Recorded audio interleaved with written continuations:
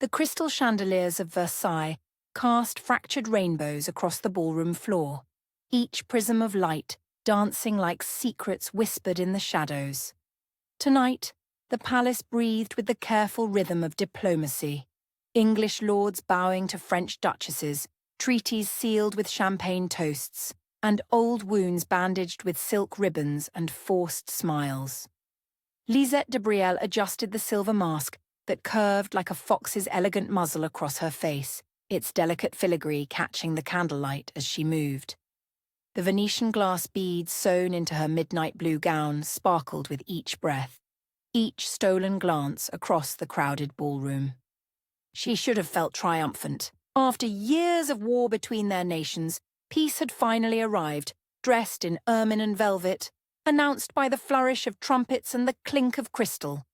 Instead, she felt like a beautiful bird trapped in a gilded cage.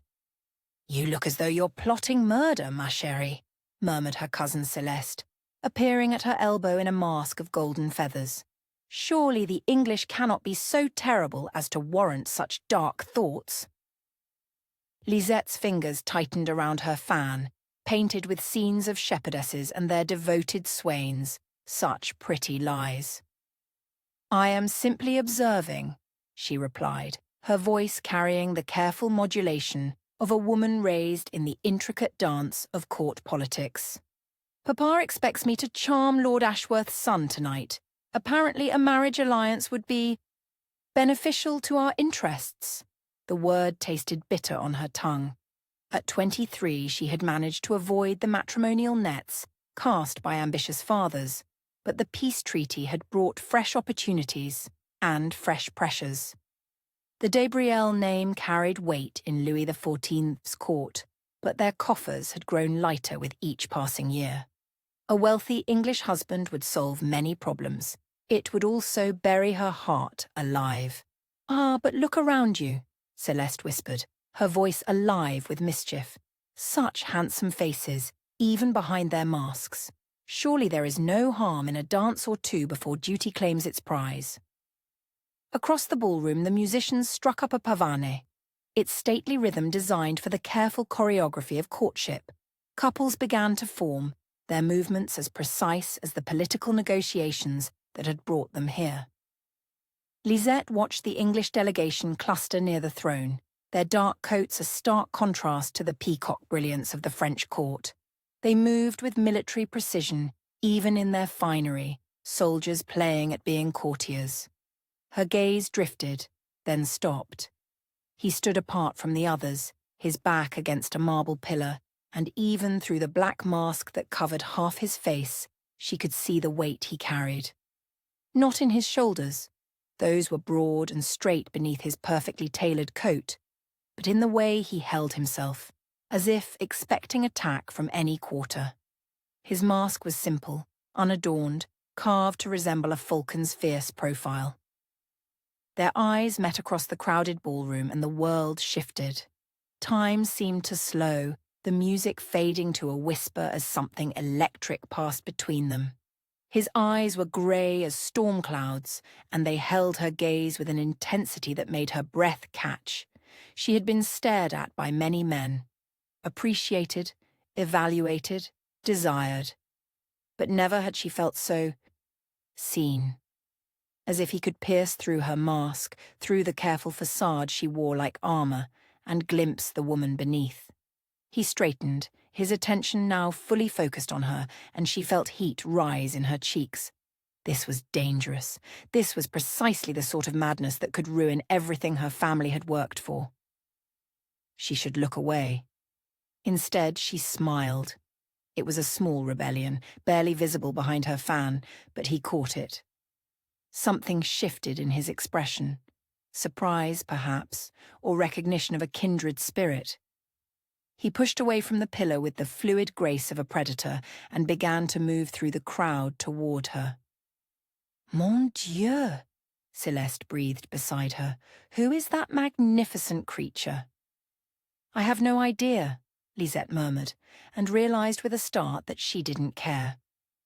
For the first time in years, she was about to speak with a man whose name she didn't know, whose alliances she couldn't calculate, whose value to her family's fortunes remained a mystery. It was terrifying. Her side as The the pavane pavane ended, offering a bow that was perfectly correct, yet somehow managed to suggest barely leashed power. "Mademoiselle," he said, and his voice carried the crisp consonants of educated English tinged with something rougher, the accent of a man who had shouted orders over the chaos of battle. "I find myself in the unusual position of hoping you will not think me presumptuous, but I wondered if you might honour me with the next dance." Up close, she could see the small scar that disappeared beneath his mask's edge, the way his hands rested with casual alertness at his sides. A soldier, then, not merely a courtier playing dress-up. "I should be delighted," she heard herself say, and meant it. "Though I confess, monsieur, I am at a disadvantage. The mask makes introductions rather challenging." He smiled, and the expression transformed his face entirely. "Perhaps that is not entirely a misfortune. Tonight we are all free to be someone new, are we not? I am simply a man who finds himself enchanted by a woman whose name he does not know." The words should have been a pretty compliment, polished smooth by repetition. Instead, they carried the weight of truth, and Lisette felt something flutter in her chest like a caged bird testing its wings. "Then, I shall be simply a woman who finds herself curious about a man bold enough to cross a ballroom to speak with her," she replied, offering her hand. His fingers closed around hers, and even through their gloves, she felt the calluses that spoke of sword work, of reins held through long campaigns.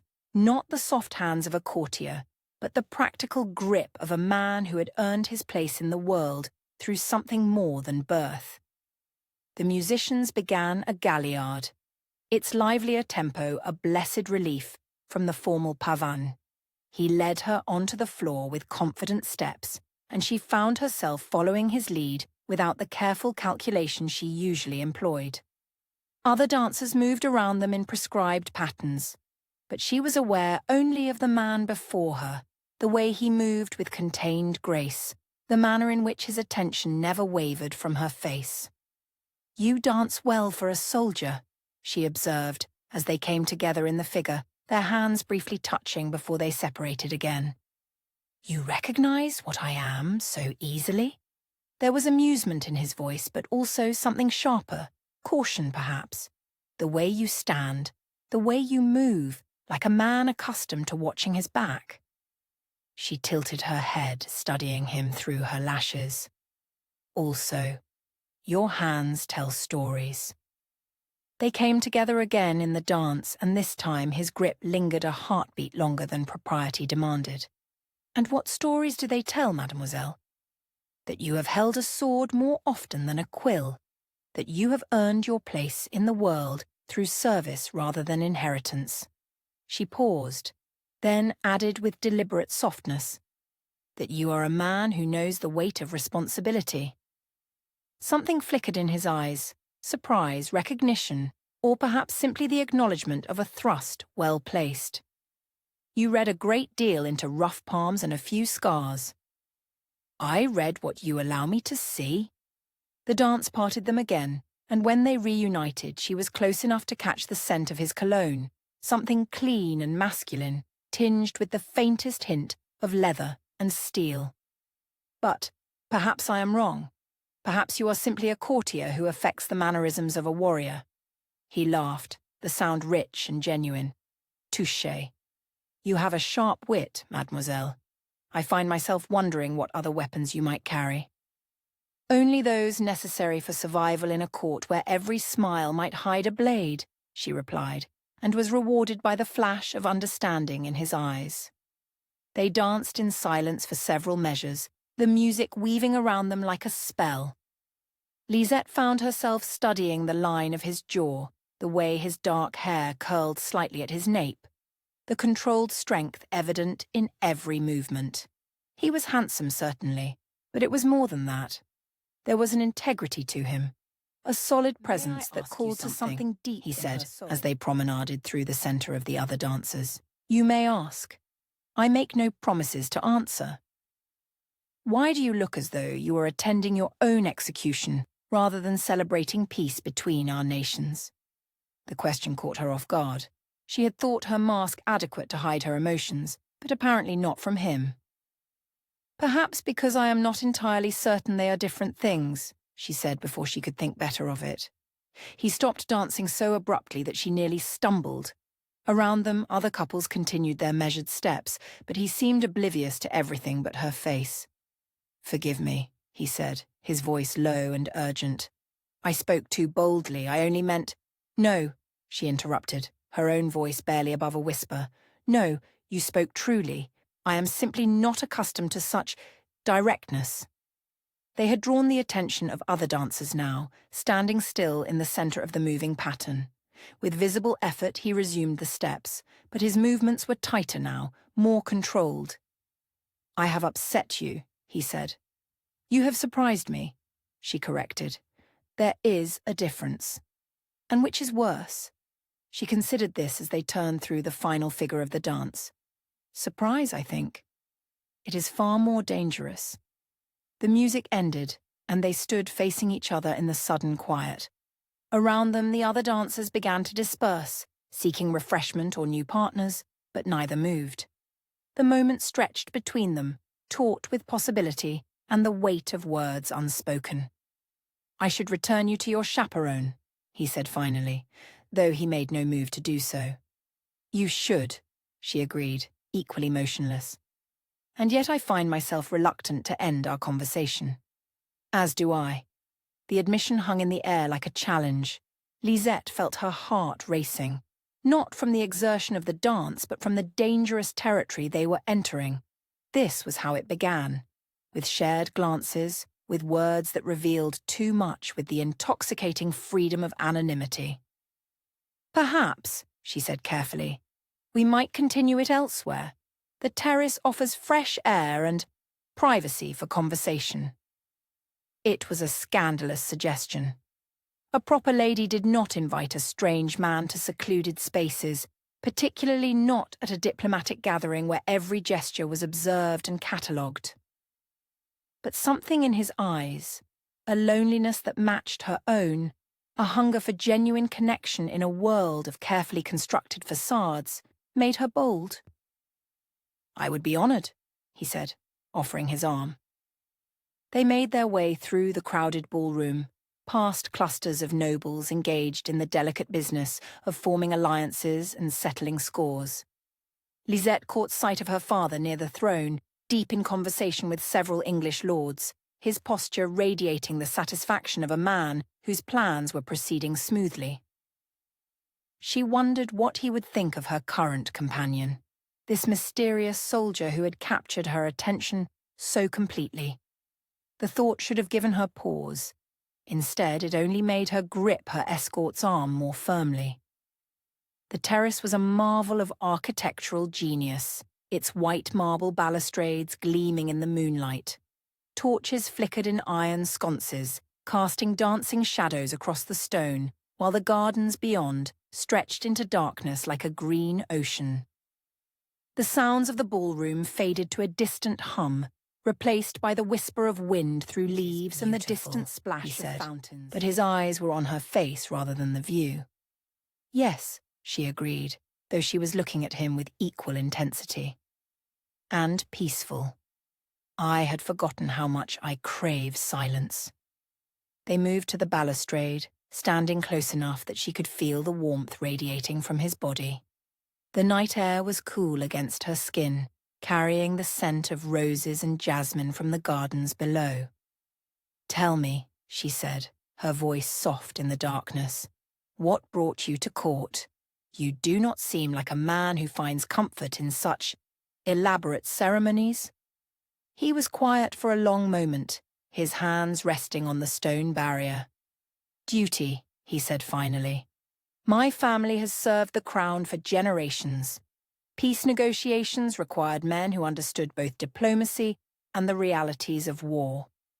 And you understand both? I understand enough." His voice carried a weight that spoke of experiences she could only imagine. "I have seen what happens when diplomacy fails. I have buried friends because treaties were signed too late or honoured too briefly. The pain in his voice was carefully controlled, but she heard it nonetheless. Without thinking, she moved closer, her fingers brushing against his gloved hand. "I am sorry," she whispered. "War takes so much from us all." He turned to face her fully, and in the moonlight, his eyes were the colour of pewter. "And you, mademoiselle? What has brought you to this particular crossroads?" She laughed, but there was no humour in it. "The same thing that brings most women to such places, the expectations of others. My family sees opportunity in this peace, and I am to be the instrument of their ambitions." "Marriage?" The word was spoken quietly, but she heard the tension beneath it. "Marriage," she confirmed, "to a man I have never met, for reasons that have nothing to do with affection or compatibility. I am to be traded like a prize mare, my bloodlines examined for their political value." "And what do you want?" The question was so simple, so direct, that it took her breath away. When was the last time anyone had asked her what she wanted? When had her desires ever been considered relevant to the plans being made around her? "I want," she began, then stopped. How could she explain the yearning that kept her awake at night, the dreams of a life lived on her own terms? "I want to matter for something more than my family name. I want to be seen as more than a pretty ornament to be displayed and then put away. I want to choose my own path, make my own mistakes, find my own happiness." The words tumbled out before she could stop them, each one a small act of rebellion against everything she had been taught. A proper lady did not voice such desires. A proper lady accepted her fate with grace and dignity. But tonight, behind her mask, she felt anything but proper. "That is a dangerous thing to want," he said softly. "Yes," she agreed. "It is." They stood in silence, the weight of their confessions settling between them like fog. Lisette felt exposed, vulnerable in a way that had nothing to do with the revealing neckline of her gown. She had shown him more of her true self in these few minutes than she had revealed to anyone in years. "I should go," she said, but made no move to leave. "You should," he agreed, but his hand moved to cover hers on the balustrade. Even through their gloves, the contact sent fire racing through her veins. This was madness. This was the kind of reckless behaviour that could destroy everything: her reputation, her family's standing, her own carefully constructed future. "I do not even know your name," she whispered. "Nor I yours," he replied. "Perhaps that is for the best." "Perhaps," she agreed, but her fingers tightened beneath his. A sound from the ballroom, laughter, the clink of glasses, reminded them of the world they had temporarily escaped. Reality pressed in like a tide, threatening to wash away the fragile magic of the moment. "I must return," she said, this time with more conviction. "Yes," but he did not release her hand. "Will you—" That is, hung between might them, I hope loaded with possibility and danger. Lisette felt herself balanced on the edge of a precipice, one foot already over the void. "I will be here tomorrow night," she heard herself say. "There is to be another gathering, smaller, more intimate." "Perhaps," he agreed, and brought her hand to his lips. Even through her glove, she felt the warmth of his mouth, the gentle pressure that spoke of barely restrained passion. It was a chaste kiss, entirely proper, and yet it sent shockwaves through her entire body. When he released her hand, she felt its absence like a physical loss. They walked back to the ballroom in silence, the spell of intimacy broken but not forgotten. As they approached the doors, the sounds of music and conversation grew louder, the weight of their respective roles settling back onto their shoulders like heavy cloaks. "Thank you," she said, "for the dance, and for the conversation." "The pleasure was entirely mine," he replied, and she heard the truth in his voice. They parted at the entrance, he melting back into the crowd of English delegates, while she sought out Celeste near the refreshment table. Her cousin took one look at her face and raised her eyebrows. Mon Dieu, Lisette, you look as though you have seen a ghost. Perhaps I have, Lisette murmured, accepting a glass of champagne with trembling fingers. She watched him from across the room, noting the way other men deferred to him, the comfortable authority he carried even in this foreign court. He was someone important then, not merely a soldier but a man of rank and influence. The thought should have pleased her. Instead, it filled her with a cold dread. Important men in the English delegation would be known to her father. Their backgrounds, their family connections, their political allegiances, all would be matters of public record. And if he was who she was beginning to suspect... Lisette! Celeste's voice seemed to come from very far away. You have gone quite pale. What is wrong? Before she could answer, her father appeared at her elbow, his face bright with satisfaction. Ah, ma chérie, there you are. I have been looking everywhere for you. Come, there is someone I wish you to meet. She followed him through the crowd, her heart hammering against her ribs. Please, she thought desperately, please let me be wrong. But when her father stopped before a group of English nobles, when he made the introductions with elaborate courtesy, when the man in the falcon mask turned to face her with recognition dawning in his storm-grey eyes, she knew her prayers had been in vain. Lisette, her father said, his voice warm with anticipation.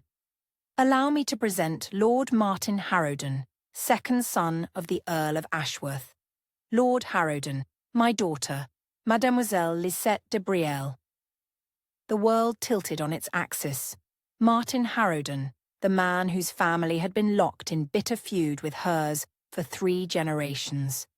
The son of the Earl who had been responsible for her uncle's death in a duel over a matter of honour that had never been resolved. The enemy she had been raised to despise, whose very name was spoken like a curse in the halls of her ancestral home. The man who had just kissed her hand and asked to see her again. Martin's face had gone perfectly still behind his mask, but she could see the shock in his eyes, the same terrible recognition that was tearing through her like a sword blade. Mademoiselle de Brielle, he said, his voice carefully neutral. Lord It is an Harrowden, honour to make your she managed to acquaintance. reply, though her voice sounded strange to her own ears. Her father beamed at them both, oblivious to the undercurrents crackling between them like lightning. I was just telling his lordship how pleased we are to be here tonight, celebrating the peace between our nations. Such a relief to put old grievances aside, do you not think? Indeed, Martin replied, his eyes never leaving her face. Some grievances are better left in the past. But his expressions suggested otherwise. Behind the polite words she could see the conflict raging, desire warring with duty, attraction battling against the weight of family honour. Perhaps, her father continued, you might favour us with your company tomorrow evening? We are hosting a small gathering for some of the English delegates.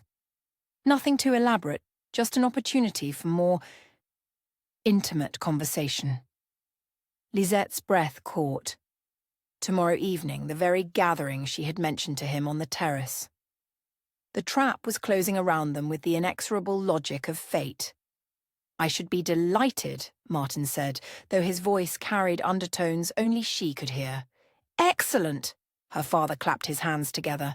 Lisette, my dear, you must be sure to save Lord Harrowden a dance. I am certain you will find much to discuss. The understatement was so profound it was almost comical. What did one discuss with the man who had unknowingly captured one's heart, only to reveal himself as everything one had been taught to despise? I look forward to it, she said, the words like ashes in her mouth. Martin bowed, his movements precise and formal. Until tomorrow evening, then, Mademoiselle de Brielle. As he walked away, disappearing into the crowd of courtiers and diplomats, Lisette felt as though she were drowning. The ballroom, which had seemed so magical moments before, now felt like a gilded prison. The music, which had provided the soundtrack to her awakening, now sounded like a funeral dirge. What a charming young man, her father observed, watching Martin's retreat with satisfaction. Quite different from what I expected, given the stories one hears about the Harrowden family. Perhaps this piece will allow us to put old animosities to rest. Old animosities. If only he knew how complicated that simple phrase had become. Yes, Papa, she whispered. Perhaps it will. But as she watched Martin's broad shoulders disappear through the crowd, she knew that nothing would ever be simple again. The fox and the falcon had met, circled each other in an intricate dance, and discovered they were natural enemies. The only question now was whether they would destroy each other, or find a way to soar together despite the forces arrayed against them. The masquerade was over, but the real performance was names unmasked. Dawn broke over Versailles like a reluctant confession, pale light creeping across the manicured gardens and into the tall windows of the palace. Lisette stood at her chamber window, still wearing her chemise and silk wrapper, watching the groundskeepers tend to the roses that would soon bloom in perfect orchestrated beauty. She had not slept. Every time she closed her eyes, she saw his face. First behind the falcon mask, grey eyes holding hers with such intensity, and then the moment of terrible recognition when her father had spoken his name. Martin Harrowden. The syllables tasted like poison on her tongue, yet her treacherous heart still quickened at the memory of his touch. A soft knock interrupted her brooding. "Entrez," she called, not turning from the window. Her lady's maid, Marie, appeared with a tea service, her round face creased with concern. "Mademoiselle has been awake all night," she observed, setting the tray on the delicate writing desk. "Perhaps some chamomile would help." "Nothing will help," Lisette said quietly, then caught herself. She could not afford to show weakness, not even to Marie, who had been with the family since Lisette was a child. "Forgive me. I am simply tired." Marie's knowing eyes suggested she was not fooled, but she merely nodded and began preparing the tea. "Your cousin Mademoiselle Eloise is asking for you," she said carefully. "She waits in the morning room." Eloise. Of course her sharp-eyed cousin would have noticed something amiss last night. Lisette sighed, accepting the delicate porcelain cup and inhaling the fragrant steam. "Tell her I will be down presently." After Marie departed, Lisette allowed herself another moment of weakness, pressing her forehead against the cool glass. How could fate be so cruel? To offer her a glimpse of what her heart truly desired, only to reveal it as forbidden fruit. The Harrowden name carried with it decades of hatred, betrayal, and blood. Her great-uncle Philippe had died in a duel with the current Earl of Ashworth over a matter of honour that had never been fully explained to her, something about a broken engagement, accusations of cowardice, and a lady's reputation destroyed. The specifics had been deemed too delicate for her unmarried ears, but the consequences had echoed through the years like ripples in a dark pond. Martin's father killed my uncle. The thought struck her anew, and she had to grip the windowsill to steady herself.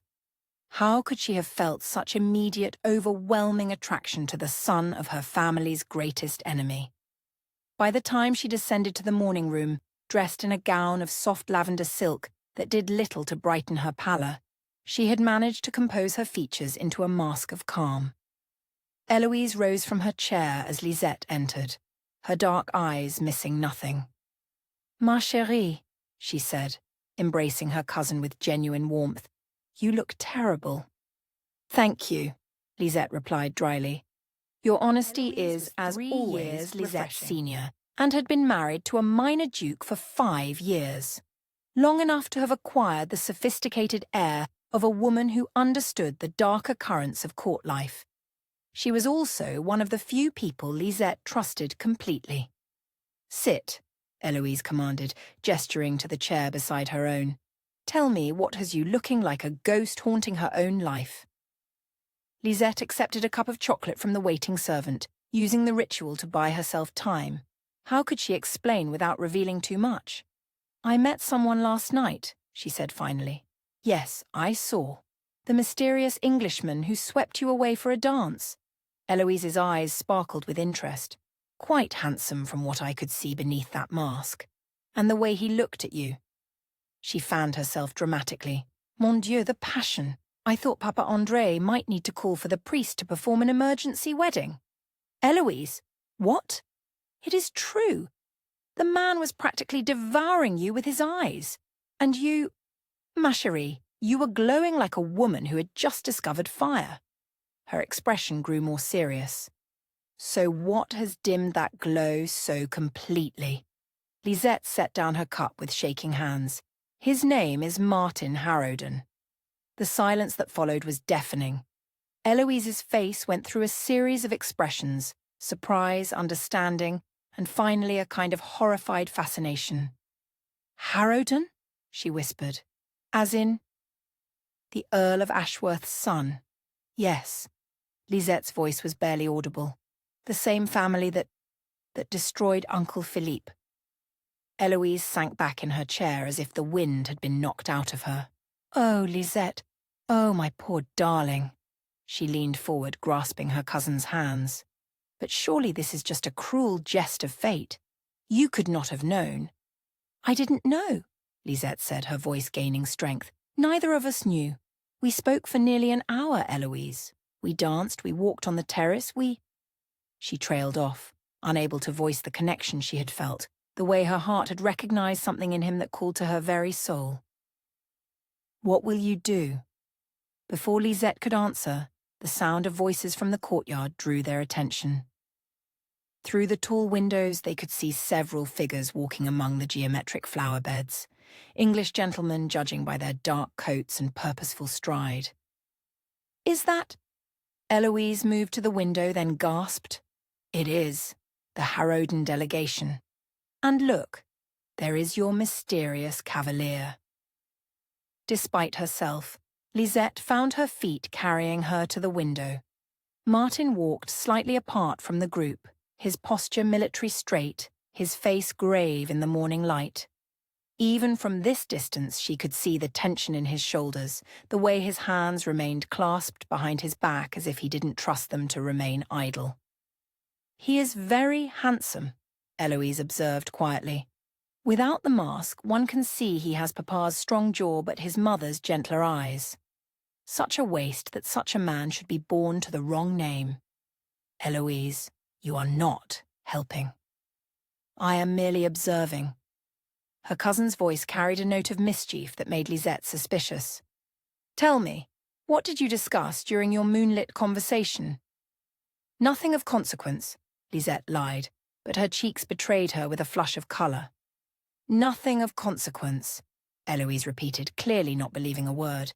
And yet you are ready to throw yourself from the window at the mere sight of him. Interesting. Before Lisette could respond, the morning room door burst open with such force that both women jumped. Lisette's father strode in, his face thunderous, followed by her Uncle Claude, whose normally placid expression had been replaced by one of barely controlled fury. Papa! Lisette rose, alarmed by their obvious agitation. What has happened? Her father said, his voice tight with rage, is that the Harrowden whelp has been spreading poison about our family's honour. Apparently, the English delegation was regaled this morning with tales of De Brielle cowardice and dishonour. Uncle Claude's hands clenched into fists.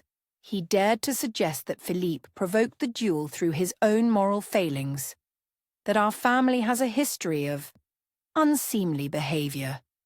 The blood drained from Lisette's face. What exactly did he say?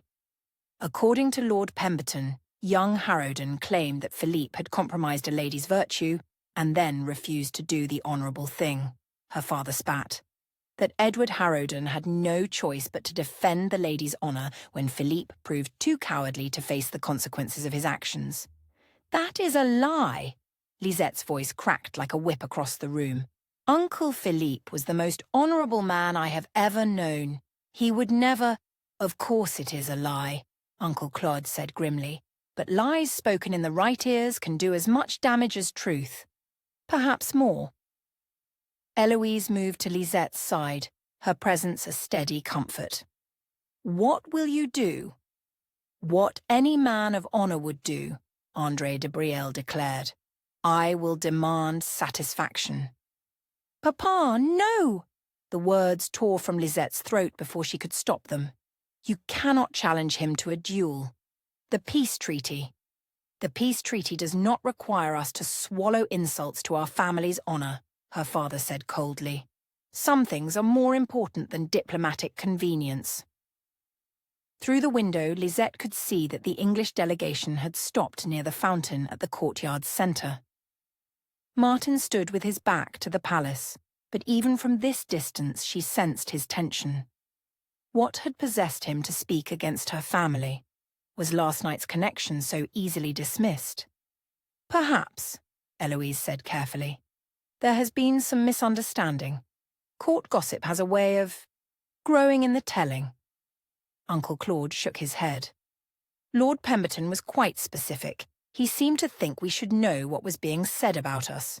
A terrible suspicion began to form in Lisette's mind.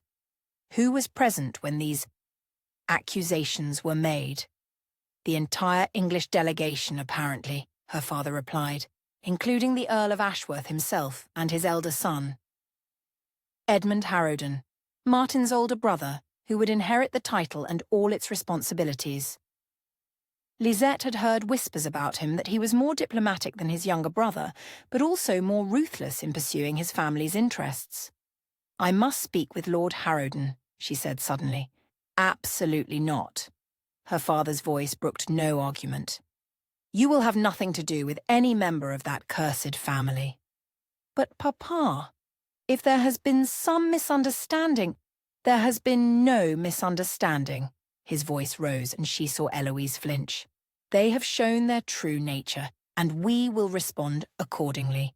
You are forbidden from having any contact with any of the Harrowdens. Is that understood?" Lisette met his gaze steadily, though her heart was breaking. "Yes, Papa, I understand." But as she spoke the words of compliance, her mind was already racing. She had to speak with Martin, had to understand what had happened. The man who had held her so gently on the terrace, who had listened to her dreams with such compassion. Surely he could not be capable of such casual cruelty. "Good." Her father's expression softened slightly. "I know this is difficult, ma chérie, but some battles are older than we are. The Harrowdens have proven themselves untrustworthy once again." After her father and uncle departed to make their preparations for what would undoubtedly be a very public confrontation, Lisette remained at the window with Eloise. The English delegation was moving towards the palace now, their conference apparently concluded. "You are not going to let this stand, are you?" Eloise observed quietly. "What do you mean?" "I mean that you are going to find a way to speak with him, despite your father's prohibition." Eloise's voice carried no judgment, only resigned understanding. "I can see it in your eyes, the same look you had when you were 12, and determined to climb the highest tower in the chateau despite everyone telling you it was impossible." Her jaw set with determination. "He deserves a chance to explain himself. After last night, after what passed between us, I cannot believe he would be so callous. And if he proves to be exactly what your father believes him to be, then I will have learned a valuable lesson about the reliability of first impressions," Lisette said quietly. "But I must know the truth, Eloise. I cannot spend the rest of my life wondering." Before her cousin could respond, commotion from the courtyard drew their attention back to the window. The English delegation had encountered a group of French courtiers near the palace entrance, and what had begun as polite greetings was rapidly deteriorating into something much more hostile. "Mon Dieu," Eloise breathed, "is that your father?" Indeed, André de Brielle had appeared as if summoned by some divine instinct for confrontation. He stood facing the Earl of Ashworth, both men rigid with barely contained animosity. Around them, courtiers and diplomats formed an expanding circle, drawn by the promise of scandal. "We must go down," Lisette said, already moving toward the door. "Lisette, wait!" But she was already running, her silk slippers silent on the marble floors as she navigated the palace corridors with practiced ease. Behind her, she could hear Eloise's hurried footsteps and muttered curses. They reached the courtyard just as voices began to rise. Lisette pressed herself against a marble column, close enough to hear every word but hopefully hidden from view. "Dare to spread lies about my family's honour," her father was saying, his voice carrying clearly across the morning air. The Earl of Ashworth, a man in his 50s with silver threading his dark hair, faced him with icy composure. "I have spread no lies, De Brielle. I have merely shared the truth as I know it." "Your truth is filtered through decades of hatred and prejudice," Uncle Claude interjected, stepping forward to flank his brother. "You have poisoned your sons against us with your twisted version of events." "My sons know the facts," Ashworth replied coldly, "as does anyone who cares to examine the historical record. Your brother Philippe was— My brother was a man of honour who died defending principles you could never understand." Andre's voice cut through the morning air like a blade. Lisette searched the crowd for Martin and found him standing slightly behind his father, his face pale but composed. Beside him, a man who could only be his brother Edmund watched the proceedings with calculating eyes. The family resemblance was strong, the same strong jaw, the same grey eyes. But where Martin carried himself with the easy confidence of a soldier, Edmund possessed the sharper bearing of a politician. "Perhaps," said a new voice, soft but carrying clearly across the courtyard, "this discussion would be better conducted in private." Every head turned toward the palace entrance, where Queen Marie-Thérèse had appeared with her usual retinue of ladies-in-waiting. The Spanish-born consort of Louis XIV was not known for involving herself in court controversies, but her presence brought immediate silence to the gathering. "Your Majesty," both the Earl and Andre said simultaneously, bowing deeply. The Queen moved forward with serene grace, her dark eyes taking in every detail of the scene before her. "Messieurs," she said, her accented French carrying the authority of absolute monarchy, "I trust that any disagreements between our honoured guests and our loyal subjects can be resolved in a manner befitting both Christian gentlemen and diplomatic allies." It was phrased as a question, but everyone present understood it as a command. The peace treaty between England and France had been hard won, and neither Louis nor his queen would tolerate behaviour that might threaten it. "Of course, Your Majesty," Edmund Harrowden stepped forward, offering a bow that was perfect in its diplomatic correctness.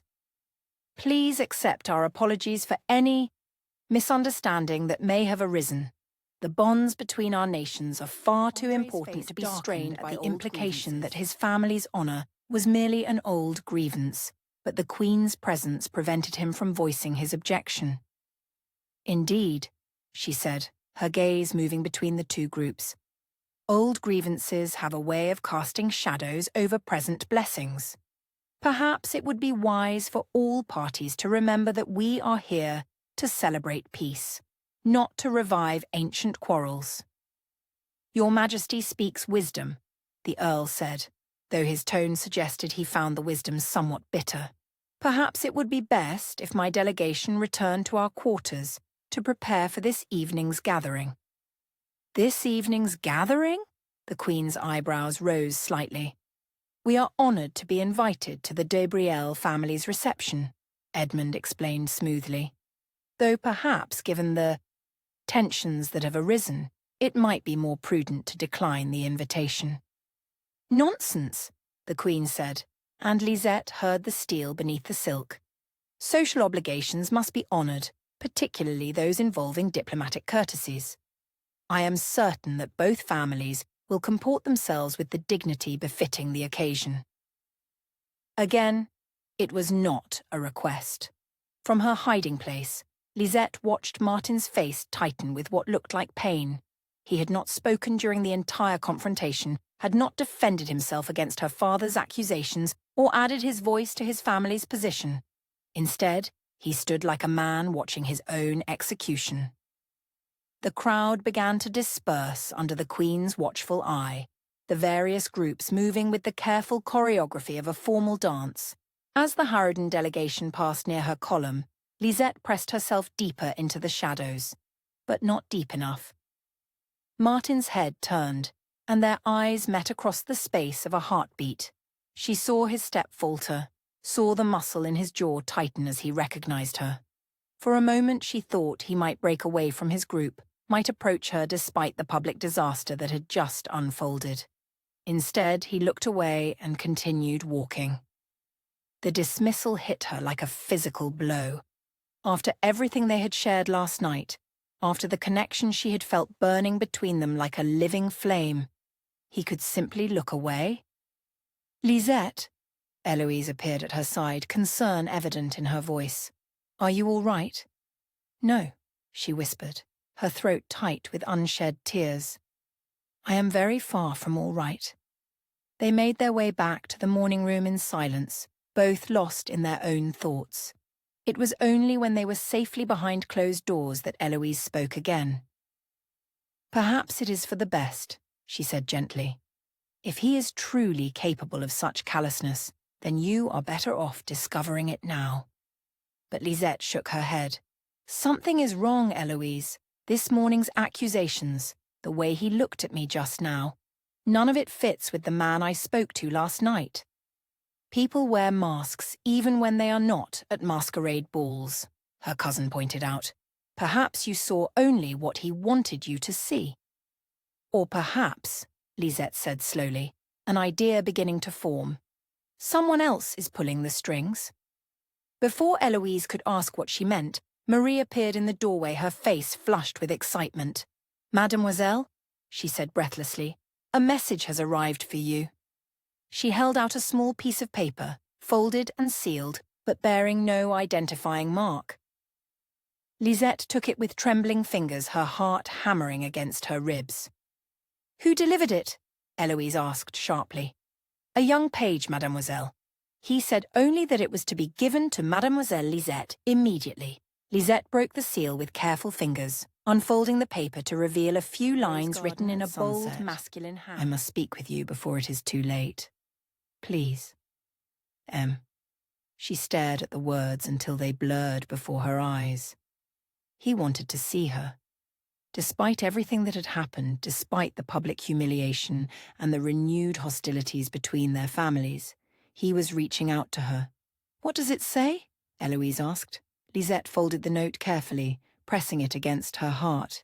"It says that some things are worth the risk," she replied. "Lisette, you cannot seriously be considering—" "I am considering many things," she interrupted, "including the possibility that there is more to this morning's events than meets the eye."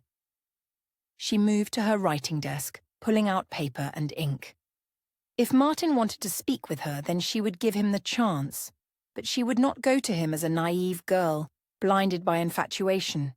She would go as a De Brielle, prepared to hear the truth, whatever it might be. As she began to write her reply, she could hear the sounds of the palace continuing its daily routines, servants preparing for the evening's entertainments, courtiers conducting their elaborate social dances, diplomats weaving their careful webs of alliance and obligation. But for her, the only thing that mattered was the meeting that awaited her in the rose garden at sunset. There, among the flowers that bloomed despite the thorns that protected them, she would discover whether the man who had captured her heart was truly her enemy, or if fate was playing a game far more complex than anyone had imagined.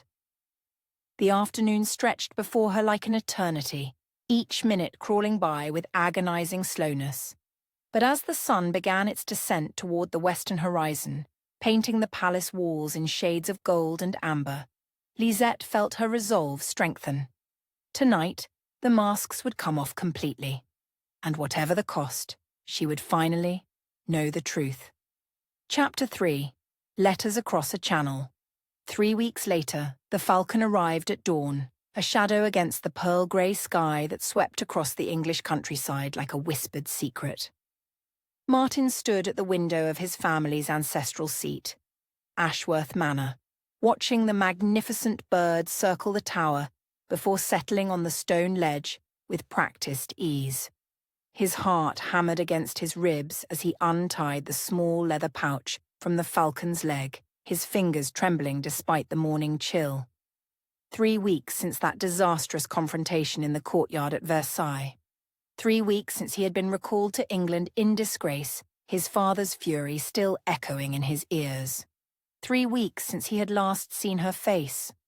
But the letters had continued, carried by this same falcon that had become their secret messenger, bridging the channel between their worlds with wings of hope and desperation.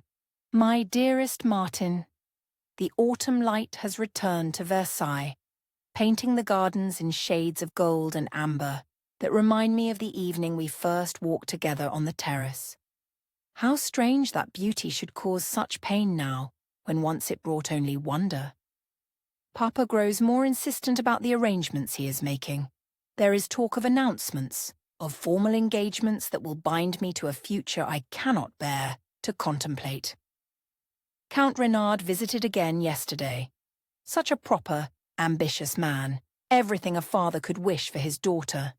He speaks of our union as if it were a business transaction, which perhaps it is. His estates border ours, his political connections run deep, and his coffers are full enough to restore our family's fortunes. He is not unkind, merely absent. When he looks at me, I see only the reflection of his own ambitions. When he speaks of our future, it is of alliances and advantages, of the children we will produce to carry on our respective bloodlines. There is no mention of affection, of compatibility, of any of the things that make life worth living. Most marriages among our class are built on such foundations. But after tasting what it might be like to be seen, truly seen, by someone who values more than just my dowry and my breeding, forgive me. I did not mean to burden you with my melancholy. Tell me instead of your days at Ashworth. Are you finding peace in the countryside? Does the distance from court intrigue help to heal the wounds that Paris reopened? I think of you constantly, wondering if you are safe, if you are happy, if you remember our stolen moments with the same bittersweet longing that consumes me. Your devoted L. Martin sank into the leather chair by the fireplace, the letter clutched against his chest. Her words painted vivid pictures of a life he ached to share, the golden light of Versailles, the weight of unwanted suitors, the quiet desperation of a woman trapped by circumstances beyond her control. Count Renard, the name tasted like ash in his mouth. He had heard whispers of the man during his brief time at the French court. Wealthy, connected, ambitious. Everything a father would want for his daughter's future. Everything Martin could never be, given the blood that ran between their families. He reached for his writing materials, the familiar ritual of composing his response bringing a measure of peace to his turbulent thoughts. How many letters had they exchanged now? Dozens, each one a lifeline thrown across the channel of their separation, each one a risk that could destroy them both if discovered. My darling Lisette, your letter arrived with the morning light, and I confess I have read it so many times that I could recite it from memory. Each word is a treasure, each glimpse into your daily life a reminder of how much I long to be part of it. You speak of Count Renard with such resigned acceptance that it breaks my heart. You are not a business transaction, my love. You are a woman of passion and intelligence, of dreams and desires that deserve to be cherished, not bartered away for political advantage. That he cannot see this, that he looks at you and sees only opportunity, proves him unworthy of the gift he is being offered. You ask about my days at Ashworth, and I find myself reluctant to share the truth. The countryside is beautiful, yes, but it cannot ease the restlessness that plagues me. I walk the fields where I played as a child. I ride the paths that once brought me such joy, and I feel like a ghost haunting my own life. The peace you hope I might find here remains elusive. The nightmares still come, fragments of battles fought and friends lost, the weight of decisions that haunt me even in sleep. I had thought that returning to England might quiet these demons, but distance from you has only made them louder.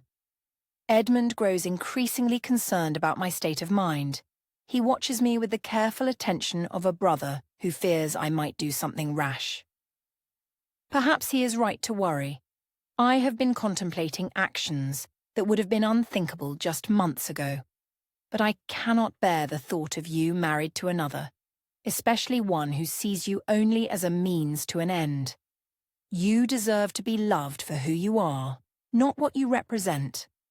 I know I have no right to ask anything of you, given the circumstances that divide us, but I find myself hoping against hope that there might be some way, some possibility, however remote. Tell me truthfully, is there any chance you might delay this engagement? Any excuse that might buy us time to find a solution to this impossible situation? I remain, as always, your devoted, Martin. He sealed the letter with wax, pressing his signet ring into the soft surface before he could lose his nerve. The falcon waited patiently, its fierce eyes watching his every movement. Such a magnificent creature, bred for speed and loyalty, carrying messages that could mean the difference between love and despair. "Fly swift, my friend," he murmured, securing the letter to the bird's leg. "Carry my heart across the water." The falcon launched itself from the window ledge with powerful wing beats, disappearing into the morning mist that clung to the English countryside like a shroud. Martin watched until it was no more than a speck against the grey sky, then turned back to his empty chamber. Meanwhile in France, Lisette sat at her writing desk in the pre-dawn darkness, a single candle providing the only light in her chamber. The household slept around her, servants and family alike lost in dreams, unaware that she conducted her most dangerous correspondence while they rested. The falcon had arrived an hour ago, settling on her windowsill with the familiarity of long practice. She had trained it to respond to her calls, to accept food from her hand, to trust her as completely as she trusted it to carry her most precious secrets. Martin's latest letter lay open before her, his bold handwriting conveying both passion and pain in equal measure. She could feel the weight of his nightmares, the burden of whatever he had experienced during his military service. How she longed to comfort him, to smooth the lines of worry from his brow, to offer the kind of solace that could only be given in person. But it was his final question that made her hands tremble as she prepared to write her response. Was there any chance she might delay the engagement? Any excuse that might buy them time? The truth was both simple and impossible. Her father had already begun the formal negotiations with Count Renard's family. The contracts were being drawn up, the dowry arrangements finalized, the wedding date tentatively set for spring. In a matter of weeks, the engagement would be announced publicly, sealing her fate as surely as if she were being led to the scaffold. My beloved Martin, your letter arrived like a benediction in the darkness, though its contents fill me with both joy and sorrow. Joy because you have opened your heart to me so completely, sharing the burdens that weigh upon your soul. Sorrow because I cannot be there to help you bear them. You speak of nightmares, of demons that haunt your sleep. I wish I could offer more than mere words, but please know that your pain is not yours alone. I carry it with me, just as I carry the memory of your touch, your voice, the way you looked at me that first night when we were simply two souls discovering each other behind our masks. You ask if there is any way to delay the engagement, and I have spent countless hours considering every possibility. Papa has already begun the formal negotiations. The contracts are nearly complete, the announcements planned. To withdraw now would be to court scandal and ruin, not just for me, but for our entire family. But I have thought of something that might give us time, though it would require me to be more duplicitous than I have ever been in my life. Count Renard has suggested that we might spend several months getting to know each other better before the wedding. He speaks of it as a courtesy, but I suspect he is as reluctant as I am to rush into matrimony with a virtual stranger. If I were to encourage this extended courtship, Perhaps by expressing maiden-like nervousness about the responsibilities of marriage, it might delay the actual ceremony until summer. It is not much time, but it might be enough for us to find some solution to our impossible situation.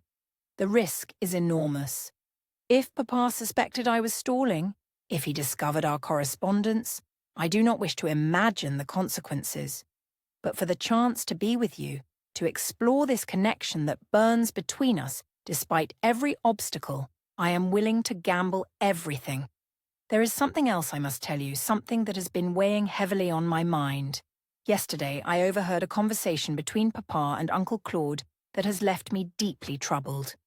They spoke of the duel between your father and Uncle Philippe, but their words suggested there were complexities to the situation that I had never understood. I cannot repeat what I heard, not in a letter that might be intercepted, but it has made me question everything I thought I knew about our family's history. Perhaps the truth is more complicated than either of us risk in writing this, but I must ask, would you be willing to meet me again? Not in the open, not where we might be seen, but somewhere private where we might speak freely. I know it is madness, but I cannot bear the thought of being married to another without having the chance to look into your eyes once more, to know for certain what my heart is telling me. Cousin Eloise has a small hunting lodge in the forest near Compiègne, about a day's ride from Versailles. It is secluded, rarely visited, and she has agreed to help me, though she thinks me utterly mad for even considering it. If you could find a way to cross the Channel, if you could meet me there. I know what I am asking is dangerous beyond measure. If we were discovered, the scandal would destroy both our families. But I cannot spend the rest of my life wondering what might have been. Please, my darling, consider it. Consider us. Forever yours, Lisette P.S. I have enclosed a small token, a locket that belonged to my grandmother. Inside you will find a miniature portrait of me, painted last spring.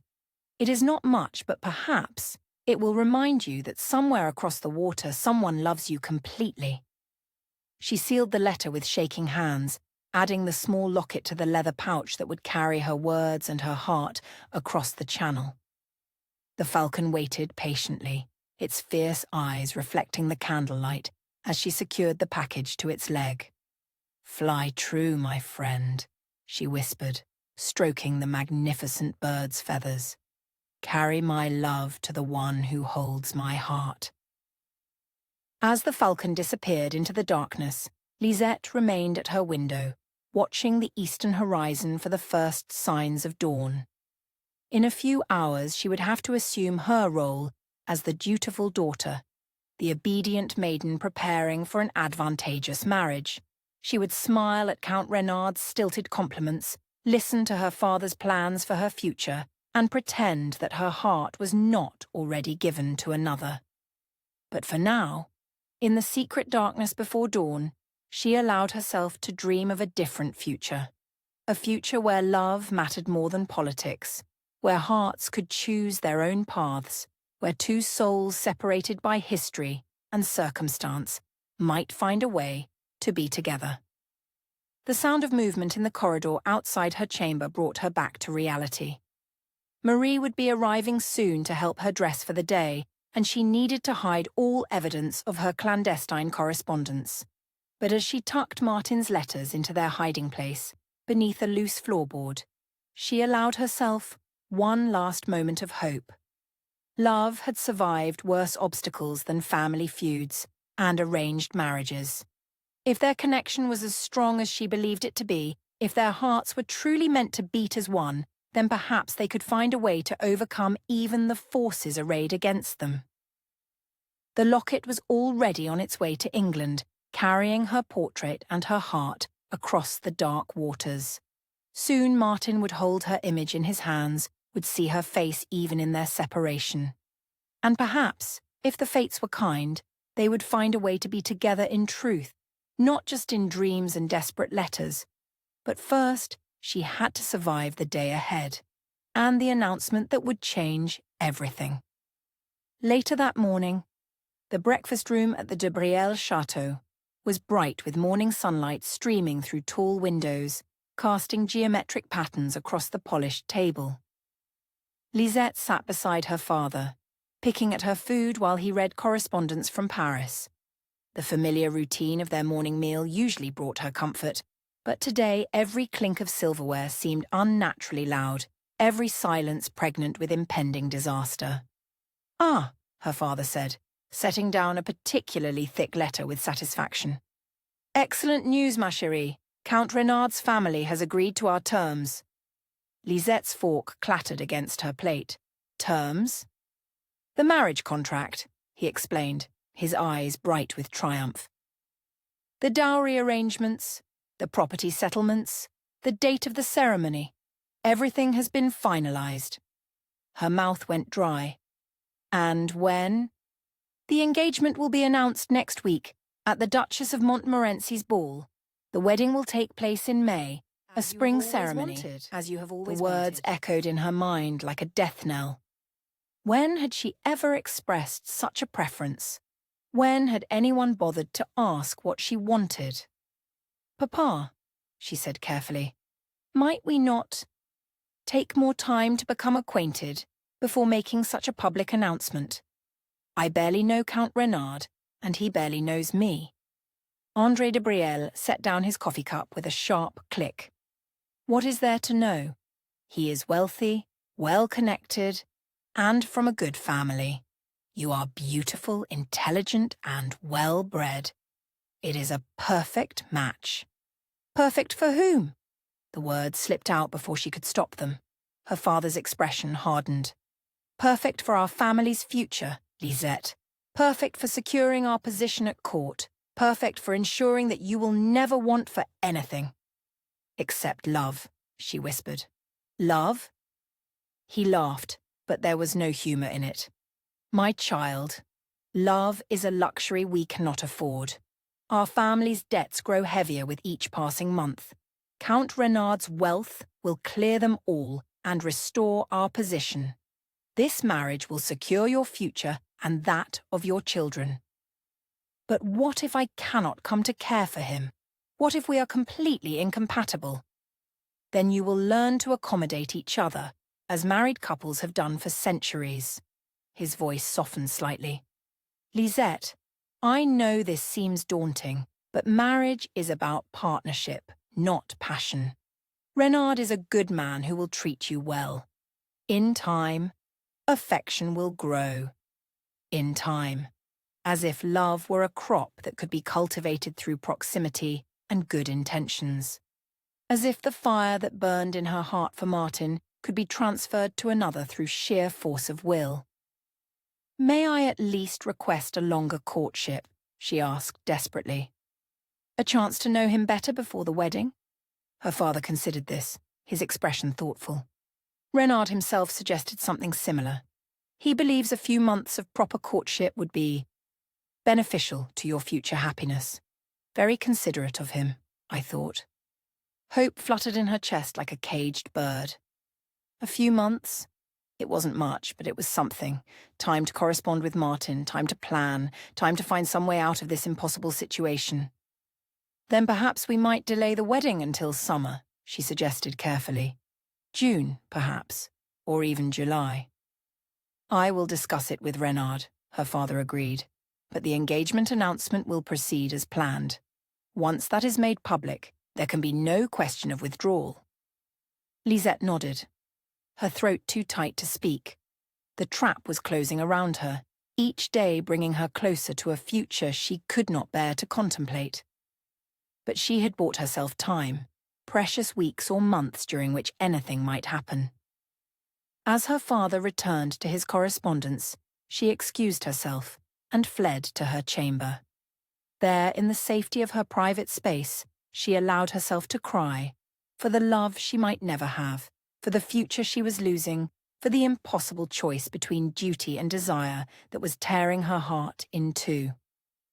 But even as tears dampened her cheeks, she was already planning her next letter to Martin. She would tell him about the engagement announcement, about the few months of reprieve she had managed to secure, and she would ask him again about the hunting lodge, about the possibility of one last meeting before the walls of propriety closed around her forever. The Falcon would return soon, carrying his response across the channel. And perhaps, in his words, she would find the courage to take the greatest risk of all, the risk of choosing love over duty, happiness over security, her heart over her family's expectations. After all, some things were worth the gamble, no matter how desperate. Blood in the vineyard. The autumn mist clung to the rolling hills of Bordeaux like a lover's caress, transforming the De Brielle vineyards into a landscape from a dream. Rows of grapevines stretched toward the horizon, their leaves painted in shades of gold and burgundy, heavy with the promise of harvest. Lisette stood on the chateau's terrace, breathing in the crisp morning air that carried the sweet scent of ripening fruit and the earthy richness of soil that had nurtured these vines for generations. It should have been a scene of perfect tranquility. Instead, smoke rose in thin columns from several points across the valley, marking the ruins of what had once been their most productive season in years. "Mademoiselle," came Marie's worried voice behind her, "your brother has returned from the lower vineyards." Lisette turned to see Armand de Brielle, striding across the courtyard, his face black with rage and streaked with soot. At 26, her elder brother possessed all the passionate intensity of their father, but with less of the seasoned restraint. His dark eyes blazed with fury as he mounted the terrace steps, his boots leaving muddy prints on the pristine stone. "Armand," she breathed, taking in his dishevelled appearance. "What has happened?"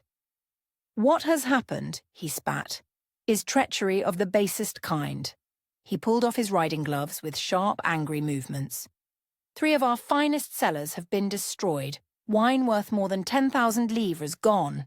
The barrels split open, the contents poisoned with salt water." Lisette felt the blood drain from her face.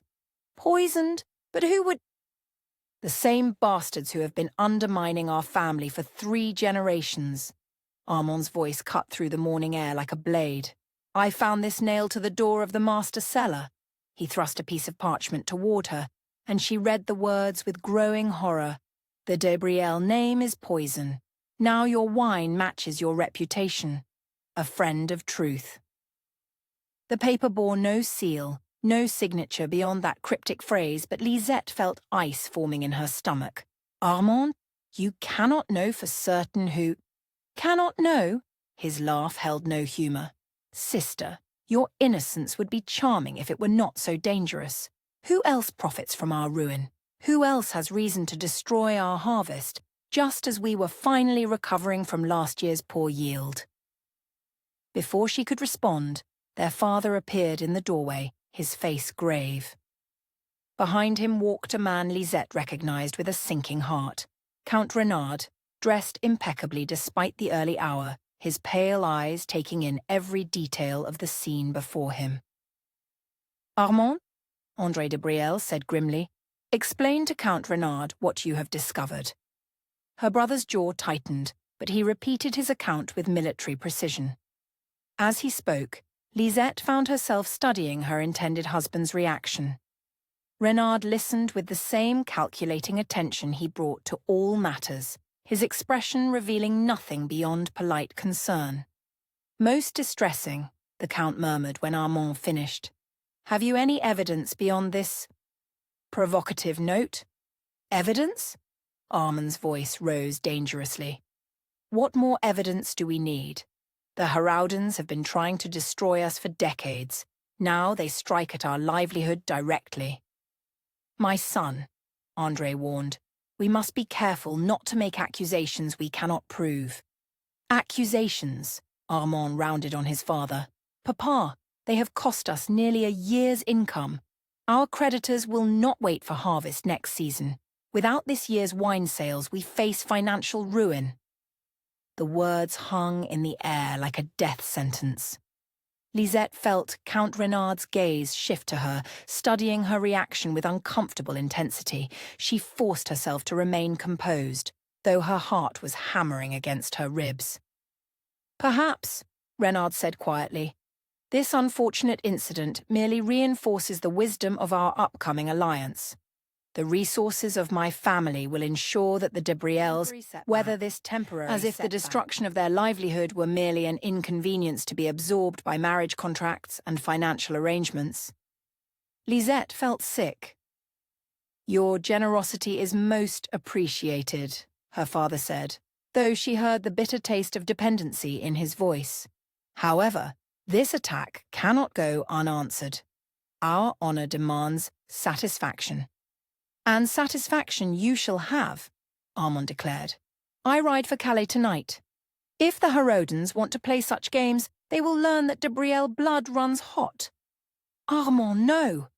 The words tore from Lisette's throat before she could stop them. All three men turned to stare at her, and she felt heat rise in her cheeks. "That is, surely there must be some other way. Some recourse that does not risk further violence." Her brother's eyes narrowed. "Sister, your soft heart does you credit, but this is not a matter for feminine sensibilities. The Harrowdens have struck at us like cowards in the night. They will answer for it, like men, in the light of day." "What exactly do you propose?" Count Renard asked, his voice carefully neutral. "Their merchant ships dock at Portsmouth twice monthly," Armand replied, his smile cold as winter steel. "Ships carrying goods that could prove susceptible to unfortunate accidents." "You speak of sabotage," Renard observed. "Such actions could be construed as acts of war." "Let them," Armand spat. "We are already at war. They have simply chosen to make it commercial rather than military." Lisette's mind raced. If Armand carried out his plan, if he struck at Harrowden shipping, Martin would be caught in the crossfire. She could imagine him torn between family loyalty and his desire to prevent further escalation, forced to choose sides in a conflict that seemed to grow more bitter with each passing day. "Perhaps," she said carefully, "we might consider seeking justice through proper channels. An appeal to the authorities, an investigation." "Investigation," Armand laughed harshly. "And who would investigate, sister? French authorities have no jurisdiction over English crimes, and English authorities are hardly likely to act against one of their own noble families." He had a point, and they all knew it. The intricate web of international law and diplomatic immunity made such attacks nearly impossible to prosecute, especially when they were carried out by agents acting without official sanction. "Then we must take justice into our own hands," André said grimly. "But carefully, Armand. We cannot afford to make ourselves vulnerable to retaliation." As the men continued their discussion, Lisette found herself studying Count Renard's profile. He listened to their plans with the same detached interest he might show for a chess match, occasionally offering tactical suggestions but betraying no personal investment in the outcome. "If I may," he said during a pause in the conversation, "I would be happy to contribute to any expenses that might arise from your response to this outrage. The resources of my family are at your disposal." The offer was generous, but Lisette heard something else beneath the courtesy. A man buying his way into her family's confidence, establishing himself as indispensable to their survival. Every favor rendered was another chain binding her to him, another reason her father would never consider breaking their engagement. "Your support is most welcome," André replied, "though I trust this matter will not delay our own happy announcements." "Certainly not," Renard assured him. "If anything, it reinforces my conviction that our alliance comes at precisely the right moment. Our alliance. Not their love, not their happiness, but their alliance. A business partnership dressed in silk and lace, sanctified by vows but empty of the passion that made life worth living."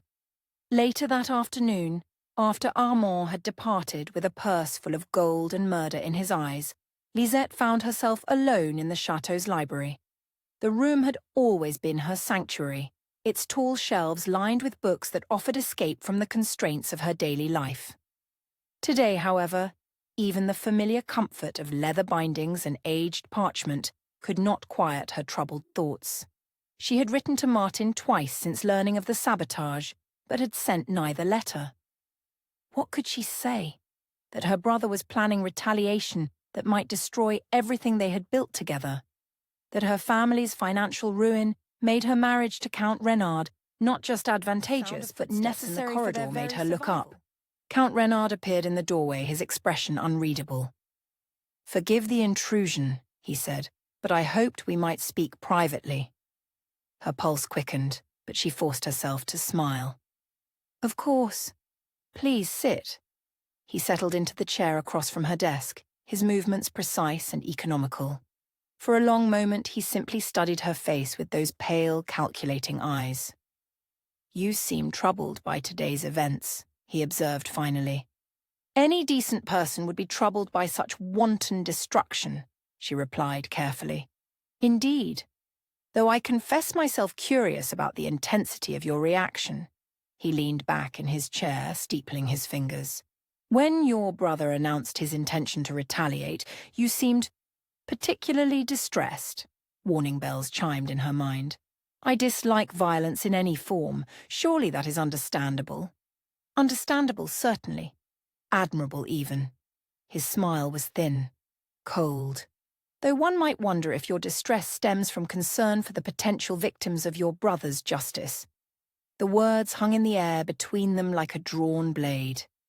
Lisette felt her mouth go dry, but she forced herself to meet his gaze steadily. "I fear I do not take your meaning, my lord." "Do you not?" He rose from his chair, moving to the window that overlooked the damaged vineyards. "You know, Lisette, may I call you Lisette? I have made something of a study of human nature. In my experience, excessive concern for one's enemies often indicates divided loyalties. I have no loyalties save to my family and my faith," she said, proud that her voice remained steady. "I am certain you believe that," he replied, not turning from the window. "But belief and truth are not always the same thing. Tell me, when did you last correspond with anyone in England?" The question hit her like a physical blow. Had he somehow discovered their letters? Was this careful conversation merely the prelude to public exposure and ruin? "I have no correspondence in England," she lied, amazed that the words came out at all. Now he did turn, fixing her with that penetrating stare. "How curious, because I could have sworn I saw an English falcon at your window yesterday morning. A magnificent bird, clearly bred for long-distance flight. Quite unusual to see such creatures so far from their native shores." Her heart hammered so loudly she was certain he must hear it. "Perhaps it was simply resting during migration. Many birds pass through our region during autumn." "Perhaps," he agreed, though his tone suggested he found the explanation wanting.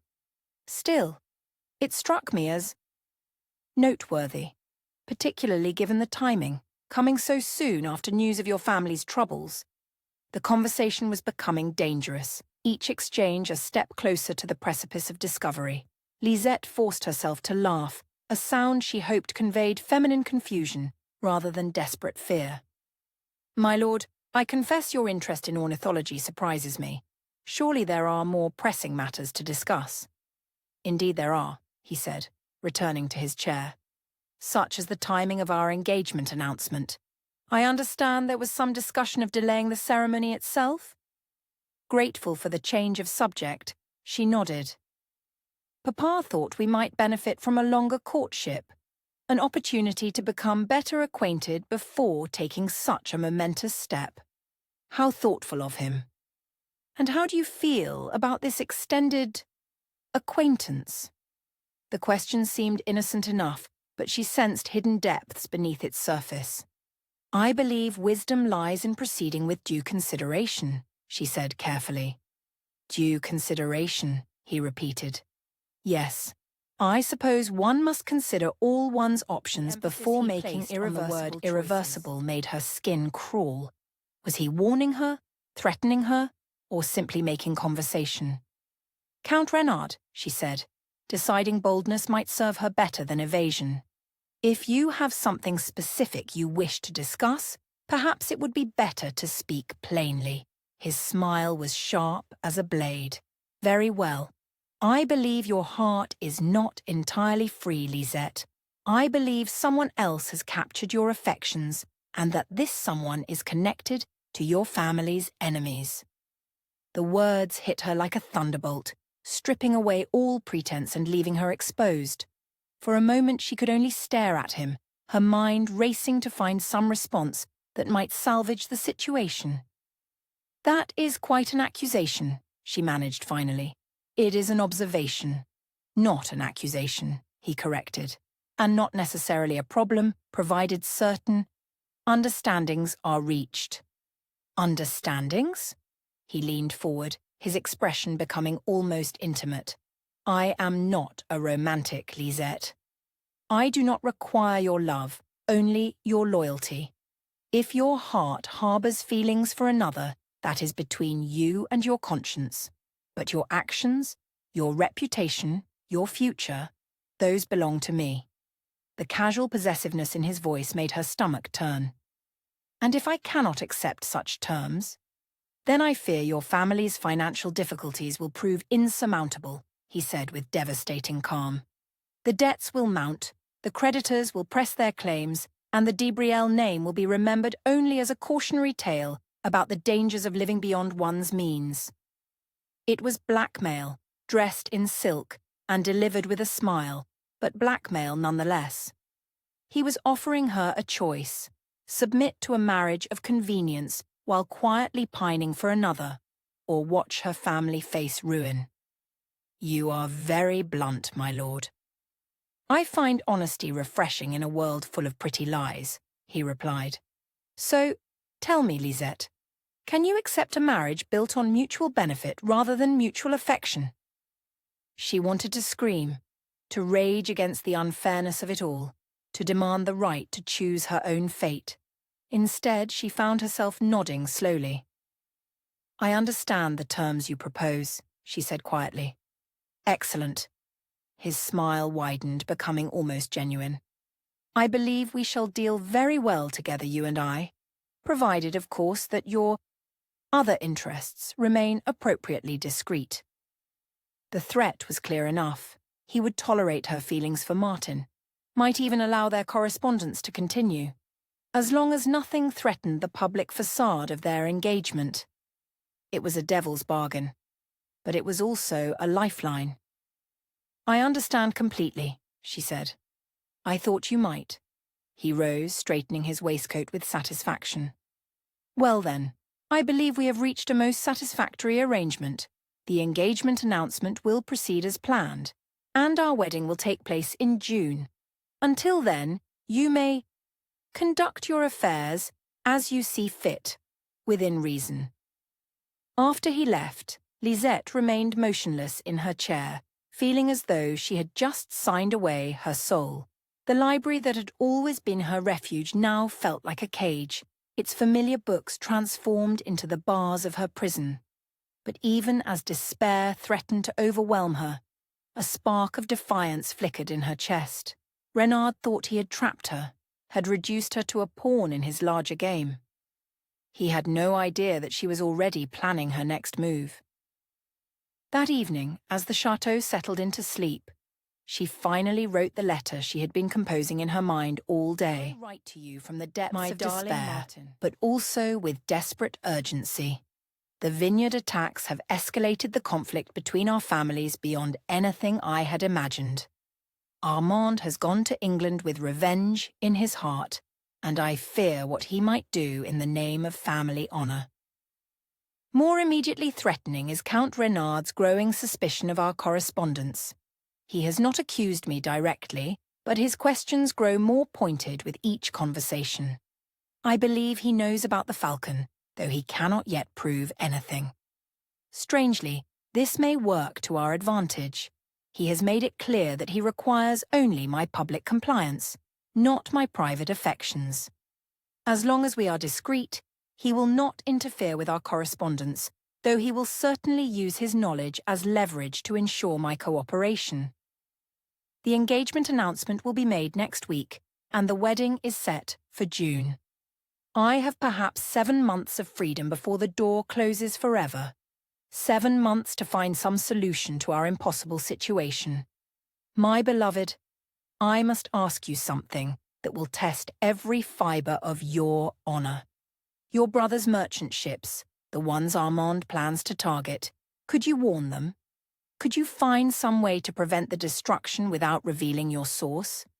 If blood is spilled, if ships are lost, the cycle of retaliation will spiral beyond our control. I know what I am asking. To act on information from me would be to betray your family's interests for mine. But if there is any hope for us, any possibility of a future together, we must prevent this conflict from consuming everything we hold dear. Please, my love, find a way. Not just for us, but for all the innocent people who will suffer if this war continues to escalate. I am drowning in circumstances beyond my control, but your letters are my lifeline. Tell me you will find a way. Tell me there is still hope. Forever yours, no matter what the future holds, Lisette P.S. Burn this letter as soon as you have read it. The risks grow greater with each passing day. She sealed the letter with trembling hands and secured it to the falcon's leg. As the magnificent bird disappeared into the night sky, she whispered a prayer to whatever gods might listen to the pleas of desperate lovers. The next few days would determine whether love could triumph over hatred, whether two hearts could find a way to bridge the chasm of family honor and political necessity that threatened to tear them apart forever. In the distance, she could hear the sound of hammers as workers began repairing the damaged wine cellars. The rebuilding had begun, but she wondered if what was broken between the De Brielles and Harrowdens could ever truly be made whole again. Only time, and Martin's response, would tell. Chapter 5. The Whispering Gallery. The abandoned cathedral of Saint-Maclou stood like a broken prayer against the grey November sky, its Gothic spires reaching toward heaven through fingers of morning mist. Lisette pulled her dark cloak tighter around her shoulders as she approached the massive oak doors, their iron hinges red with rust and age.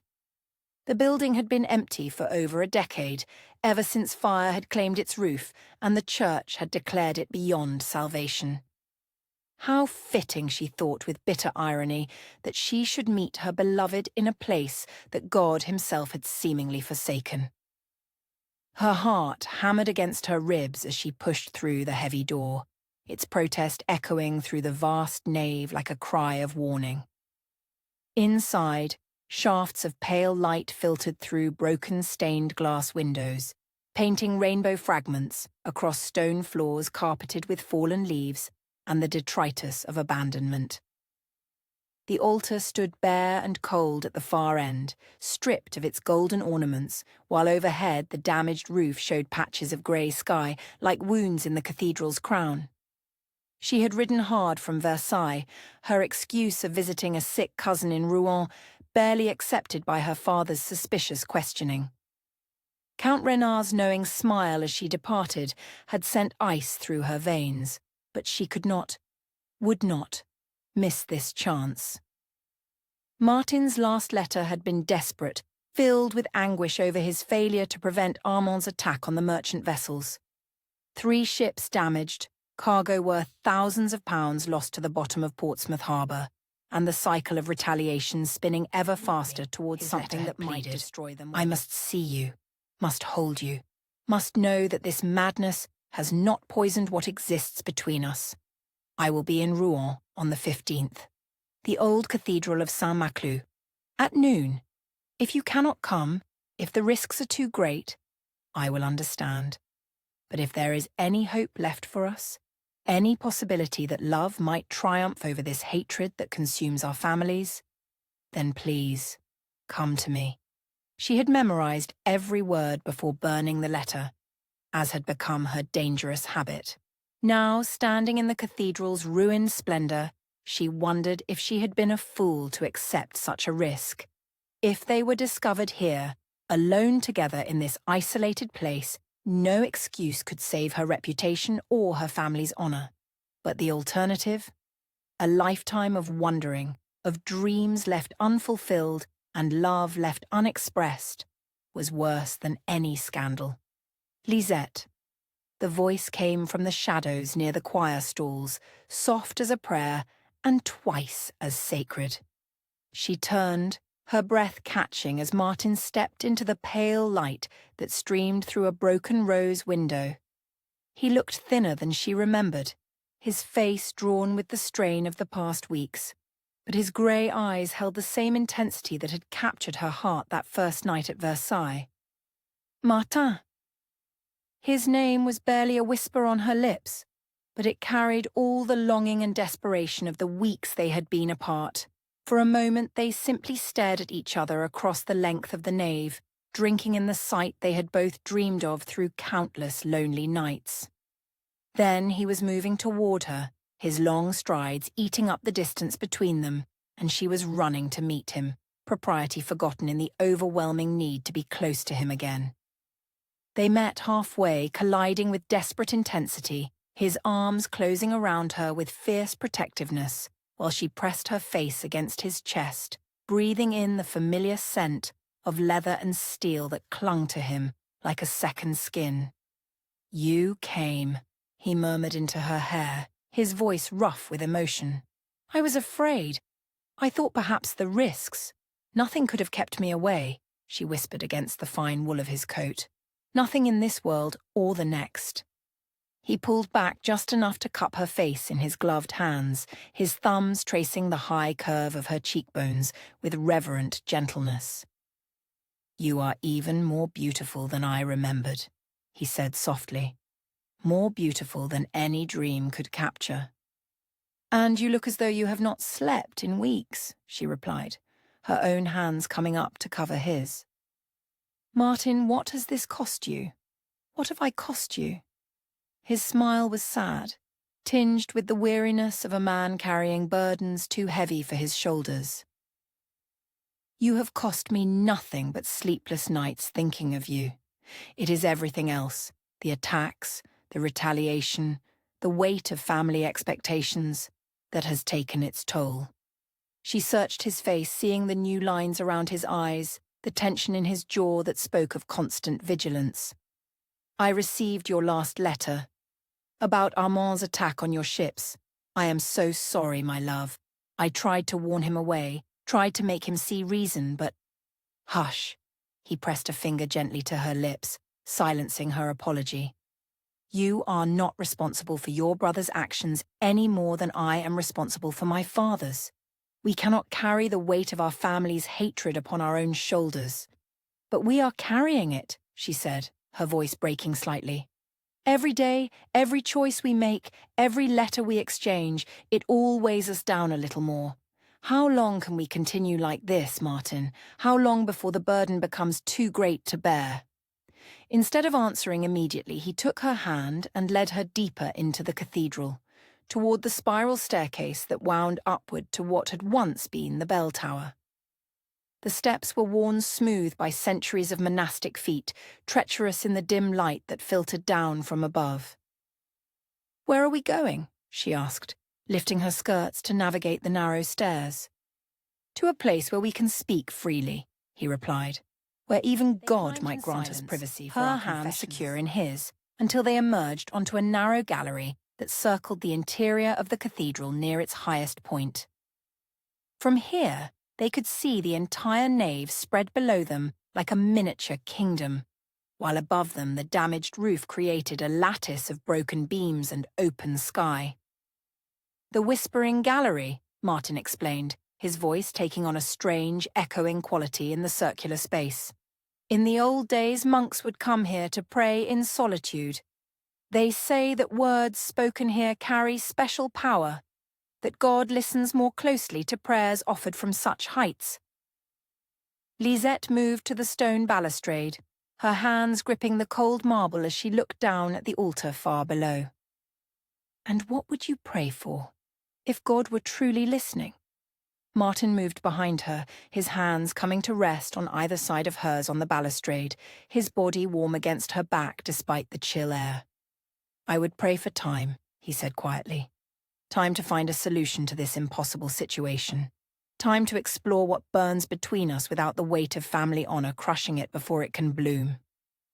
She leaned back against him, drawing strength from his solid presence. "Count Renard suspects us," she said, the words tumbling out before she could stop them.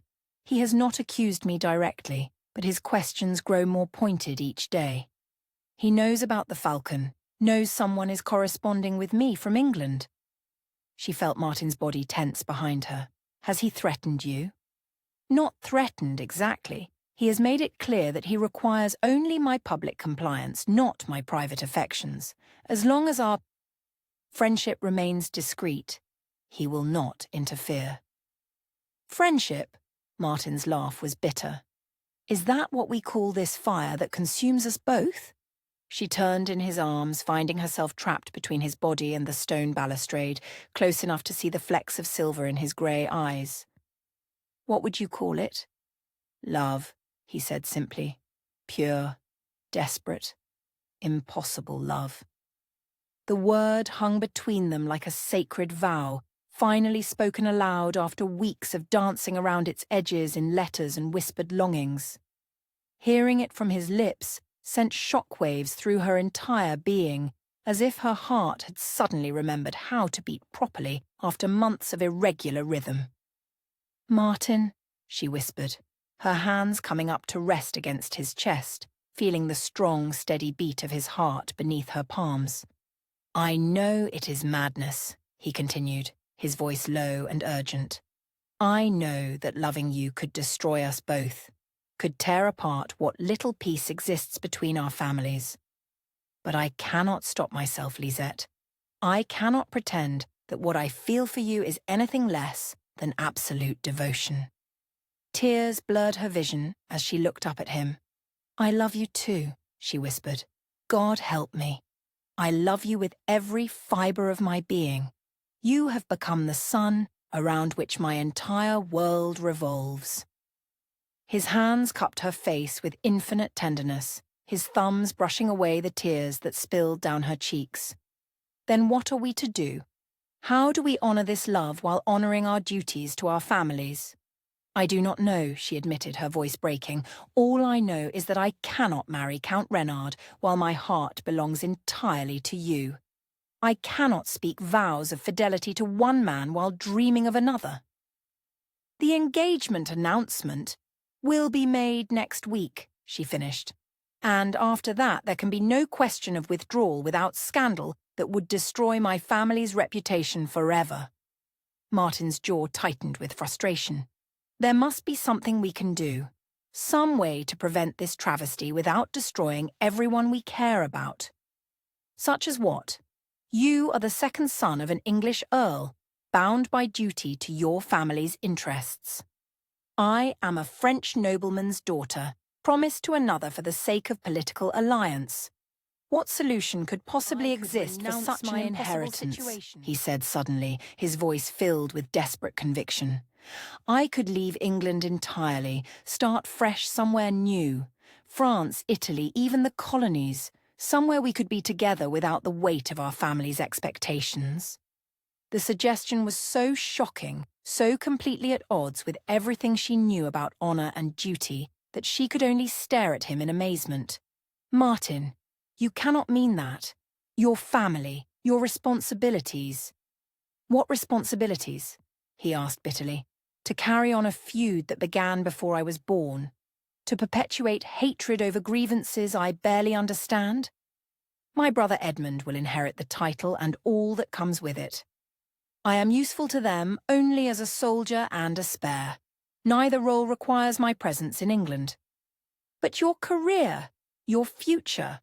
"My future is nothing without you in it," he said fiercely. "These past weeks of correspondence have shown me that clearly enough. I wake each morning hoping for word from you, and I go to bed each night dreaming of holding you again. Everything else, duty, honour, family expectations, has faded to insignificance." The passion in his voice, the sincerity in his eyes took her breath away. That he would even consider such a sacrifice for her sake was overwhelming in its implications. "Where would we go?" she whispered, hardly daring to believe they were seriously contemplating such madness. "Anywhere," he said eagerly. "Italy has need of men with military experience, or we could sail for the American colonies, Virginia perhaps, or the Carolinas. There are opportunities there for those willing to work, to build something new. And how would we live? I have no dowry without my father's blessing, no resources beyond what jewelry I could carry. I have some savings, money put aside from my military service, enough to book passage and establish ourselves somewhere new. We would not live in luxury, but we would live honestly, freely, together." The picture he painted was seductive in its simplicity, a small cottage somewhere far from the intrigues of European courts, days spent in honest labour and nights spent in each other's arms, free from the constraints of family honour and political necessity. "It is a beautiful dream," she said softly. "It could be more than a dream," he insisted. "It could be reality if you have the courage to seize it." "Courage?" She laughed, but there was no humour in it. "You speak as if courage were the only requirement. What of duty? What of the obligations we owe to those who gave us life, who raised us, who depend upon us? What do we owe them?" Martin's voice rose with frustrated passion. "Blind obedience, the sacrifice of our own happiness on the altar of their ambitions? When does duty become slavery, Lisette?" The question cut to the heart of her deepest conflicts. All her life she had been taught that a woman's highest calling was service, to her family, her husband, her children. Her own desires, her own dreams, were secondary to the greater good of the family unit. But standing here in Martin's arms, feeling the strength of his love like sunlight after endless winter, she began to question those lessons for the first time. "If we did this thing," she said carefully, "if we fled together to build a new life, what would become of those we leave behind? My father would be ruined, not just financially but socially. The broken engagement would be seen as a reflection of his inability to control his own daughter. And your family—" "My family would be scandalized, certainly, but they would survive. They have survived worse." His hands tightened on her face, forcing her to meet his eyes. "But we might not survive without each other. This love, this connection we share. It is rare, Lisette. Most people live their entire lives without feeling what we have discovered in a few stolen moments. Should we throw that away for the sake of others' expectations?" The temptation was overwhelming, to say yes, to throw caution to the wind and trust in love to see them through whatever challenges lay ahead. Part of her, the part that had been slowly suffocating under the weight of duty and obligation, screamed at her to seize this chance for happiness. But another part, the part that had been carefully trained in the responsibilities of her station, held her back. "I need time to think," she whispered. "This is not a decision to make lightly, in the heat of emotion." "How much time?" he asked urgently. "Each day brings you closer to that damned engagement announcement. Once it is made public, believe me, I am painfully aware of how little time we have." She pressed her hands against his chest, feeling the rapid beat of his heart. "Give me until Christmas. 2 months to find some other solution, some way to honour both love and duty." "And if no other solution exists?" She met his eyes steadily, seeing her own desperate hope reflected there. "Then I will give you my answer. And whatever that answer is, it will be final." He searched her face for a long moment, then nodded slowly. "Christmas, then. But Lisette, you must promise me something." "What?" "Promise me that when you make this decision, you will consider your own happiness as well as everyone else's. Promise me that duty will not be the only voice you listen to." Before she could respond, he lowered his head, and his lips found hers in a kiss that was both desperate and tender, claiming and reverent. It was her first kiss, And it was everything she had imagined, and more. Fire racing through her veins, her heart hammering against her ribs, her body melting against his as if they were two parts of the same whole, finally reunited.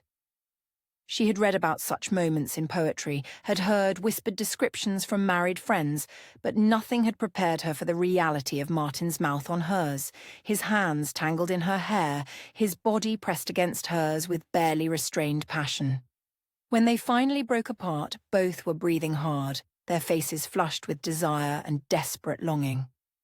"Mon Dieu," she whispered against his lips. "Is it always like this?" "I do not know," he replied honestly. "I have never felt anything like this before. You are my first in so many ways, Lisette. My first love, my first glimpse of what life might be, if lived fully." The confession sent warmth flooding through her chest. That she was as much his first as he was hers made their connection feel even more precious, more sacred. "We should go," she said reluctantly, though every fibre of her being protested the separation. "I told my escort I would be gone only an hour." "Not yet," he pleaded, his arms tightening around her. "Just a few more minutes. Let me memorize the way you feel in my arms, the way the light catches in your hair." She allowed herself to melt against him once more, storing up the sensation of his embrace like a squirrel gathering nuts for winter. Who knew when or if they would have another chance like this? "I love you," she whispered against his throat, tasting the words like wine. "Whatever happens, whatever choices we are forced to make, never doubt that I love you completely." "And I love you," he replied, his voice rough with emotion. "More than duty, more than honor, more than life itself." They held each other in the whispering gallery as the grey November light shifted and changed around them, two souls finding perfect communion in a world determined to tear them apart. Below them, the ruined cathedral stretched its broken fingers toward heaven, bearing silent witness to a love that dared to bloom despite the thorns that surrounded it. Finally, with great reluctance, they made their way back down the spiral staircase to the nave. At the cathedral's entrance, they paused for one last embrace, knowing it might be months before they held each other again. "Write to me," she pleaded. "Even if you have nothing new to say, write to me. Your letters are the only thing that makes this bearable." "Every day," he promised, "and you must do the same. Promise me you will not face this alone." More briefly but intensely, then forced themselves apart. Martin would leave first, she decided. Her departure would be less conspicuous if some time passed between them. She watched from the cathedral doorway as he mounted his horse and rode away, her heart aching with each hoofbeat that carried him farther from her side. Only when he had disappeared around a bend in the road did she finally turn to go. The ride back to Rouen proper was a blur of autumn countryside and tangled thoughts.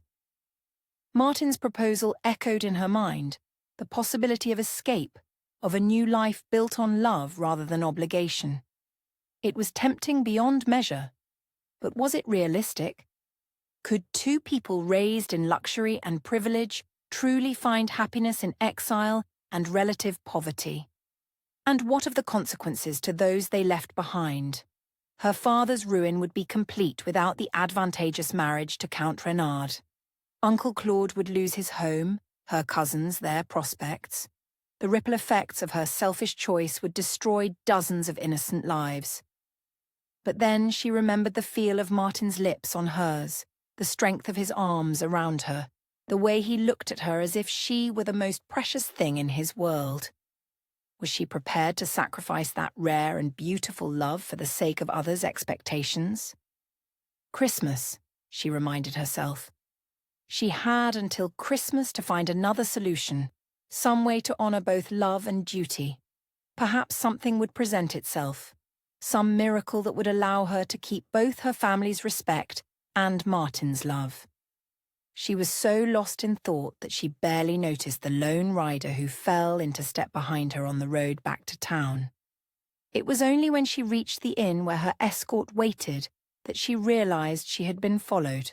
Her blood turned to ice as she recognized the elegant figure dismounting from a black stallion 20 yards away. Count Reynard. Their eyes met across the inn-yard, and his smile was sharp as a blade, knowing and triumphant. He had followed her to Rouen, had seen her enter the abandoned cathedral, had perhaps even witnessed her parting from Martin. As she watched in helpless horror, he approached with predatory grace, his pale eyes never leaving her face. "My dear Lisette," he said, his voice carrying clearly across the yard, "what an unexpected pleasure to encounter you here. I trust your visit with your cousin was beneficial." The emphasis he placed on the word cousin made it clear that he knew exactly what kind of visit she had made. Her mind raced, searching for some explanation, some way to salvage the situation, but nothing came to her. "Count Reynard," she managed, surprised that her voice sounded relatively steady. "I did not expect to see you in Rouen." "No, I imagine you did not." His smile widened, showing teeth like a wolf's. "But then, we all have our unexpected encounters, do we not? Some more illuminating than others." The threat in his words was unmistakable. He knew everything she had worked to keep secret, all the careful deceptions and elaborate excuses. He had seen through them all. "Perhaps," he continued conversationally, "we might discuss your visit over dinner this evening. I find myself quite curious about the architectural marvels of this charming town. Abandoned cathedrals, for instance. Such fascinating examples of bygone devotion." Each word was a dagger thrust, precise and deadly.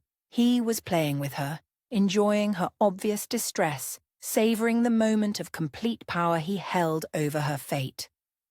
"Of course," she heard herself say, though her voice sounded strange and distant to her own ears. "I would be delighted." "Excellent." He executed a perfect bow, every inch the gracious nobleman. "Until this evening, then. I do so look forward to our..." Whistling softly under his breath, Lisette felt the walls of her carefully constructed world come crashing down around her. The beautiful dream Martin had painted, of escape, of freedom, of love triumphant, seemed as distant now as the stars. Count Reynard knew, and with that knowledge came power, power to destroy not just her reputation, but Martin's as well. Power to drag both their families into a scandal that would reverberate through the courts of Europe. The game was over. She had lost. Or had she? As she stood in the inn-yard watching her future husband's retreating figure, a new kind of determination began to crystallize in her chest. If Reynard thought he could use his knowledge to control her completely, he was about to learn how badly he had underestimated a De Brielle woman in love. The battle for her heart was far from over. It was just beginning. Chapter 6. A Duel at Dawn. The mist rose from the forest floor like the breath of sleeping giants, wreathing the ancient oaks in veils of silver and shadow. Dawn had not yet broken over the woods outside Rouen, but already the clearing chosen for this deadly business buzzed with quiet activity. Seconds checked their timepieces, physicians arranged their instruments with clinical precision, and somewhere in the grey half-light, two men prepared to shed blood over a woman's honour. Martin Harrowden stood at the eastern edge of the clearing, his sword loose in his grip as he tested its balance. The blade sang softly through the damp air, a whisper of steel that spoke of skill honed on countless battlefields. His face was carved from stone, betraying nothing of the turmoil that raged beneath his composed exterior. 3 days had passed since Count Reynard's carefully worded challenge had arrived at his lodgings. 3 days since the Frenchman had made it clear that he knew of their clandestine meeting, that he considered Martin's very presence in France an insult to his honour and his intended bride's virtue. "You have compromised the reputation of my betrothed," the letter had read in Reynard's precise script. "Such an offence can only be answered with steel. I await your convenience at the Bois de Vincennes, dawn tomorrow." Come prepared to defend what passes for your honour, or be branded a coward throughout Europe. No gentleman could refuse such a challenge, particularly not one whose own actions had precipitated the crisis. Martin had written his acceptance with steady hands, though his heart had hammered against his ribs like a caged bird. He had faced death before on the battlefields of Flanders, but never for such personal stakes, never with so much left unfinished between himself and the woman he loved. "You need not do this," said Edmund, appearing at his elbow like a worried ghost. Martin's elder brother had arrived from England only hours after the challenge was issued, summoned by an urgent message from the English ambassador. There may yet be some diplomatic solution. "The time for diplomacy is past," Martin replied quietly, never taking his eyes from the opposite side of the clearing, where Count Renard stood in conference with his own seconds. "This was inevitable from the moment I set foot in France. Perhaps it is better this way. A clean resolution, one way or another." Edmund's jaw tightened with familiar frustration. "And if you die? What resolution is there in that? What purpose does your death serve beyond feeding this ancient hatred between our families?" "If I die," Martin said with grim finality, "then Lisette will be free to marry Renard without the burden of conflicted affections. Perhaps that is kindness of a sort." "Kindness?" Edmund's voice rose before he caught himself, lowering it to an urgent whisper. "Brother, that is the talk of a man who has already given up. You are one of the finest swordsmen I know. You trained under Maestro Silveri in Florence, fought veterans of the Continental Wars. Renard may be skilled, but he is a courtier, not a soldier."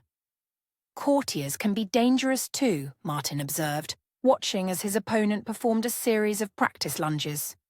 Renard moved with fluid grace, his blade cutting precise arcs through the morning air. "Sometimes more dangerous than soldiers, because they fight without honour." A figure in dark robes materialized from the mist. Father Dubois, the elderly priest who would provide last rites if needed. His presence cast a pall over the assembled company, a reminder that this morning's work might end in tragedy. The rules had been agreed upon the night before. Swords to first blood, with the injured party given the option to continue or yield. It was a civilized arrangement meant to preserve honour while minimizing permanent damage. But Martin had seen enough duels to know how quickly first blood could become something far more serious. "5 minutes, gentlemen," called Dr. Beaumont, the French physician who would tend the wounded. His voice carried clearly across the clearing, cutting through the mist like a bell. Martin closed his eyes briefly, summoning the focus that had kept him alive through countless battles. But instead of tactical considerations and sword forms, his mind filled with images of Lisette. Her face in the candlelight at Versailles, her lips soft beneath his, in the cathedral gallery, the way she had looked at him with such desperate love that it had nearly brought him to his knees. If he died this morning, she would blame herself.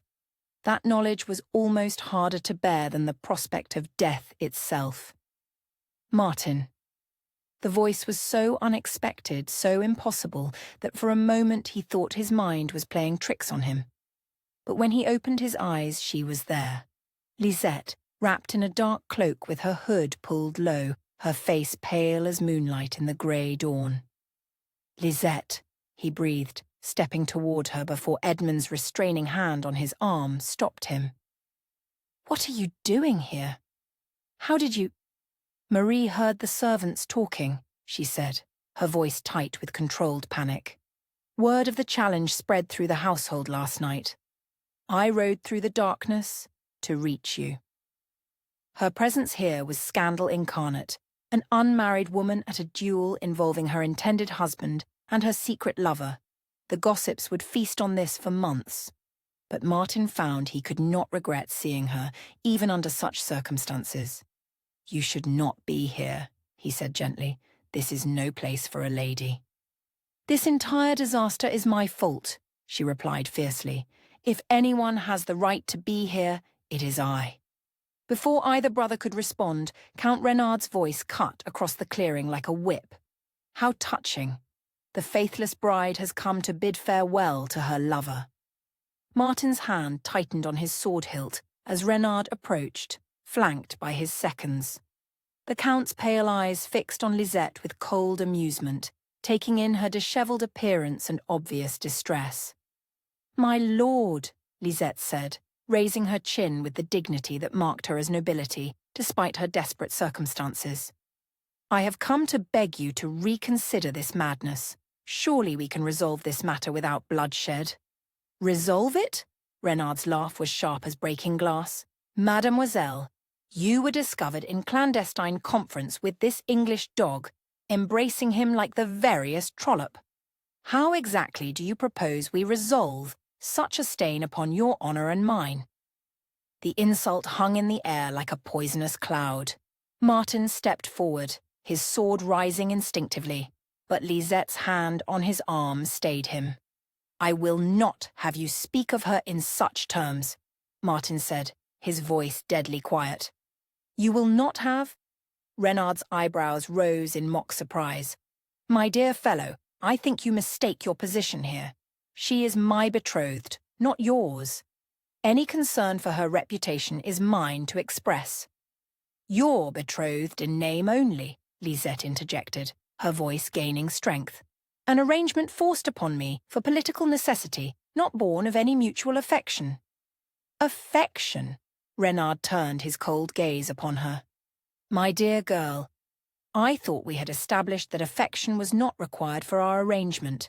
Only loyalty, only obedience, qualities you have proven lacking."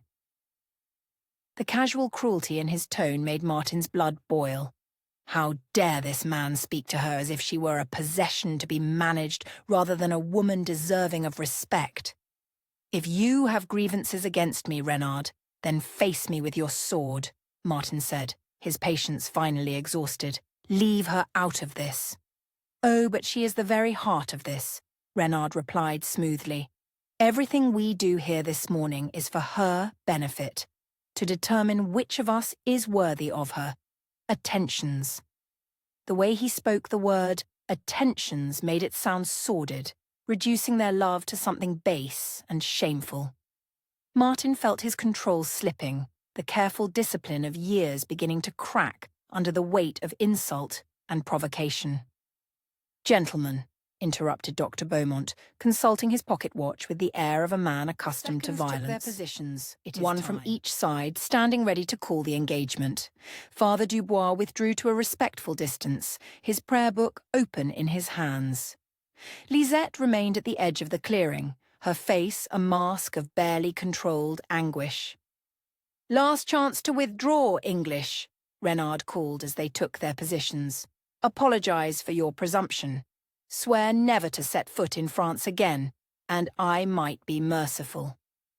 "I have nothing to apologize for," Martin replied, raising his sword in salute. "My only regret is that honor requires me to treat you as a gentleman when your behavior suggests otherwise." Renard's face darkened with genuine anger for the first time, the careful mask of aristocratic composure slipping to reveal something uglier beneath. "We shall see how gentlemanly you remain when my steel finds your heart." "En garde," called Renard's second, a thin man with nervous eyes. The two combatants circled each other warily, their blades testing the distance, seeking advantage. The clearing fell silent except for the soft whisper of steel on steel and the muffled sounds of their breathing. Renard attacked first, a series of quick thrusts designed to test Martin's defences. The English soldier parried easily, his sword moving with the fluid efficiency of long practice. Counterattack, parry, riposte. The deadly dance began in earnest. From the sidelines, Lisette watched with her heart in her throat as the two men who held her fate in their hands fought for the right to determine her future. Every clash of steel sent shockwaves through her nervous system. Every near miss made her flinch as if the blade had found her own flesh. Martin was clearly the superior swordsman. His movements were cleaner, more economical, backed by years of actual combat experience. But Reynard fought with the cunning of a man who had survived the treacherous waters of court politics, using every dirty trick and psychological gambit in his arsenal. "Tell me, English," Reynard panted as their blades locked at the hilt. "Does she cry out your name in her dreams? Does she whisper sweet promises when she thinks no one can hear?" The tactic worked. Martin's concentration wavered for just an instant, his guard dropping slightly as rage clouded his judgment. Reynard's blade slipped past his defences, scoring a line across his sword arm that immediately began to bleed. "First blood to Count Reynard," called the French second triumphantly. The physician started forward, but Martin waved him off. "I continue," he declared, ignoring the burning pain in his arm. "As you wish," Reynard purred, pressing his advantage, "though I wonder if you will be quite so eager to continue when I finish carving you into pieces." They engaged again, but Martin's wounded arm affected his timing. Reynard, sensing weakness, began to fight more aggressively, his blade seeking the openings that pain and blood loss were creating in the Englishman's defence. Lisette could bear it no longer. "Stop!" she cried, rushing into the clearing despite the shocked protests of the seconds. "Please, I beg you both, stop this madness." "Lisette, no!" Martin called, momentarily distracted by her sudden appearance in the combat zone. It was the opening Reynard had been waiting for. His blade shot forward like a striking serpent, aimed not for a disabling wound, but for Martin's heart. But Lisette's intervention had thrown off his timing as well. Instead of piercing Martin's chest, the sword took him high in the shoulder, spinning him around and sending him crashing to the forest floor. "Martin!" Lisette screamed, dropping to her knees shirt like spilled wine, but he was conscious, his grey eyes focusing on her face with effort. "Are you hurt?" he gasped. "Am I hurt?" She laughed through her tears, pressing her hands against his wound to stem the bleeding. "You foolish, wonderful man, you are the one bleeding all over the forest floor." "The wound is not mortal," announced Dr. Beaumont after a quick examination, "though he will need immediate attention to prevent excessive blood loss." Count Reynard stood over them both, his sword still bloody, his face a mask of cold satisfaction. "I trust this settles the matter," he said to the assembled company. "Lord Harrowden has been defeated in fair combat. Honour is satisfied." "Honour?" Lisette looked up at him with blazing eyes. "What honour is there in nearly murdering a man over imagined slights?" "The slight was not imagined," Reynard replied coldly. "Nor was your betrayal of our arrangement. You made your choice when you met with him in secret. Now you must live with the consequences."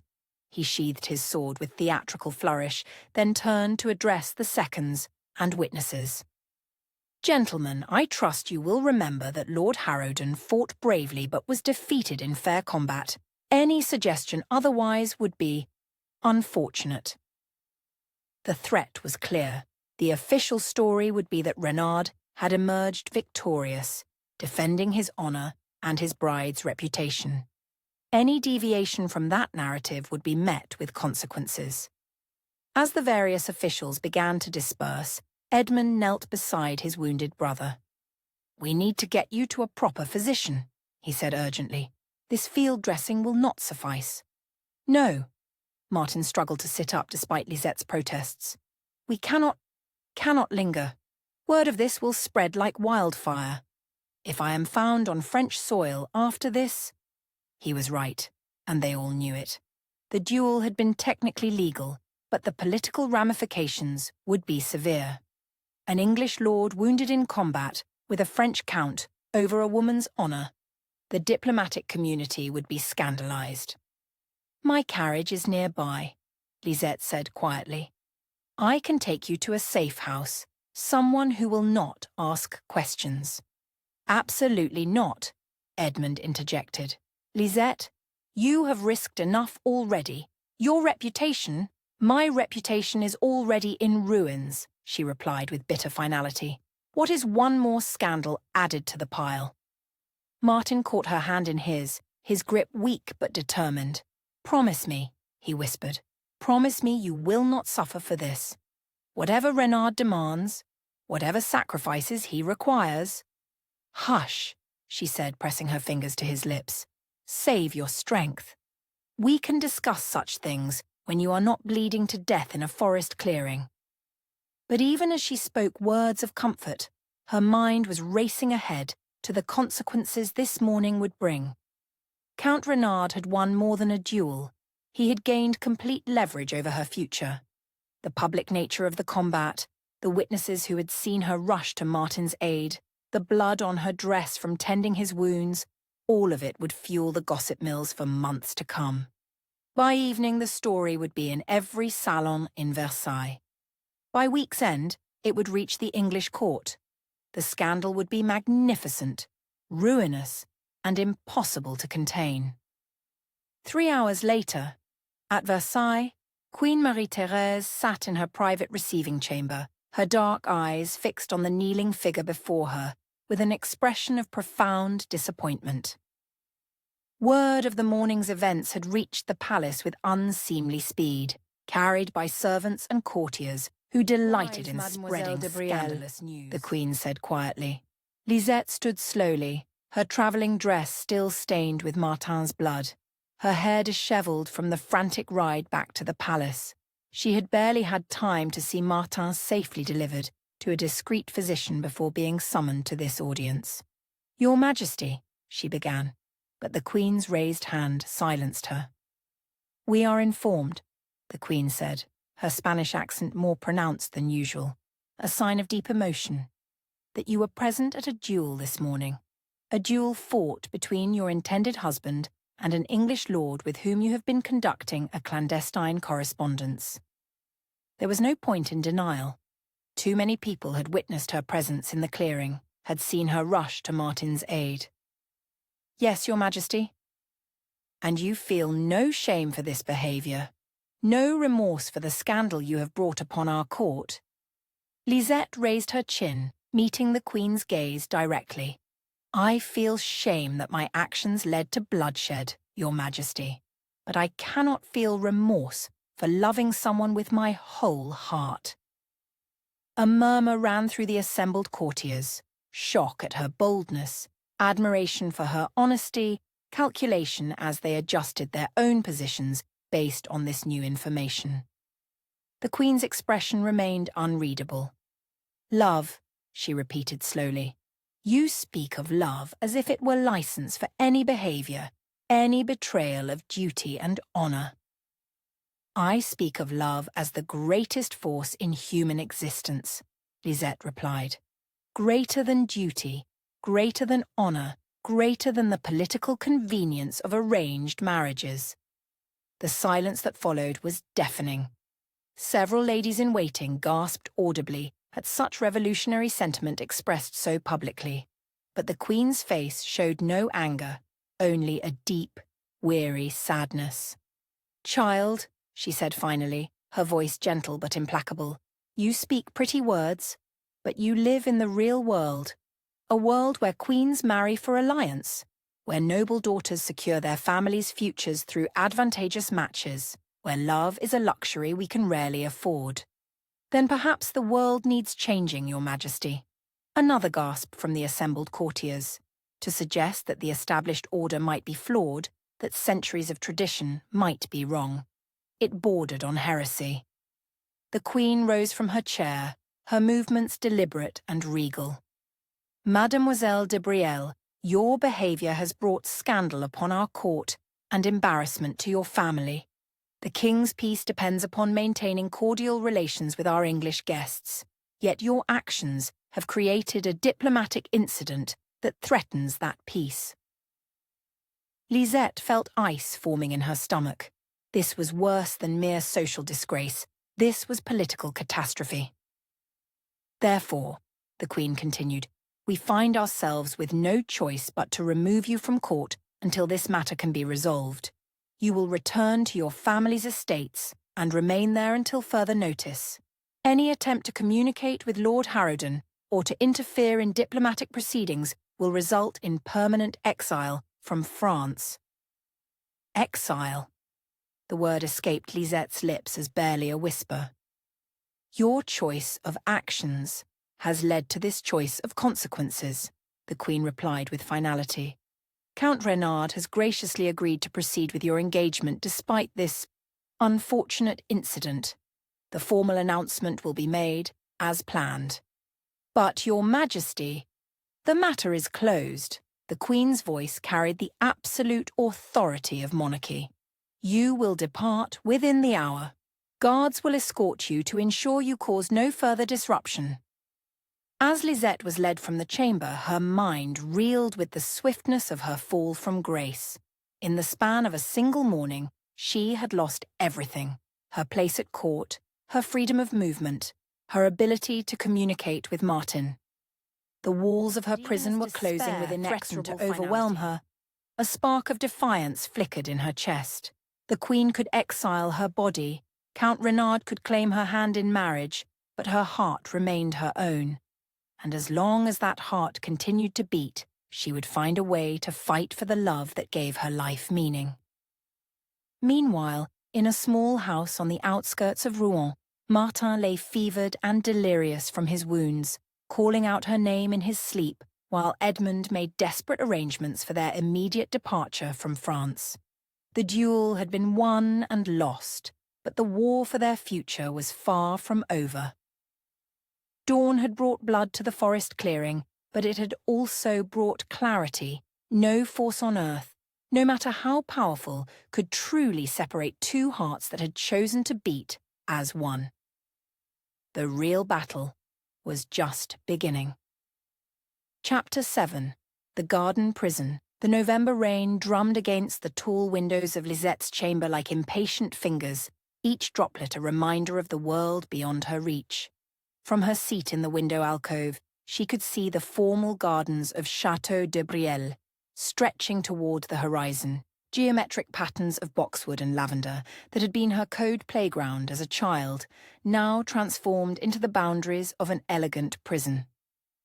3 weeks had passed since the Queen's judgment, 3 weeks since she had been escorted from Versailles like a common criminal, stripped of her position at court and confined to her family's estate under what her father euphemistically called protective supervision.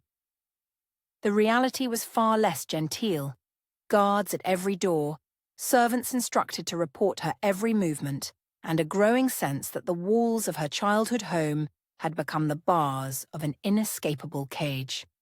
She had not spoken a word since arriving at the chateau. At first, her silence had been born of shock, the swift brutality of her fall from grace, the image of Martin bleeding in the forest clearing, the Queen's cold pronouncement of exile. But as the days passed, her muteness had evolved into something more deliberate, the only form of rebellion left to a woman who had lost control of every other aspect of her existence. If they could imprison her body, she reasoned, at least her voice remained her own to withhold. The door to her chamber opened with its familiar creak, admitting Marie with yet another untouched meal tray. The maid's face was pinched with worry as she surveyed the breakfast that sat cooling on the side table, delicate pastries and fresh fruit that might have tempted a sparrow but which held no appeal for a woman slowly starving herself on sorrow. "Mademoiselle," Marie said softly, setting down the new tray with careful precision. "You must eat something. A piece of bread, perhaps? Some broth?" Lisette continued to stare out the window, her reflection ghost-like in the rain-streaked glass. She had grown alarmingly thin in the weeks of her confinement, her face taking on the hollow beauty of a Madonna carved in marble. Her dark hair hung loose around her shoulders. She had dismissed Marie's attempts at proper styling, finding a strange comfort in the wildness that matched her inner turmoil. "Your cousin has come again," Marie tried, her voice gentle but persistent. "Mademoiselle Eloise. She says she will wait as long as necessary." At this, Lisette's reflection stirred slightly. Eloise had been her constant companion throughout childhood, more sister than cousin, the only person who truly understood the weight of expectations that pressed down upon noble daughters like stones upon wild flowers. If anyone could penetrate the wall of silence she had built around herself, it would be Eloise. But even that prospect held little appeal. What comfort could words provide when the very foundation of her world had crumbled to dust? "Shall I tell her you will receive her?" Marie pressed, hovering uncertainly by the door. Lisette turned from the window for the first time in hours, her dark eyes meeting her maid's worried gaze. After a moment she nodded once, a slight movement that might have been mistaken for a tremor, if not for its relief. "I shall fetch her immediately." Alone again, Lisette rose from the window seat and moved to the ornate mirror that dominated one wall of her chamber. The woman who stared back at her was a stranger, pale as winter moonlight, with shadows beneath her eyes that spoke of sleepless nights and dreams haunted by grey eyes and gentle hands. She looked like her mother had in the portrait that hung in the long gallery, beautiful, ethereal, and utterly lost. The thought of her mother sent an unexpected stab of pain through her chest. Isabelle de Brielle had died when Lisette was barely 14, carried off by a fever that had burned through the chateau like wildfire. But in her final days, when delirium had stripped away the careful layers of noble propriety, she had spoken of things that had puzzled her young daughter, of a love lost to duty, of choices made for family honour that had cost her everything that truly mattered. "Promise me," she had whispered on that final night, her fingers clutching Lisette's hand with surprising strength. "Promise me you will not let them make you into what they made me. A beautiful statue, in a loveless marriage, a woman who traded her heart for a title." At 14, Lisette had not understood the full weight of that request. At 22, trapped in circumstances that mirrored her mother's tragedy with uncanny precision, the promise felt like a sacred trust she was already failing to keep. The door opened again, admitting Eloise in a rustle of blue silk and concern. Her cousin was everything Lisette was not, golden-haired where Lisette was dark, plump and cheerful where Lisette was slender and melancholy, blessed with the kind of sunny disposition that seemed immune to the darker currents of court intrigue. "Oh, ma chérie," Eloise breathed, taking in Lisette's appearance with obvious dismay. "What have you done to yourself?" She crossed the room in a swirl of skirts, her hands reaching out to touch Lisette's hollow cheeks with infinite gentleness. The simple gesture of human kindness nearly undid Lisette's carefully maintained composure. "You are thin as a reed," Eloise continued, her voice thick with unshed tears, "and so pale I can see through you like parchment. This cannot continue." Lisette allowed herself to be led to the chaise near the fireplace, sinking into its familiar embrace with a sigh that seemed to come from the depths of her soul. Eloise settled beside her, her warm presence a balm against the cold isolation of the past weeks. "I have brought news," Eloise said carefully, watching Lisette's face for any sign of reaction. "From the outside world. Would you like to hear it?" A slight nod, permission to continue. "Lord Harrowden has recovered from his wounds," Eloise said softly. "He and his brother departed France a week ago, bound for England. The physicians say he will bear no lasting injury, though the scar will remain." Relief flooded through Lisette's chest, so intense it left her breathless.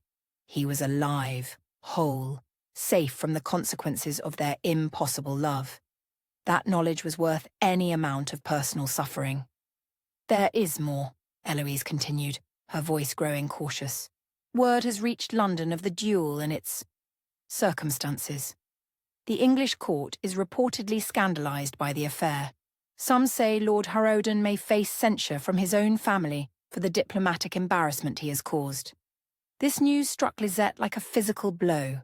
That Martin should suffer professionally for their brief moments of happiness seemed the cruelest injustice of all. She had known their love would exact a price, but she had assumed she would be the one to pay it. And Count Renard? The words emerged as barely a whisper, the first she had spoken since her return. "Triumphant? As you might expect. He has been received at court as a hero, the wounded party who defended his honor with grace and restraint. The engagement announcement was made last week as planned. The wedding is still set for June. June. 7 months away. Less time than a pregnancy, barely enough for the seasons to turn. The thought of standing at the altar, speaking vows of fidelity to a man she despised, while her heart belonged irrevocably to another, made her stomach clench with nausea. "Lisette," Eloise said gently, "you cannot continue this way. Starving yourself will not change what has happened. It will only ensure that you lack the strength to face what comes next." What comes next? Lisette's voice was rusty from disuse, barely recognizable as her own. A wedding to a man who sees me as a possession to be managed? A lifetime of pretending contentment while my heart withers and dies? What strength is required for such a surrender? "The strength to survive," Eloise replied firmly. "The strength to find happiness in whatever circumstances life presents. The strength to honor your mother's memory by becoming the woman she raised you to be." At the mention of her mother, Lisette felt something crack inside her chest, not breaking but shifting, like ice beginning to thaw after a long winter. "Tell me about her," she whispered. "About Maman. Tell me what you remember." Eloise's expression softened with understanding. She had been only a child herself when Aunt Isabel died, but she had adored her with the fierce devotion of a lonely girl, desperate for maternal affection. "She was the most beautiful woman I ever saw," Eloise said slowly. "Not just in appearance, though she was certainly that, but beautiful in the way she moved through the world, with grace and dignity even when her heart was breaking." "Her heart was breaking? Oh, ma chérie, you truly do not know." Eloise's eyes widened with surprise. "I thought surely someone would have told you by now, especially given recent circumstances." A chill of premonition ran down Lisette's spine. "Told me what?" Eloise was quiet for a long moment, clearly wrestling with the wisdom of revelation versus the comfort of continued ignorance. Finally, she sighed deeply. "Your mother was in love before she married your father," she said quietly. "Desperately, completely in love with a young man from the English court, a diplomat's son who had come to France as part of a trade negotiation." The words hit Lisette like thunderbolts. Her mother, the epitome of dutiful nobility, had harbored a secret love. An English love, no less. "His name was Thomas Whitmore," Eloise continued, her voice growing distant with memory. "I was only 8, but I remember him visiting the chateau. He was handsome and kind, and when he looked at your mother, it was as if the sun rose and set in her eyes." Lisette's hands clenched in her lap, knuckles white with tension. "What happened to him?" "What always happens in such cases," Eloise replied, with bitter wisdom beyond her years. "The trade negotiations concluded, he returned to England, and your mother was informed of her upcoming betrothal to your father. A political alliance that would strengthen ties between two powerful French families. Did she fight it? Did she try to refuse?" "She tried," Eloise said softly. "Oh, how she tried. I remember her weeping in the garden, writing letters that were never sent, speaking of running away to join a convent rather than marry without love. But in the end, duty prevailed, as it always does." The parallels to her own situation were so precise they felt like mockery, history repeating itself with ruthless inevitability, each generation of women sacrificed on the altar of family ambition. "She never spoke of him," Lisette said, her voice thick with unshed tears. "Never mentioned his name or gave any sign that her heart lay elsewhere." "What purpose would it have served?" Eloise asked gently. "She was married, the mother of 3 children, mistress of a great estate. Her duty was to find contentment in the life she had chosen, not to pine for what might have been." "But did she? Darkened. Find triumphant? As you might expect. He has been received at court as a hero, the wounded party who defended his honor with grace and restraint. The engagement announcement was made last week as planned. The wedding is still set for June. June. 7 months away. Less time than a pregnancy, barely enough for the seasons to turn. The thought of standing at the altar, speaking vows of fidelity to a man she despised, while her heart belonged irrevocably to another, made her stomach clench with nausea. "Lisette," Eloise said gently, "you cannot continue this way. Starving yourself will not change what has happened. It will only ensure that you lack the strength to face what comes next." What comes next? Lisette's voice was rusty from disuse, barely recognizable as her own. A wedding to a man who sees me as a possession to be managed? A lifetime of pretending contentment while my heart withers and dies? What strength is required for such a surrender? "The strength to survive," Eloise replied firmly. "The strength to find happiness in whatever circumstances life presents. The strength to honor your mother's memory by becoming the woman she raised you to be." At the mention of her mother, Lisette felt something crack inside her chest, not breaking but shifting, like ice beginning to thaw after a long winter. "Tell me about her," she whispered. "About Maman. Tell me what you remember." Eloise's expression softened with understanding. She had been only a child herself when Aunt Isabel died, but she had adored her with the fierce devotion of a lonely girl, desperate for maternal affection. "She was the most beautiful woman I ever saw," Eloise said slowly. "Not just in appearance, though she was certainly that, but beautiful in the way she moved through the world, with grace and dignity even when her heart was breaking." "Her heart was breaking? Oh, ma chérie, you truly do not know." Eloise's eyes widened with surprise. "I thought surely someone would have told you by now, especially given recent circumstances." A chill of premonition ran down Lisette's spine. "Told me what?" Eloise was quiet for a long moment, clearly wrestling with the wisdom of revelation versus the comfort of continued ignorance.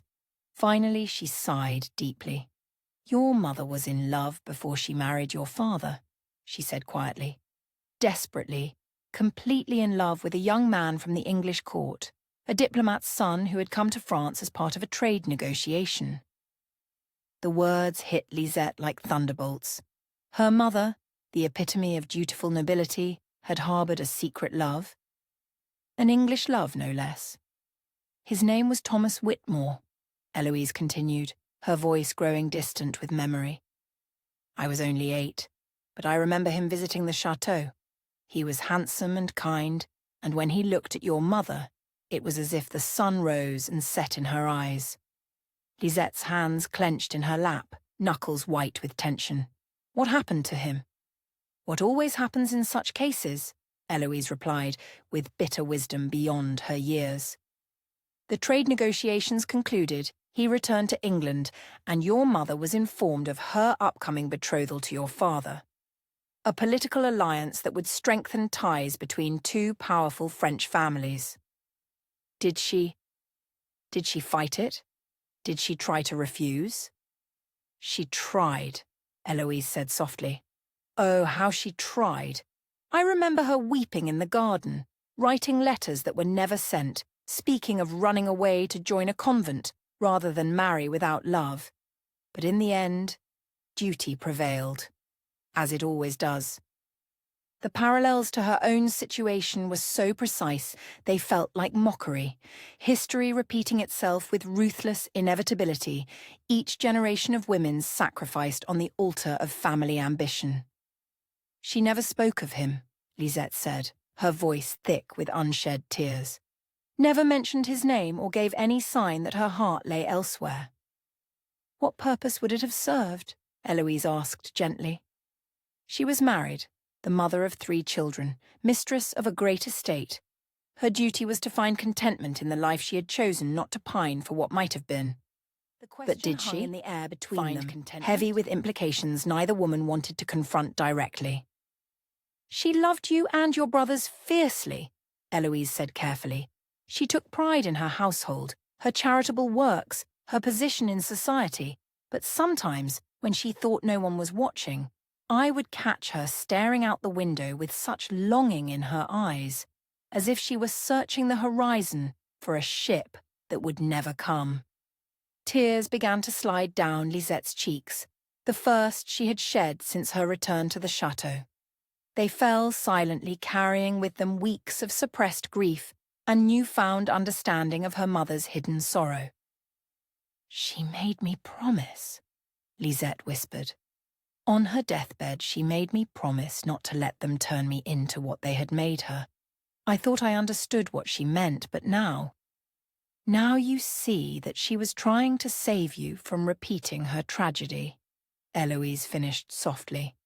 "But perhaps, ma chérie, she was also showing you that it is possible to survive such heartbreak, to find meaning and purpose even when love is denied." "Is that what you call survival?" Lisette asked, her voice raw with pain.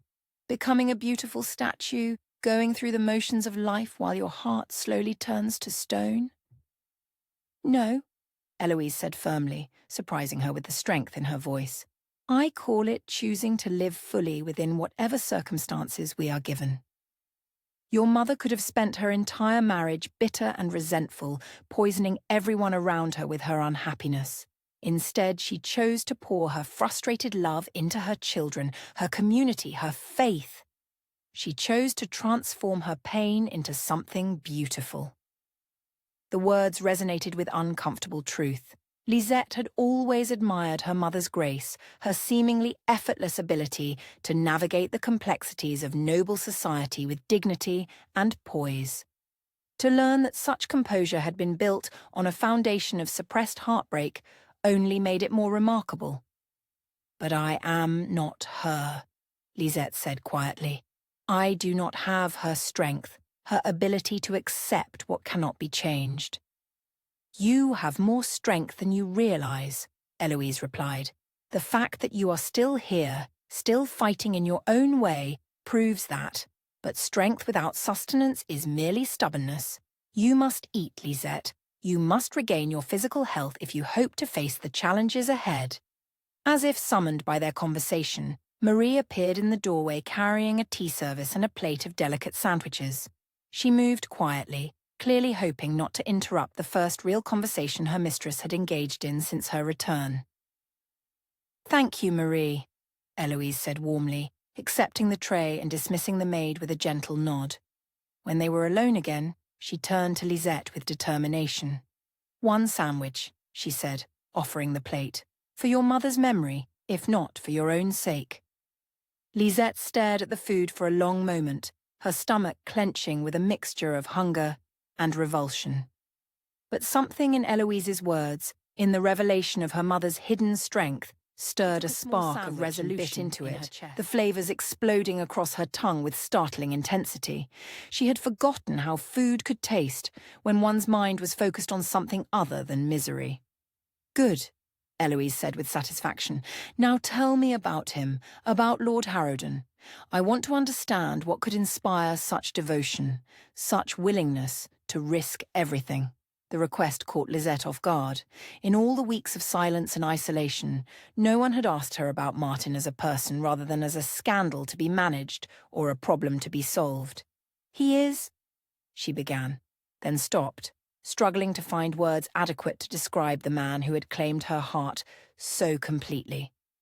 "He is everything I never dared hope to find in another person. Kind without weakness, strong without cruelty, honourable without rigidity.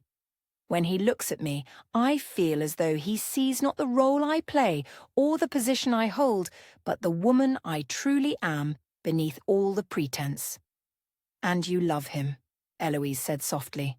It was not a question. "I love him," Lisette confirmed, the words carrying the weight of sacred vow. "More than my own life, more than my duty to family, more than fear of scandal or exile or death itself. He has become the very breath in my lungs, the beat of my heart, the reason I rise each morning." "Then we must find a way," Eloise said with sudden decision. "There must be some solution, some path forward that does not require you to sacrifice everything that makes life worth living. Before Lisette could respond, a commotion in the corridor outside drew their attention. Heavy footsteps, raised voices, the sound of her father's voice cutting through the chaos with military precision. "What?" Eloise began, but the door burst open before she could finish the question. Andre de Brielle stood in the doorway, his face dark with fury, clutching a folded letter in his hand. Behind him, Count Renard loomed like a pale shadow, his expression coldly satisfied.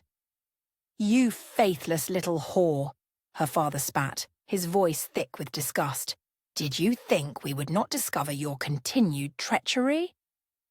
He thrust the letter toward her, and, with sinking heart, Lisette recognized Martin's handwriting, the careful script that had carried so many words of love and encouragement across the Channel. "Papa," she began, but he cut her off with a sharp gesture. "Silence. You have said quite enough already, both in your letters and in your behaviour. This English dog dares to write to you still, dares to speak of love and devotion while planning some ridiculous rescue attempt." Rescue attempt. The words sent Lisette's heart soaring even as her mind recoiled from the implications. Martin had not abandoned her, had not accepted defeat. He was planning something dangerous, something that could destroy them both if discovered. "The letter was intercepted at the post station in Bordeaux," Count Renard said smoothly, stepping forward with predatory grace. "Fortunately, we have loyal servants who understand the importance of protecting family honor from outside corruption." Her father's eyes blazed with righteous anger as he began to read from the letter, his voice dripping with contempt. "My beloved Lisette, each day that passes without word from you is an eternity of torment. I cannot accept that our love should be sacrificed to the ambitions of others. I am making arrangements." "Enough," Lisette said quietly, but with such sudden authority that both men fell silent. She rose from the chaise, drawing herself up to her full height, and for a moment the resemblance to her mother was so strong it seemed Isabel's ghost had materialized in the room. "You have made your point," she continued, her voice steady despite the chaos in her heart. "I understand the consequences of continued correspondence." "Do you?" Count Renard asked, his pale eyes fixed on her with uncomfortable intensity. "Because I begin to wonder if you truly comprehend the gravity of your situation. Your English lover speaks of arrangements. What arrangements might those be, I wonder? Some desperate scheme to whisk you away from your responsibilities?" The threat in his words was unmistakable. If Martin attempted any rescue, if he set foot on French soil again, the consequences would be far more severe than a mere duel. "This time, there would be no survivors," Lisette said carefully, which was technically true. She knew Martin was planning something, but not what. "I am sure you do not," Renard replied with silky menace, "just as I am sure you will discourage any future communications from that quarter. After all, it would be tragic if something were to happen to Lord Harrowden during his travels." The casual way he spoke of Martin's potential death made Lisette's blood run cold. This was no idle threat. Renard had the resources and connections to make good on such promises. "What do you want from me?" she asked directly, abandoning any pretense of innocence. "What I have always wanted," Renard replied. "A dutiful wife who understands her obligations. The wedding date has been moved up. We will marry at Easter, not June. Your period of adjustment has proven insufficient to curb your rebellious tendencies." Easter, 4 months away instead of 7. The trap was closing faster than she had imagined possible. "And if I refuse?" "You will not refuse," her father interjected grimly, "because refusal would mean not only your own ruin, but the destruction of your entire family. The debts, the obligations, the promises made on the strength of this alliance, all of it would come crashing down. Your brothers would lose their commissions, your cousins their prospects. The De Brielle name would become synonymous with dishonor throughout France." The weight of responsibility settled on her shoulders like a shroud. Not just her own future, but the futures of everyone she loved, hanging in the balance of her decision. "I understand," she said quietly. "Excellent," Reynard said with satisfaction. "I knew you were a reasonable woman beneath all the romantic nonsense. We shall announce the new date within the week." As the two men prepared to leave, Reynard paused at the door, his hand resting on the frame with casual menace. "Oh, and Lisette," he said, not bothering to turn around. "Any further attempts at correspondence will result in immediate consequences for Lord Harrowden's health. I trust I make myself clear?" She nodded, not trusting her voice to remain steady. After they left, Eloise moved to her side, her face pale with shock at what they had witnessed. "Ma chérie," she whispered, "what will you do?" Lisette moved back to the window, staring out at the gardens that had once represented freedom and now served as the boundaries of her cage. In the distance, she could see storm clouds gathering on the horizon, dark and heavy, with the promise of rain. "I will do what my mother did," she said finally. "I will survive.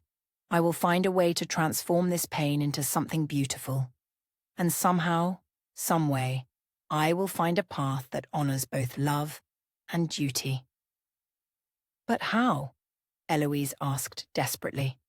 Lisette's reflection gazed back at her from the rain-streaked glass, and for a moment she could swear she saw her mother's face superimposed over her own, sad but determined, heartbroken but undefeated. "I do not know yet," she admitted, "but I will find a way. Love this strong, this pure, cannot simply vanish because others will it so. Martin is alive, and as long as he lives, there is hope." Outside, the storm clouds grew darker, heavy with rain that would soon wash over the gardens of Château de Brielle.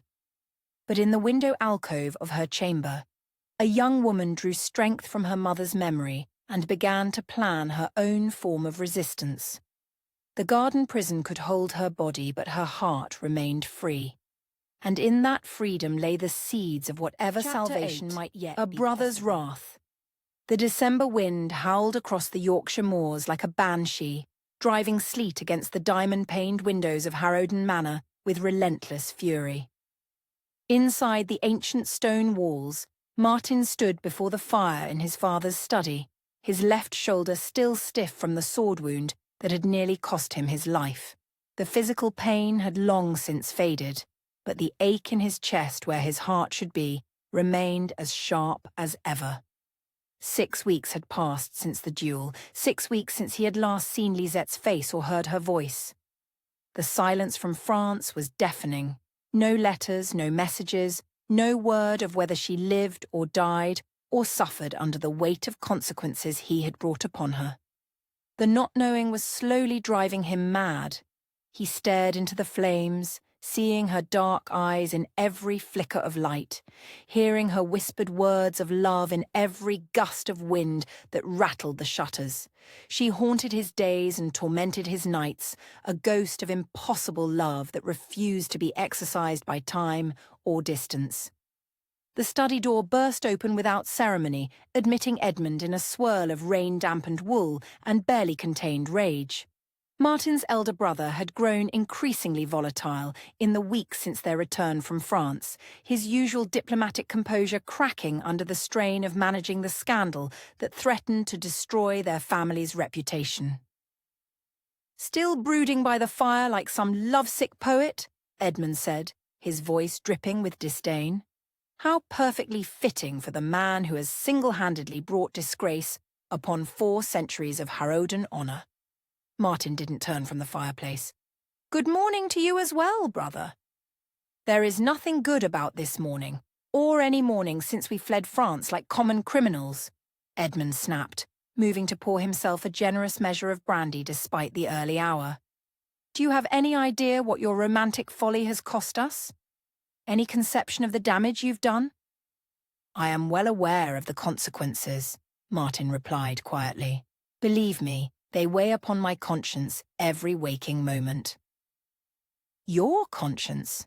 Edmund's laugh was harsh and bitter. "How refreshing to know you possess one.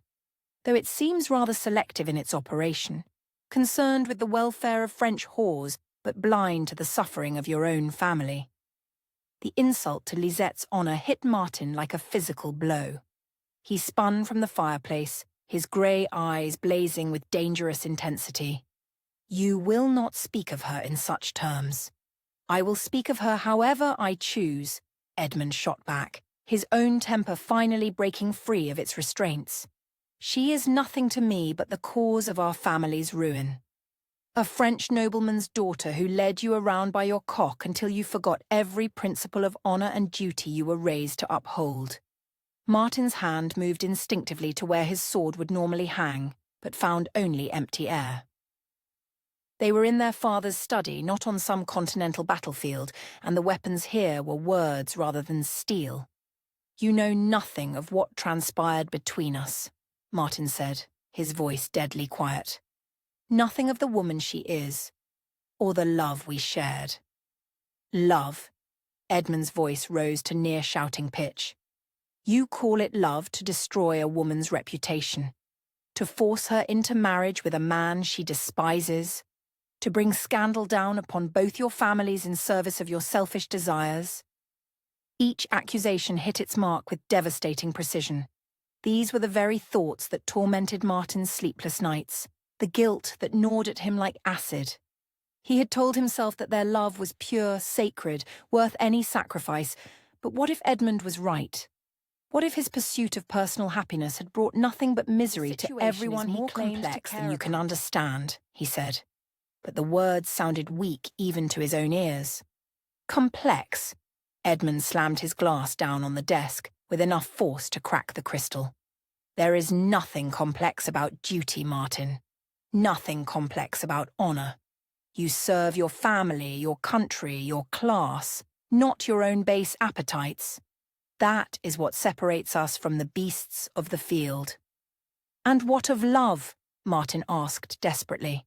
"What of the human heart, the soul's longing for connection with another? Are we to deny that in service of abstract principles?" "Yes," Edmund replied without hesitation. "If necessary, yes. Love is a luxury, Martin.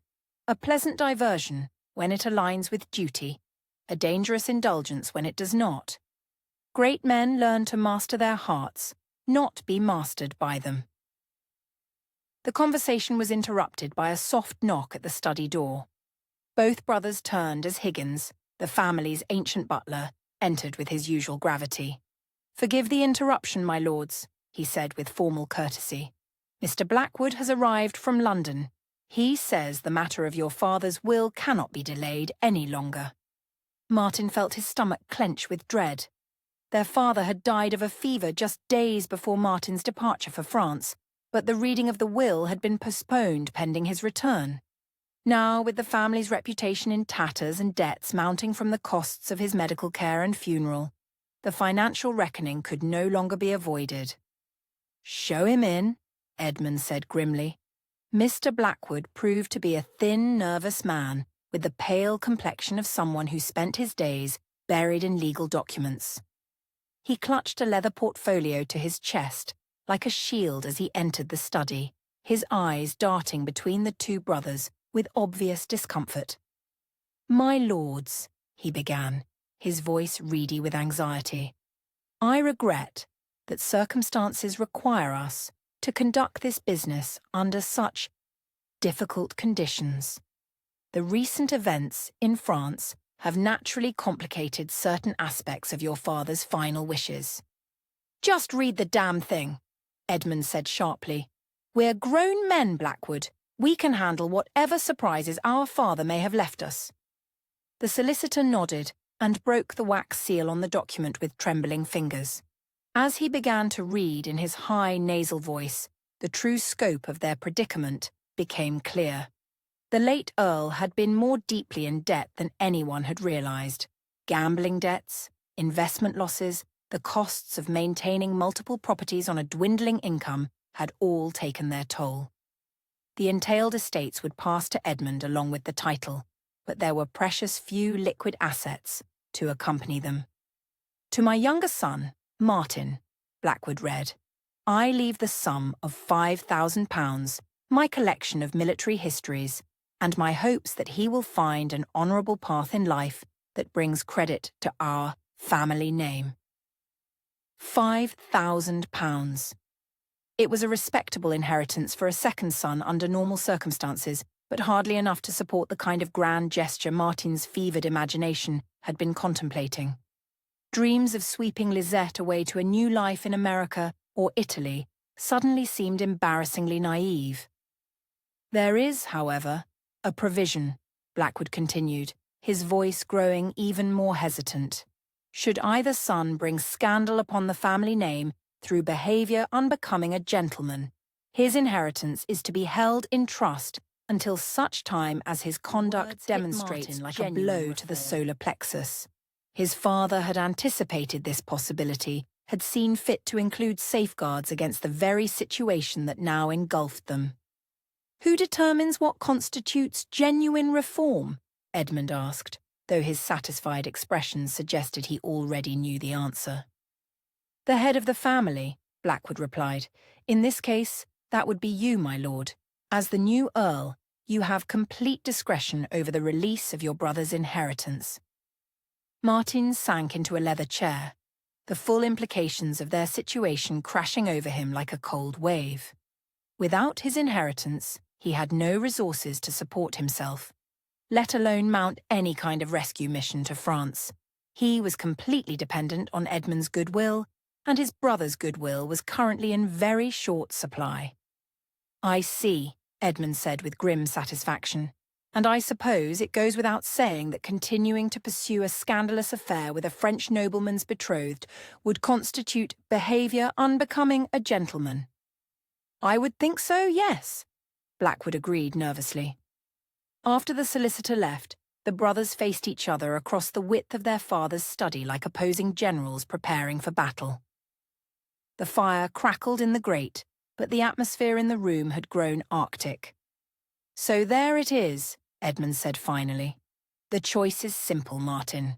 Renounce this madness, accept a suitable commission in His Majesty's army, and conduct yourself like the gentleman you were born to be. Do that, and you'll have your inheritance within the year. Continue this destructive obsession, and you'll find yourself penniless and disowned. You would truly disinherit your own brother, Martin asked, though he already knew the answer.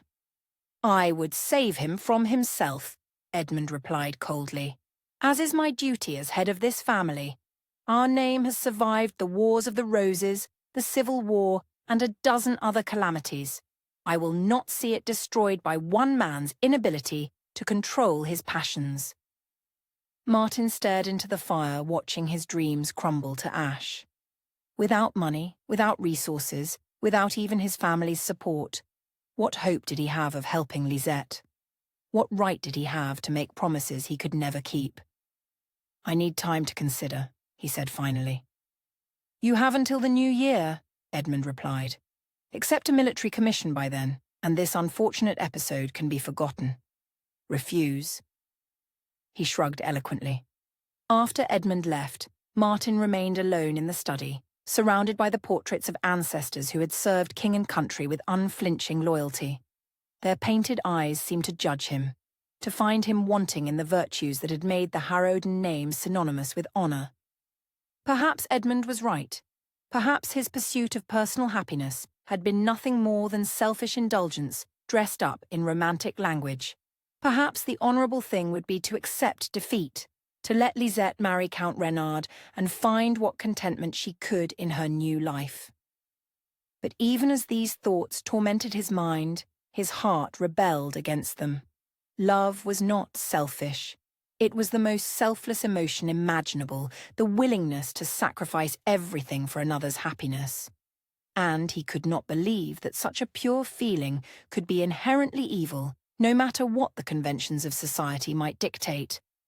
His brooding was interrupted by another knock at the door.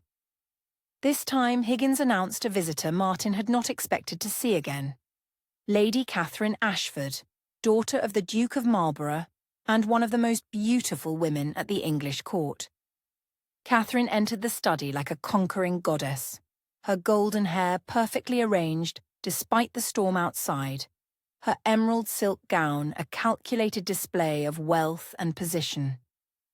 She had been Martin's intermittent lover for the better part of 2 years, a convenient arrangement that satisfied certain physical needs while avoiding the complications of deeper emotional attachment, or so he had thought.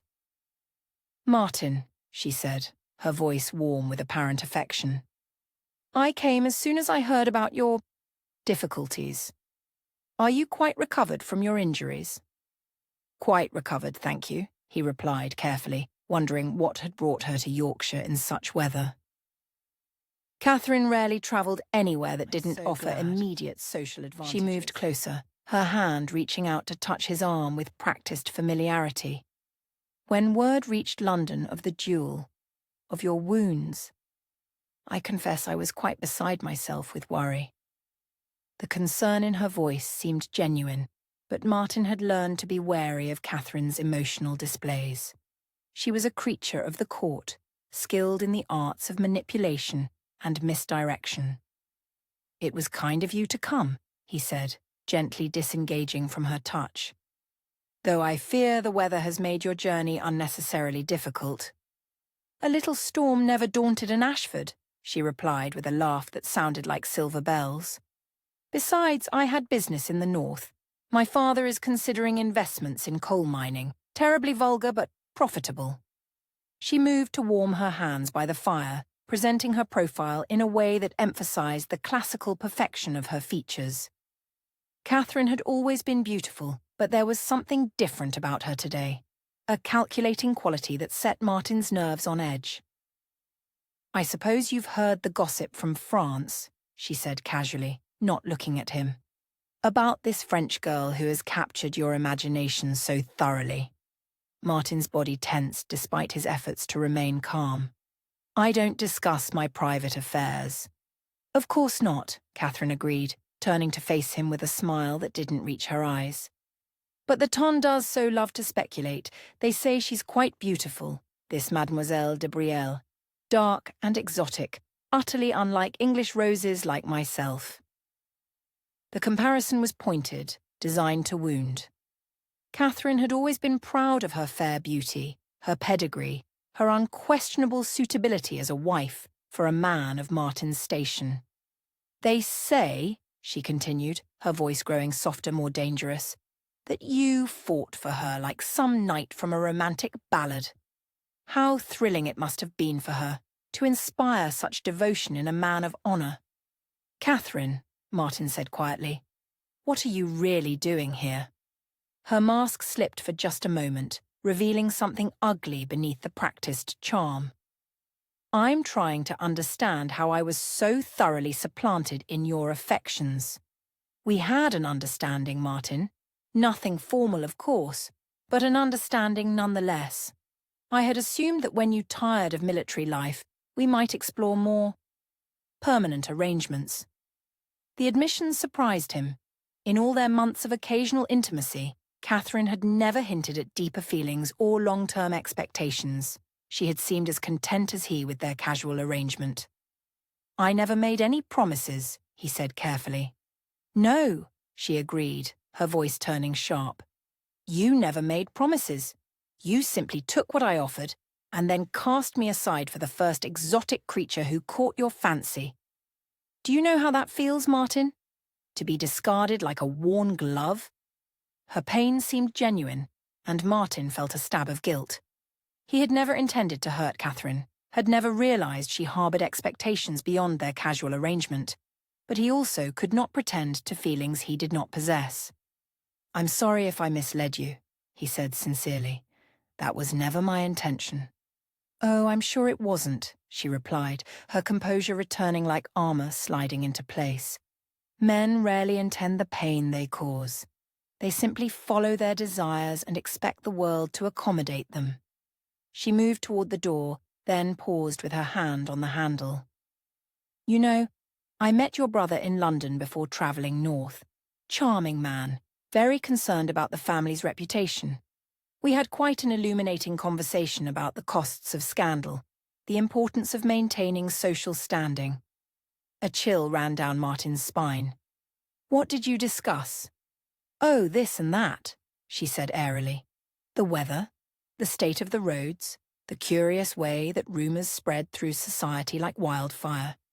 It's remarkable how quickly a whispered confidence can become common knowledge, how a single story can destroy a reputation that took generations to build." Catherine possessed intimate knowledge of his affair with Lisette, details that could be weaponized to cause maximum damage to everyone involved. "What do you want?" he asked directly. Her smile was sharp as a blade. "Justice, I suppose, for the pain you've caused, the expectations you've shattered, the future you've stolen from me.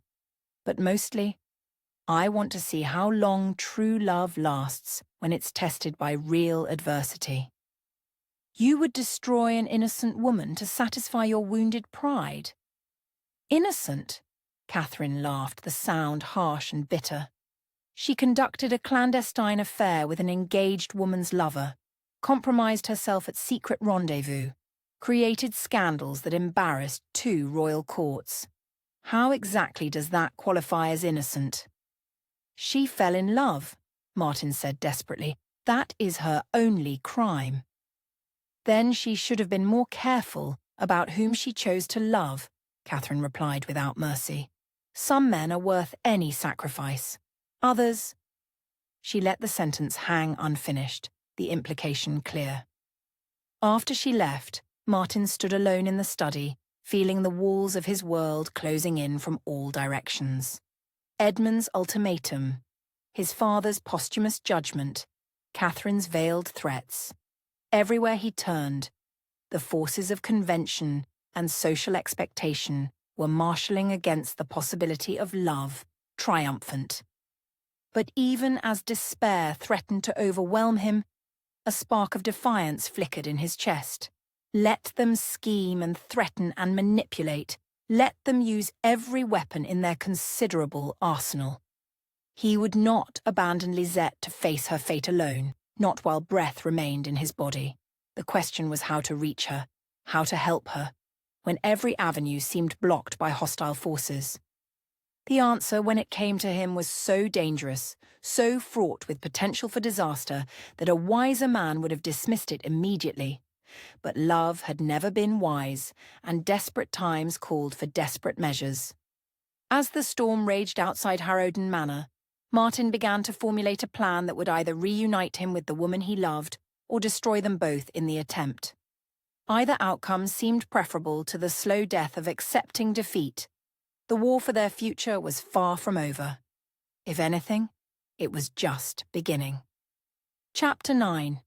Flames and feasts. The great hall of Chateau de Brielle blazed with the warm glow of 100 candles, their flickering light casting dancing shadows across tapestried walls that had witnessed 3 centuries of harvest celebrations. The autumn festival was a tradition older than memory, a time when the boundaries between lord and tenant softened in shared gratitude for the year's bounty. Tonight, the hall overflowed with the mingled scents of roasted meats, fresh bread, and the lingering sweetness of the season's final roses. From her position at the head table, Lisette surveyed the revelry with eyes that felt like glass. Beautiful to behold, but cold and fragile beneath their polished surface. She had been forced from her self-imposed isolation for this public display, dressed like a porcelain doll in midnight blue silk that emphasized her pallor, her dark hair arranged in elaborate coils that felt heavy as a crown upon her head. "Smile, ma chérie," whispered Eloise from the seat beside her. "You look as though you're attending a funeral rather than Lisette a celebration." Thought, but did not say. The funeral of her dreams, her hopes, her belief that love might triumph over the inexorable machinery of noble duty. Instead, she curved her lips in the practiced expression she had perfected over weeks of enforced appearances, a smile that spoke of contentment while revealing nothing of the desolation beneath. At her right hand, Count Renard held court with the easy confidence of a man who had already claimed victory. He regaled their guests with tales of his business ventures, his political connections, his plans for the future that invariably included references to "my dear bride," delivered with possessive satisfaction. Each casual mention of their upcoming union felt like a nail driven deeper into the coffin of her former life. "The spring planting will be expanded significantly," he was saying to the local magistrate, a portly man whose face had grown red with wine and flattery. "With proper management, the De Brielle estates could yield 30% more revenue within 5 years. Of course, such improvements require a firm hand and modern thinking." Modern thinking. As if centuries of careful stewardship by her family were primitive superstition to be swept aside by his superior wisdom. Lisette's fingers tightened around her wine cup, the metal cold against her palms despite the warmth of the hall. Her father rose from his place at the center of the table, his presence commanding immediate attention from the assembled company. André de Brielle had aged visibly in the months since the scandal broke, his hair more silver than black now, new lines carved around his eyes by the weight of financial pressure and social embarrassment. But his voice remained strong as he called for silence. "Friends, neighbors, honored guests," he began, his words carrying easily across the hushed hall. "We gather tonight not only to celebrate another successful harvest, but to share in the joy of a momentous announcement." Lisette's stomach clenched with dread. She had known this moment was coming, had been warned of Renard's intention to make their engagement formally public during the feast, but knowing and experiencing proved to be entirely different things. "Count Renard has asked for the privilege of addressing you all," her father continued, gesturing toward his future son-in-law, with what might have been warmth if one didn't know him well enough to see the tension in his shoulders. Renard rose with fluid grace, every inch the perfect courtier, as he surveyed the expectant faces turned toward him. He cut a striking figure in burgundy velvet, his pale hair catching the candlelight like spun gold, his smile radiating the confidence of a man accustomed to getting exactly what he wanted. "My dear friends," he began, his cultured voice pitched to carry without seeming to strain, "I stand before you tonight as the most fortunate man in France, for I have been granted the incomparable honor of asking for the hand of the most beautiful, most virtuous lady in all of Christendom, Mademoiselle Lisette De Brielle." A murmur of appreciation rippled through the crowd. Several of the older women dabbed at their eyes with lace handkerchiefs, caught up in the romantic theatre of the moment. If only they knew, Lisette thought bitterly, how little romance existed in this calculated performance. Renard turned toward her, extending his hand with ceremonial flourish. "Mademoiselle, would you honor me with your presence?" There was no choice but to comply. Lisette rose on unsteady legs, her hand trembling slightly as she placed it in his. His fingers closed around hers with gentle firmness that somehow felt more imprisoning than chains. "My darling Lisette," he said, his voice carrying clearly across the silent hall, "you have made me the happiest of men by consenting to become my wife. Before all these witnesses, I pledge to you my devotion, my protection, and my eternal fidelity," delivered with passionate sincerity that would have melted the heart of any woman who didn't know the calculating mind behind them. Around the hall, faces glowed with vicarious romance, caught up in what appeared to be a perfect fairy tale unfolding before their eyes. From a leather pouch at his belt, Renard withdrew a ring that drew gasps from the assembled ladies. It was magnificent.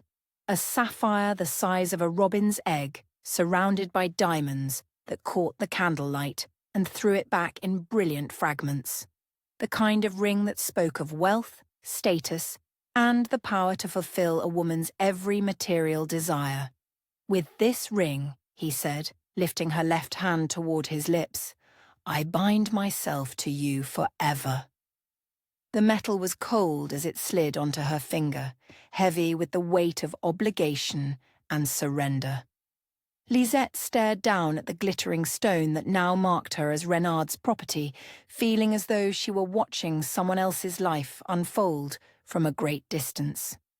The hall erupted in applause and cheers, the sound washing over her like a tide of well-meaning congratulation that felt more like condolence. Renard's lips brushed her knuckles in a gesture that was both tender and proprietary, sealing her fate before witnesses who would spread news of this betrothal throughout the region by morning. "Kiss her!" called out one of the young men, emboldened by wine and the festive atmosphere. "Kiss the bride!" The cry was taken up by others until the entire hall rang with the demand. Renard's pale eyes met hers, reading the silent plea in her expression with cynical amusement. "How can I deny such enthusiasm?" he murmured, loud enough for their immediate neighbours to hear. "Though I fear I may shock our more delicate guests with the depth of my passion." His hands framed her face with deceptive gentleness, thumbs tracing the high curve of her cheekbones before his mouth descended to claim hers. The kiss was skillful, practiced, designed to appear romantic to their audience while communicating ownership to its recipient. When he finally released her, her lips felt numb, her heart hollow as an empty grave. The celebration resumed with renewed vigour, musicians striking up a lively air while servants appeared with additional courses. Renard guided her back to her seat with solicitous attention, playing the role of devoted fiancé with masterful precision. "You look pale, my dear," he observed, his voice pitched for her ears alone. "I hope the excitement hasn't overwhelmed you." "I am quite well," she managed, her voice sounding strange and distant to her own ears. "Of course you are," he agreed, his smile sharp as winter starlight. "After all, this is the happiest day of your life. The day you accepted your destiny and embraced the future that awaits us." Before she could respond, the great doors at the far end of the hall swung open to admit a group of late arrivals. Lisette glanced toward them without interest, expecting to see more local gentry come to pay their respects and sample her father's hospitality. Instead, her heart stopped entirely. Among the newcomers stood a tall figure in a dark travelling cloak, his hood thrown back to reveal hair the colour of burnished copper and eyes like storm clouds over the moors. He had grown a beard since she had last seen him, and the unfamiliar facial hair combined with simple merchant's clothing created an effective disguise. But she would have known those shoulders, that bearing, that way of moving through space as if he owned it, anywhere in the world. Martin. Their eyes met across the length of the crowded hall, and the careful composure she had maintained throughout the evening shattered like crystal against stone. Everything else, the music, the laughter, the weight of the ring on her finger, faded to insignificance beside the miracle of his presence. How? Her mind screamed even as her heart soared with desperate joy. How is he here? How did he cross the channel undetected? How did he gain entrance to a private celebration? For now, it was enough that he was here, alive, whole, close enough to touch if she could only cross the impossible distance that separated them. "Lisette," Eloise's voice seemed to come from very far away. "Ma chérie, you look as though you've seen a ghost." "Perhaps I have," she whispered, not trusting her voice to remain steady at normal volume. Count Renard followed her gaze toward the newcomers, his expression shifting from indulgent amusement to sharp attention. "Do you know that man?" he asked quietly. "Which man?" she replied, proud that she managed to sound merely curious rather than terrified. "The tall one with the copper hair. He seems familiar somehow." Panic clawed at her throat. If Renard recognized Martin, if he raised an alarm, the consequences would be catastrophic. Not just scandal this time, but death, for Martin had no diplomatic immunity to protect him on French soil, no official status to shield him from charges of espionage or sedition. "I cannot say," she managed. "Perhaps he resembles someone from court." Many faces become familiar after a time. Renard's pale eyes remained fixed on Martin's figure as her father approached the newcomers with customary hospitality. The conversation was too distant to hear clearly, but she could see Martin's easy smile as he presented himself as a wool merchant from Normandy, travelling the region in search of new suppliers for his business. It was a plausible story, the kind of commercial venture that would explain his presence at a harvest celebration, where local landowners might be approached about textile contracts. His French was flawless, his manner perfectly calibrated to suggest prosperity without ostentation. To any casual observer, he would appear exactly what he claimed to be. But Renard was not a casual observer, and his suspicions seemed to sharpen with each passing moment. "There is something about him," he murmured, more to himself than to her. "Something that sets my teeth on edge." The evening wore on with agonizing slowness, each course seeming to last an eternity while Lisette struggled to maintain the appearance of bridal contentment. Martin had been seated at one of the lower tables, close enough that she could see him clearly, but far enough to make conversation impossible. He ate sparingly, spoke little, and gave every appearance of a tradesman, somewhat out of his depth among the nobility. But she could feel his presence like sunlight after endless winter, warming her from within, despite the cold weight of Renard's ring. When their eyes met, brief, careful glances that could not be construed as improper, she saw the love burning there undiminished by time or distance or the impossible circumstances that surrounded them. As the main courses gave way to sweets and liqueurs, the formal structure of the meal began to dissolve into more casual socializing. Musicians struck up dance music, and couples began to take to the floor in the center of the hall. It was the perfect opportunity for what came next. "My dear," Renard said, rising from his chair with courtly grace, "would you honor me with a dance? I believe our guests would be delighted to see the happy couple take the floor." She had no choice but to accept, allowing him to lead her into the space that had been cleared for dancing. His arm encircled her waist with practiced ease, while his other hand captured hers, the grip firm enough to prevent any stately pavane with mechanical precision, her body following the familiar patterns while her mind remained focused on Martin's table. He watched their performance with the same polite interest he might show for any entertainment, but she could see the tension in his shoulders, the way his hand rested near his knife, as if ready to defend her honor should the need arise. "You dance beautifully," Renard murmured as they turned through a complex figure.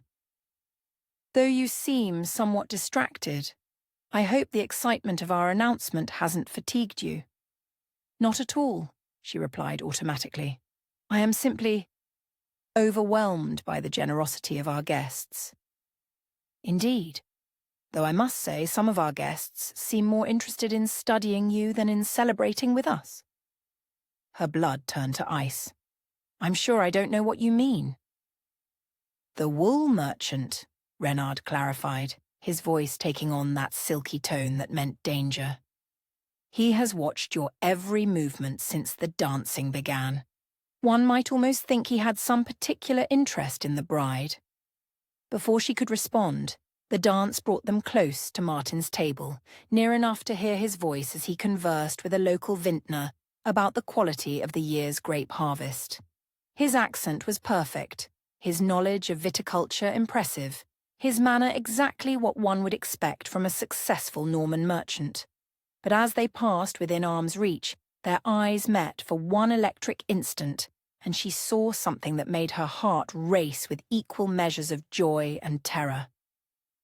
He was planning something. She could see it in the set of his jaw, the predatory stillness that had marked him before the duel. Whatever had brought him here, it was not merely to watch her dance with another man. The pavane concluded to polite applause, and Renard escorted her back toward their table with possessive satisfaction. But before they could reach their seats, Martin rose from his place and approached with the deferential manner of a tradesman seeking an audience with his betters. "My lord," he said, bowing precisely to the correct degree for his supposed station, "I beg your pardon for the intrusion. Might I have a word regarding a business proposition that could prove mutually beneficial?" Renard's eyes narrowed slightly, but courtesy demanded he hear the man out. "Certainly. though I confess myself curious what a wool merchant might offer that would interest me. English markets, my lord, Martin replied smoothly. I have connections across the Channel that could prove quite lucrative for a man of vision. Perhaps we might discuss the matter after the festivities conclude. It was brilliantly done, the kind of commercial opportunity that would justify private conversation while appealing to Renard's known avarice. But Lisette could see suspicion warring with greed in her fiancé's pale eyes. English markets, Renard repeated slowly. How interesting. And what brings a Norman merchant into contact with English traders? Family connections, my lord, Martin replied without missing a beat. My mother was English before her marriage, a vintner's daughter from Kent. The connections have proven profitable over the years. The lie was smooth, plausible, delivered with just the right mixture of pride and deference. But Lisette could see that Renard wasn't entirely convinced. I see, he said finally. Perhaps we shall indeed speak later. For now, however, I believe my fiancé requires some refreshment after our exertions. It was a dismissal, politely delivered but unmistakable. Martin bowed again and withdrew, but not before his eyes met Lisette's one final time. In that brief glance she read a message as clear as written words, its relentless progression toward disaster.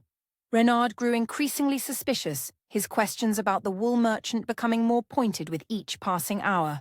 Several times Lisette caught him studying Martin's profile with the intensity of a man trying to solve a puzzle that eluded his grasp. Meanwhile, Martin continued his performance flawlessly, engaging other guests in conversation about trade routes and textile prices, while gradually working his way closer to the head table. He moved like a chess master positioning his pieces, each casual interaction serving some larger strategy that remained invisible to casual observation. The end, when it came, arrived with shocking suddenness. Lisette had just excused herself to visit the ladies' retiring room when the cry of "Fire!" rang out across the hall, followed immediately by the acrid smell of smoke and the orange glow of flames visible through one of the tall windows. The celebration dissolved into chaos as guests fled toward the exits while servants rushed to organize bucket brigades. The fire had started in the estate's main barn, where the year's harvest was stored. If it spread to the other buildings, the damage would be catastrophic, not just to the physical structures, but to the family's already precarious finances. In the confusion, Martin appeared at her elbow as if by magic, his merchant's disguise abandoned in favor of decisive action. "Come with me," he said urgently. "Now, while everyone's distracted." "Martin, I cannot—" "The fire was meant to be a diversion," he interrupted. "I didn't start it, but someone did, and we need to use the confusion to our advantage." Before she could protest, he was guiding her through a side door that led to the chateau's gardens. The night air was sharp with cold and heavy, with smoke that blew toward them on the wind. Behind them, the hall erupted with shouts and the sound of running feet as the household mobilized to fight the blaze. "Who would start such a fire?" she gasped as they moved quickly through the formal gardens toward the estate's boundary wall. "Someone who knew I was here," Martin replied grimly. "Someone who wanted to create chaos, or perhaps someone who wanted to destroy evidence of something." They had nearly reached the garden wall when Count Renard's voice cut through the night air like a blade. "Stop right there!" They turned to see him standing silhouetted against the orange glow of the burning barn, no longer the polished courtier, but a man stripped down to essential ruthlessness. In his hand was a pistol, its barrel pointed directly at Martin's chest. "I thought there was something familiar about you," Renard said, his voice carrying clearly across the garden. "Lord Martin Harrowden, second son of the late Earl of Harrowden, recently recovered from sword wounds sustained in a duel. Did you really think a beard and common clothes would fool me indefinitely?" Martin stepped protectively in front of Lisette, his hand moving to the knife at his belt. "Let her go, Renard. Your quarrel is with me." "My quarrel is with both of you," Reynard replied coldly. "Though I confess myself curious about your purpose here. Surely you didn't cross the channel simply to watch my betrothal announcement?" "I came to ensure Lisette's safety," Martin said simply. "Nothing more." Reynard's laugh was sharp and bitter. How romantic, and how perfectly timed with that convenient fire. "Tell me, Lord Harrowden, do you make a habit of burning down buildings to cover your romantic escapades?" "I had nothing to do with the fire," Martin replied truthfully. "Perhaps, but you'll forgive me if I find your words somewhat lacking in credibility." Reynard's finger tightened on the trigger. "You see, I've grown rather tired of your interference in my affairs. This time, I intend to end the matter permanently." The pistol's hammer was already cocked, the weapon primed and ready to fire. At this range, Martin had no chance of reaching Reynard before the shot could be discharged. One squeeze of the trigger, and the man she loved would die in her arms, while the flames consumed everything they had tried to build together. But before the fatal shot could be fired, a new voice cut through the night, cold, authoritative, and utterly unexpected. I would not emerging from the shadows near the garden wall, moving with the fluid grace of a predator.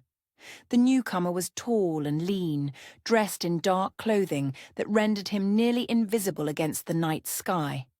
But as he stepped into the circle of orange light cast by the distant fire, his features became clearly visible. Edmund Harrowden, Martin's elder brother, stood watching them all with the calculating expression of a man who held all the cards in a very dangerous game. "Edmund?" Martin breathed, his voice thick with shock. "What are you doing here?" "Cleaning up your mess, brother," Edmund replied coolly, his eyes never leaving Reynard's pistol. "As seems to be my eternal fate." The tableau held for a heartbeat. 4 people frozen in positions of deadly consequence, while behind them the fire raged and the shouts of the bucket brigade grew closer. Then everything exploded into motion as the true scope of the night's conspiracy began to reveal itself. The flames dancing against the sky were not just destroying a barn. They were consuming the last vestiges of innocence in a game that had grown far more dangerous than any of them had imagined. Chapter 10. The night they ran. The gunshot that should have ended everything instead shattered the night air harmlessly, the ball embedding itself in an ancient oak as Count Renard's aim was spoiled by Edmund's sudden appearance. In the chaos that followed, shouts, confusion, the orange glow of flames casting dancing shadows across the garden, Lisette felt Martin's hand close around hers with desperate strength. "Run!" he whispered urgently, pulling her toward the gap in the garden wall that Edmund had emerged from. "Now, while they're distracted." Behind them she could hear Reynard's voice raised in fury. Edmund's calm responses, the approaching thunder of boots as guards converged on the garden. But those sounds faded as they plunged through the breach in the old stone wall and into the darkness beyond. The night was bitter cold, heavy with the promise of rain that already hung in the air like a shroud. Martin led her through terrain he seemed to know by instinct, across fallow fields through stands of bare-branched trees, always moving away from the chateau and its spreading circle of firelight. "This way," he said, his voice barely audible above the wind that had begun to howl across the countryside. Eloise said there would be horses waiting near the old mill. Eloise.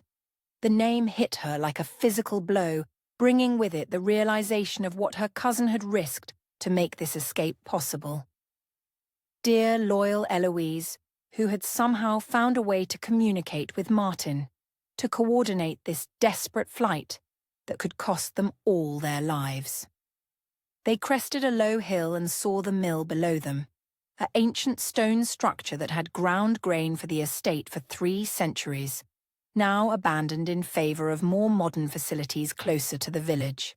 True to her word, Eloise had secured horses, 2 sturdy mounts tethered in the shadow of the mill wheel, their breath visible in the cold air. "Can you ride?" Martin asked, his hands already working to untie the nearest horse. "Of course," she replied, though her voice shook with more than cold. She had ridden since childhood, but never like this. Never as a fugitive fleeing into the night with her heart pounding and her entire world crumbling behind her. He helped her mount, his hands gentle but urgent, as he adjusted her stirrups and checked the girth. The horse was a reliable gelding, calm despite the tension that radiated from its riders. Martin swung onto his own mount with fluid grace, gathering the reins as he scanned the darkness behind them. In the distance, they could see torches moving through the gardens of the chateau, search parties spreading out in systematic patterns, hunting for the fugitives who had vanished into the night. "Which way?" she asked, pulling her cloak tighter against turning his horse toward the dark expanse of countryside that stretched before them. "Eloise said there's an old hunting lodge about 10 miles from here, abandoned but still weatherproof. We can shelter there until—" His words were cut off by the sound of hoofbeats approaching fast from the direction of the chateau. They had been discovered more quickly than expected. Perhaps Edmund's distraction had not bought them as much time as hoped. "Hold tight," Martin said, spurring his horse forward. "We ride hard now." They flew across the fields like spirits fleeing the dawn, their horses' hooves drumming against the frozen earth in a rhythm that matched Lisette's racing heart. Behind them, the pursuit grew closer, voices calling out in the darkness, the jingle of harness and weapons, the steady beat of pursuit that seemed to echo her own desperate pulse. The first drops of rain began to fall as they reached the main road, fat droplets that struck her face like tears. Within minutes, the drops had become a steady shower, then a downpour that turned the world into a grey curtain of water and made visibility nearly impossible. "There!" Martin called out, pointing toward a dark shape barely visible through the rain. "The lodge!" But even as they turned toward salvation, disaster struck. Lisette's horse stumbled on the muddy road, its hoof catching in a rut made treacherous by the rain. The animal went down hard, throwing her from the saddle to land in a tangle of wet fabric and bruised limbs. Martin was beside her in an instant, his hands searching for injuries while his eyes remained fixed on the approaching lights of their pursuers. "Can you stand? Are you hurt?" She struggled to her feet, pain shooting through her left ankle but nothing that felt broken. "I can ride," she gasped, though even as she said it, they both knew her horse was finished. The animal favoured its right foreleg, clearly lame from the fall. "2 riders, 1 horse," Martin said grimly, helping her toward his mount. "We won't outrun them now." They mounted together, Lisette seated before him with his arms encircling her as he gripped the reins. The position was scandalously intimate, her body pressed against his chest, his breath warm against her ear as he murmured words of encouragement. "Hold on," he said, and she felt rather than saw his smile in the darkness. This is going to be a wild ride. They rode through the storm like figures from a fever dream, the rain lashing at them with increasing fury while lightning began to flicker across the sky. The extra weight made their mounts struggle in the mud, but Martin's skill kept them moving forward when a lesser horseman would have been thrown. The hunting lodge, when they finally reached it, was little more than a ruin. Stone walls and a partially collapsed roof that had once provided shelter for nobles pursuing deer through these same forests. But the main room was still intact, and more importantly, it was empty. Martin helped her dismount, his hands lingering at her waist as he studied her face in the dim light. "You're soaked through," he said with concern. "We need to get you warm and dry." Inside the lodge, the air was thick with the musty smell of disuse and decay. But it was shelter, and after the nightmare of their flight, even this crumbling refuge felt like sanctuary. Martin found the remains of an old fireplace, its chimney still sound enough to draw smoke, and soon had a small fire crackling from wood he'd gathered from the collapsed portions of the roof. "Your ankle," he said, kneeling beside her as she sat on a piece of fallen timber. "Let me see."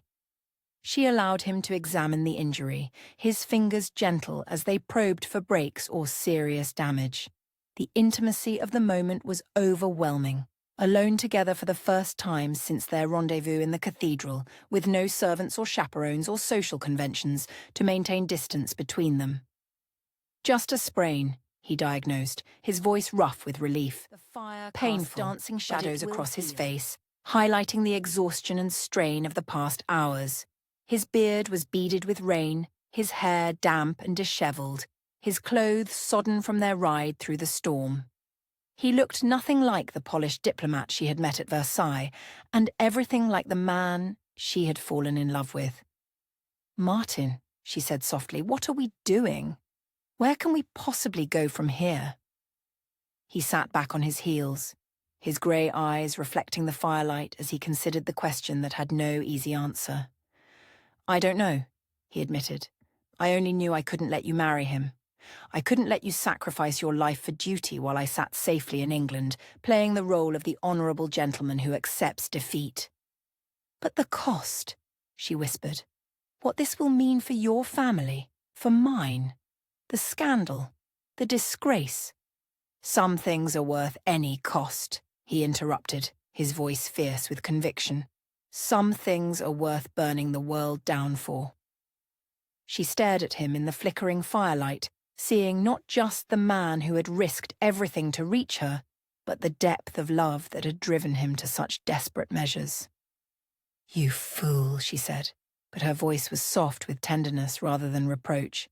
"You beautiful, impossible fool." "I've been called worse," he said with a smile that didn't quite reach his eyes. "Usually by my brother." "Speaking of Edmund," she said, "what was he doing there? How did he find us?" Martin's expression darkened. "I'm not entirely sure. He followed me from England, certainly, probably hoping to drag me home before I could cause more damage to the family name. But his timing was convenient. Almost as if he knew exactly when and where to appear." "You think he was involved in the fire?" "I think Edmund is capable of anything when it comes to protecting what he sees as our family's interests," Martin replied carefully, "including setting a fire to create chaos while he negotiated some kind of agreement with Count Renard." The implications of that possibility sent a chill through her that had nothing to do with the cold air. If Edmund had indeed orchestrated the fire, if he had struck some bargain with Renard, then their escape might be temporary at best. A brief respite before forces beyond their control closed in once more. "We should keep moving," she said, starting to rise despite the pain in her ankle. "Find somewhere safer to—" "No," Martin said firmly, his hands gentle but unyielding as he prevented her from standing. "You're injured, exhausted, and soaked to the skin. We're not going anywhere in this storm." As if to emphasize his point, thunder rolled across the sky with such violence that the old lodge seemed to tremble. Rain drummed against what remained of the roof with increasing intensity, and the wind howled through the gaps in the walls like a living thing. "Besides," he added more quietly, "where would we go? Every road will be watched, every inn searched. At least here we're sheltered, hidden, together. Together." The word hung between them like a bridge across an impossible chasm. For the first time since their courtship began, they were truly alone. No servants, no chaperones, no social conventions to dictate proper behaviour. Just two people who loved each other desperately, thrown together by circumstance in a place where no one could find them. The fire crackled and popped, sending sparks up the chimney while shadows danced across the stone walls. Martin moved to sit beside her on the fallen timber, close enough that she could feel the warmth radiating from his body, hear the steady rhythm of his breathing. "Are you afraid?" seriously, he asked softly. "Of being caught? Of what they'll do to us? Yes, terrified. But of being here with you?" She turned to meet his eyes, seeing her own feelings reflected in their storm-grey depths. "Never. I have never felt safer than I do right now. In this moment, with you." His hand found hers in the firelight, their fingers intertwining with the natural ease of lovers long separated. The simple touch sent warmth shooting through her veins, more effective than any fire at banishing the cold that had settled into her bones. I dreamed of this, he said quietly. Through all those weeks in England, all those nights lying awake wondering if you were safe, if you were thinking of me. I dreamed of holding you again, of having you close enough to touch. I dreamed too, she admitted, of your voice, your hands, the way you looked at me as though I were something precious. In the darkest moments, when marriage to Reynard seemed inevitable, those dreams were all that kept me sane. They sat in comfortable silence for a while, hands clasped, bodies close enough to share warmth while the storm raged outside. The intimacy was overwhelming, not sexual, not yet, but something deeper and more fundamental. The intimacy of two souls recognizing their perfect match, of hearts beating in synchrony across the space between them. What happens now? She asked eventually, her voice barely audible above the rain. I don't know, he said honestly. I had some mad notion that we could flee to America or Italy, somewhere far enough away that the scandal wouldn't follow us. But I realize now how naive that was. We have no money, no resources, no way to establish ourselves in a foreign country. And our families? We'll be destroyed by this, yes. The scandal will follow them for generations. My brother will never forgive me. Your father will be ruined socially and financially.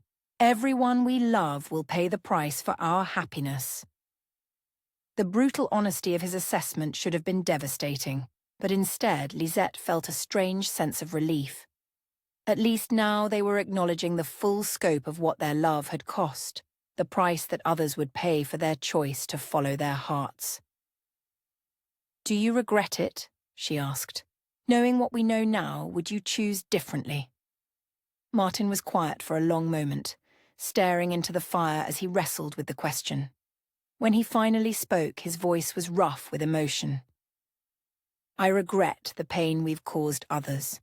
I regret that love cannot exist without consequences, that happiness must be purchased with suffering. But regret loving you? Regret these moments when I can hold you, speak with you, be near you? He turned to face her fully, his eyes blazing with intensity. Never. I would burn the world down before I regretted loving you. The words hung in the air between them, heavy with meaning and promise. Lisette felt tears prick her eyes, not from sadness, but from the overwhelming realization of how completely she was loved, how fully she was known by this man who had risked everything to be with her. I love you, she whispered, the words seeming inadequate for the depth of feeling they were meant to convey. I love you so much it frightens me sometimes, the intensity of it, the way it consumes everything else. I know, he said simply, his free hand coming up to cup her cheek with infinite tenderness. I feel it too. This certainty that we were meant to be together, that all the obstacles in our path are nothing compared to the rightness of this feeling. The fire had burned lower while they talked, casting longer shadows across the stone walls. The storm showed no signs of abating. If anything, the wind had grown stronger, howling through the ruins with increasing fury. You should try to sleep, Martin said gently. You're exhausted, and we don't know what tomorrow will bring. What about you? I'll keep watch. Listen for pursuit. Tend the fire. Make sure you stay warm. She wanted to protest, to insist that he needed rest as much as she did. But the events of the night had taken their toll, and she could feel exhaustion pulling at her like a tide. The combination of physical exertion, emotional turmoil, and the warm safety of Martin's presence was proving irresistible. Lie down, he said, his voice gentle but insistent. Use my cloak as a pillow. She curled up on the makeshift bed he created, her body gradually relaxing as the warmth of the fire and the steady sound of his breathing lulled her towards sleep.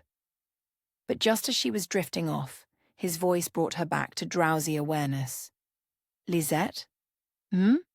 Whatever happens tomorrow, whatever consequences we face, I want you to know that tonight was worth it. Being here with you, holding you, knowing that you love me as much as I love you. It's worth any price, they might watching her with an expression of such tenderness that her breath caught in her throat. The firelight painted his features in shades of gold and amber, making him look like some ancient god of love and war. "I know," she said softly. "I feel it too." This time when sleep claimed her, it was peaceful and deep, filled with dreams of green fields and blue skies, of a future where love was enough to overcome any obstacle. And through it all, Martin's presence anchored her, his warmth, his breathing, the steady beat of his heart that seemed to echo her own. Outside, the storm raged on, washing the world clean, while inside the ruined lodge, two lovers found a moment of perfect peace in each other's arms. Tomorrow would bring new challenges, new dangers, new impossible choices. But tonight, they had this, the simple miracle of being together, of love recognized and acknowledged, of hearts finally free to beat in unison. It was enough. For now, it was everything. Chapter 11. Snow and Silence. The first snow of winter fell like a benediction over the Pyrenean foothills, transforming the harsh landscape into something ethereal and pristine. From the tiny window of Margot Rousseau's cottage, Lisette watched the flakes drift past with the lazy persistence of a world determined to bury all traces of the past beneath its white shroud. 3 weeks had passed since their flight from Château de Brielle, 3 weeks of moving from village to village, shelter to shelter, always staying ahead of the search parties that hunted them with increasing desperation. The autumn rains had given way to bitter cold, and with each passing day, the mountain passes grew more treacherous, more impassable. It was the weather that had finally trapped them here, in this remote hamlet, that clung to the mountainside like a cluster of weathered barnacles. The village was so small it barely warranted a name, perhaps 24 cottages, a tiny church, and an inn that served the occasional trader brave enough to attempt the mountain crossing. Perfect for disappearing, if one could endure the isolation and the bone-deep cold that seemed to seep through stone walls like a living thing. "The fever's broken," Margot said quietly from behind her, the older woman's voice carrying the satisfaction of a battle won. "He's sleeping naturally now, not that restless tossing that had me so worried." Lisette turned from the window to look at the narrow bed where Martin lay, his face peaceful for the first time in 3 days. The illness had struck him down suddenly, a racking cough that had developed into burning fever and delirium that left him calling out names from his past while his body burned with heat that no amount of cool cloths could seem to diminish. For 72 hours she had barely left his side, spooning broth between his lips when he could swallow, bathing his forehead with snowmelt when the fever spiked highest, holding his hand through the worst of it while he fought battles that existed only in his fevered mind. Margot had helped, the peasant woman's knowledge of herb lore proving invaluable, but it was Lisette's constant presence that had anchored him, her voice that had called him back from whatever dark places the fever had taken him. "Thank you," Lisette said to their hostess, the words carrying the weight of a debt she could never repay. "For everything. Your kindness to strangers, your herbs, your discretion." Margot waved away the gratitude with hands made rough by decades of hard work. She was perhaps 50 years old, weathered by mountain winters and summer labor, but her eyes held a warmth that spoke of a generous heart. When they had arrived at her door, 2 travelers caught in the first blizzard, clearly quality folk fallen on hard times, she had asked no questions, merely opened her home and shared what little she had. "Bah," the woman said gruffly, though her expression was gentle. What Christian soul would turn away travellers in a storm? Besides, she added with a knowing look, it's clear you love each other deeply. Old Margot may live alone, but she remembers what it was like to be young and relationship, spoken without judgment or condemnation, brought tears to Lisette's eyes. In this tiny cottage, far from the intrigue of courts and the expectations of nobility, their love was simply accepted as a natural thing, as normal as the snow that fell or the fire that warmed them. "Your husband?" Lisette asked gently, noticing the past tense in Margot's words. Dead these 10 years past, Margot replied without bitterness. The mountain took him. Avalanche in the late spring when the snow was unstable. We had 30 years together. 30 good years. More than many can claim. She moved to check the pot of stew that bubbled over the fire, her movements economical and practiced. Everything in the cottage spoke of a life pared down to essentials. Simple furniture, well-mended clothes, stores of food and fuel carefully rationed to last the winter. Yet, there was a contentment here that Lisette had rarely seen in the grand chambers of Versailles. "You're not French," Margot continued, stirring the stew with a wooden spoon worn smooth by use. "Either of you. His accent when he was delirious. English, yes? And yours carries the north, but not peasant stock. Quality, both of you, though trying hard to hide it." There was no accusation in the observation, merely the matter-of-fact assessment of a woman who had learned to read people by necessity. In a village where strangers were rare, survival often depended on quickly determining whether newcomers brought opportunity or danger. "We're fleeing an arranged marriage," Lisette said carefully, offering enough truth to satisfy curiosity without revealing the full scope of their situation. "My family wished me to marry a man I could not love, so we chose exile instead." It was a story as old as humanity itself. Young love thwarted by family ambition. Lovers choosing freedom over duty. Margot nodded with understanding, her expression softening further. "Ah, the old tale," she said with sympathy. "My Henri and I, we were lucky. Our families were poor enough that love was permitted to flourish alongside practical considerations. But the quality—" She shook her head. "Always the quality must sacrifice heart for advantage." From the bed came a soft sound, not quite a moan, but the kind of wordless murmur that indicated a sleeper stirring toward wakefulness. Lisette was at Martin's side instantly, her hand cool against his forehead as she checked for signs of returning fever. His eyes opened slowly, grey as winter sky but clear now, no longer clouded by the delirium that had gripped him. When his gaze found hers, a smile curved his lips, weak but genuine, the first real smile she had seen from him since the illness struck. "Lisette," he said, his voice hoarse but lucid, "you're here." "Where else would I be?" she replied softly, her fingers threading through his hair with unconscious tenderness. "How do you feel?" "Like I've been trampled by cavalry horses," he admitted, struggling to sit up despite her gentle protest. "But alive. Thanks to you, I suspect." Margot's herbs deserved the credit, Lisette said, though they both knew that medicine alone had not pulled him back from the brink, and mountain air, and rest, and you, he interrupted, his hand finding hers and holding tight. "I remember your voice, calling me back when the fever dreams tried to drag me under. I remember your hand in mine, anchoring me to this world when it would have been so easy to let go." The raw emotion in his voice made her breath catch. She had not realized how close she had come to losing him, how near the fever had brought him to that ultimate escape from all their troubles. The thought of continuing this flight alone, of facing whatever came next without him beside her, was unbearable. "You're not allowed to leave me," she said fiercely, tears threatening despite her efforts at composure. "Not now, not ever. Do you understand? Whatever we face together." "Together," he agreed, bringing her hand to his lips to press a gentle kiss against her knuckles. Approached with a bowl of her healing broth, the steam rising from it carrying the earthy scent of mountain herbs.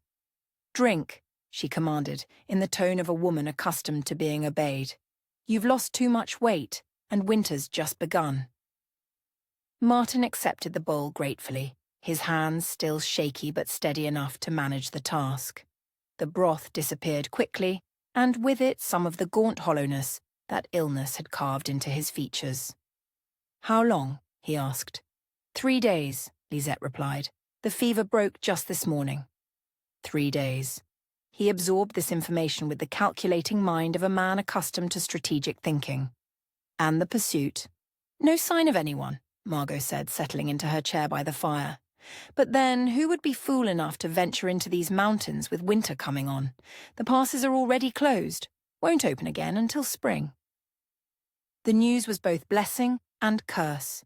They were safe from immediate pursuit, but they were also trapped, committed now to spending the winter in this remote village, dependent on the kindness of strangers and the hope that their supplies would last until the snow melted. There have been rumours, Margot continued more quietly. Traders who came through before the big storm, they spoke of men asking questions in the lowland villages. Well-dressed men with French accents, offering gold for information about a runaway couple. The descriptions, she glanced meaningfully at them both. Bounty hunters, Martin said grimly. I wondered when they would resort to that. Bounty hunters? Lisette felt a chill that had nothing to do with the winter air.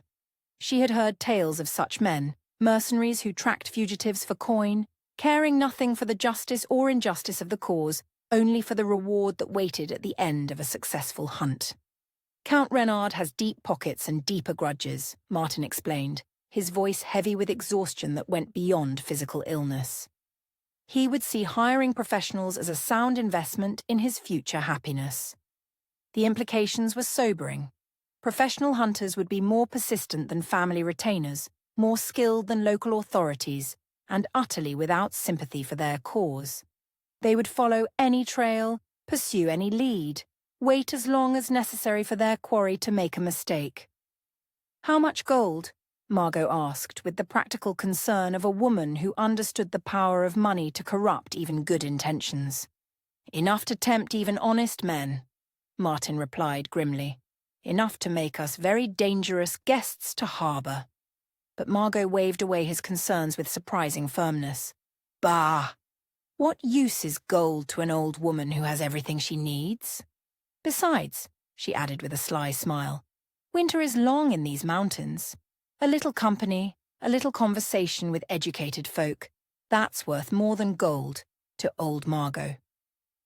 Over the following days, as Martin gradually regained his strength, they settled into a routine that felt almost normal. Mornings were spent in quiet conversation by the fire, sharing stories of their pasts, their hopes, their fears about an uncertain future.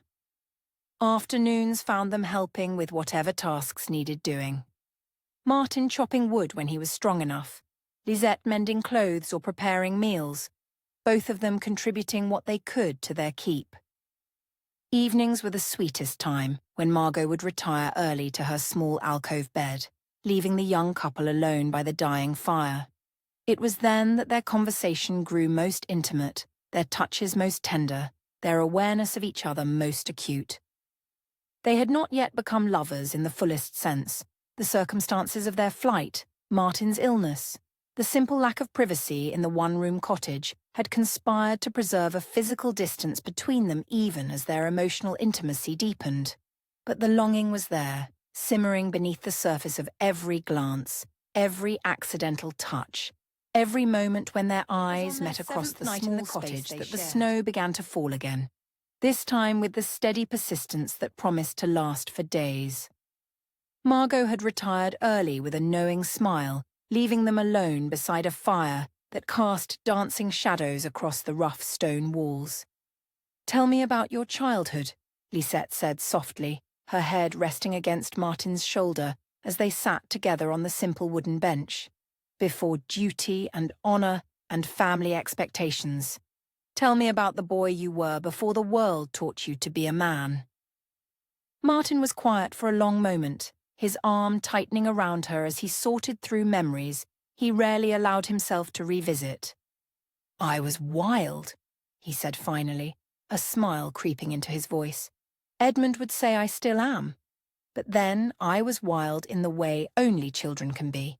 Fearless, curious, convinced that the world existed solely for my exploration and delight." "What did you explore?" "Everything.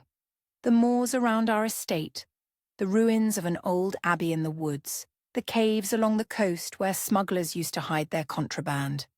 My tutor despaired of keeping me in the classroom when there were adventures to be had outdoors." She could picture him. Copper hair bright in sunlight, grey eyes wide with wonder, charging across the Yorkshire landscape with the confidence of a boy who had never learned to doubt his welcome in the world. "And you?" he asked, pressing a gentle kiss to the top of her head. What was little Lisette like before she learned to be a perfect lady? "Lonely," she admitted, the word coming out smaller than she intended. "I had Eloise, of course, when she visited. But mostly it was just me and the tutors and governesses, learning to walk properly, speak properly, think properly. My mother tried to soften it, but after she died..."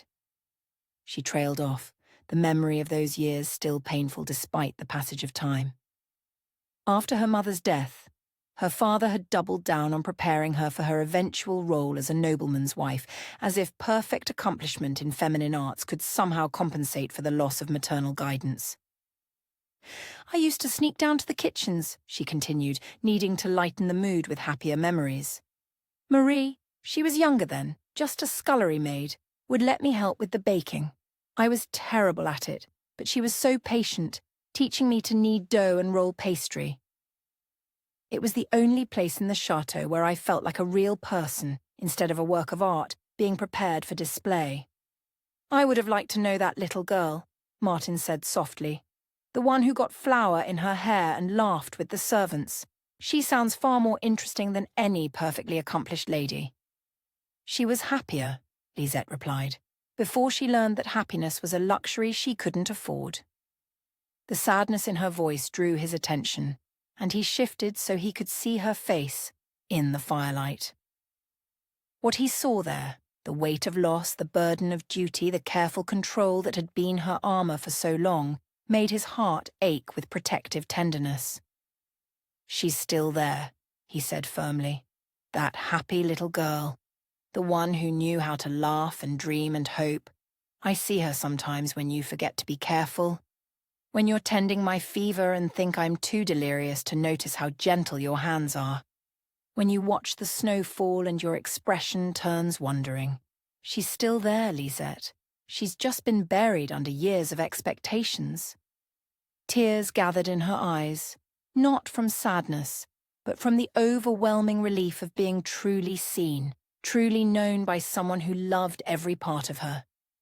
"You see too much," she whispered. "I see everything," he corrected. "And I love everything I see." The words hung in the air between them, heavy with meaning and possibility. The fire crackled in the grate, snow continued to fall outside the window, and the world seemed to hold its breath in anticipation of what came next. His thumb tracing the curve of her cheek with reverent tenderness, she felt something shift inside her chest, a loosening of the careful control she had maintained even through their most intimate moments. "Lisette," he said, her name a prayer on his lips. "May I? That is, would you?" She answered by leaning into him, her lips finding his with a sureness that surprised them both. This was not the quick, stolen kiss they had shared in the cathedral, nor the public performance she had endured with Count Renard. This was a true meeting of souls, a claiming and surrendering that spoke of love acknowledged and accepted without reservation. His arms came around her, pulling her closer until there was no space between them, no barrier except the fabric of their clothes and the hammering of their hearts. The kiss deepened, became something hungry and desperate and utterly without artifice. Two people who had denied themselves too long, finally allowing their hearts to speak without the mediation of duty or propriety. When they finally broke apart, both breathing hard, the world had somehow shifted around them. The cottage felt different, charged with new possibility and the weight of promises made without words. "I love you," she said, the declaration carrying all the force of a vow. "Not just your kindness or your honor or the way you make me feel safe. I love you, the man who was wild as a boy, who still dreams of adventures, who risked everything to find me in a crowded ballroom. I love you completely, without reservation, without shame." "And I love you," he replied, his voice rough with emotion. "Your strength, your vulnerability, your capacity for joy even in the darkest circumstances. I love the woman you are and the girl you were and all the women you might yet become. I love you with everything I am, everything I hope to be. They held each other in the firelight, hearts beating in synchrony, souls finally free to acknowledge the depth of their connection. Outside, the snow continued to fall, sealing them away from the world and its demands, creating a sanctuary where love could flourish without apology or explanation. "What happens when spring comes?" she asked eventually, her voice muffled against his chest. "I don't know," he admitted, "but we'll face it together. Whatever comes, whoever hunts us, wherever we have to go, we'll face it together." It was not a promise of safety or certainty, for those were luxuries they could not afford, but it was a promise of constancy, of love that would endure whatever trials awaited them. In this moment, in this place, it was enough. The fire burned lower, casting longer shadows across the walls.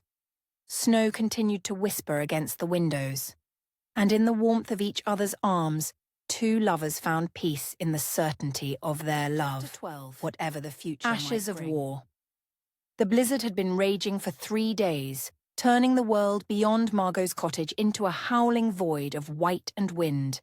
Inside, the fire burned steadily against the cold, casting warm light across the rough stone walls, while outside the storm tried to tear the very mountains apart with its fury.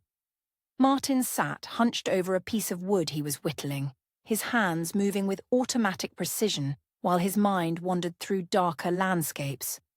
The knife carved thin curls from the pine, creating the rough shape of a horse, a habit from his military days when idle hands had needed occupation during long watches. "You're troubled," Lisette observed from her place beside the fire, where she was mending one of Margot's worn shawls with careful stitches. The older woman had gone to visit a neighbour who was suffering from winter fever, leaving them alone with the storm and their thoughts. "The weather," Martin said without looking up from his carving.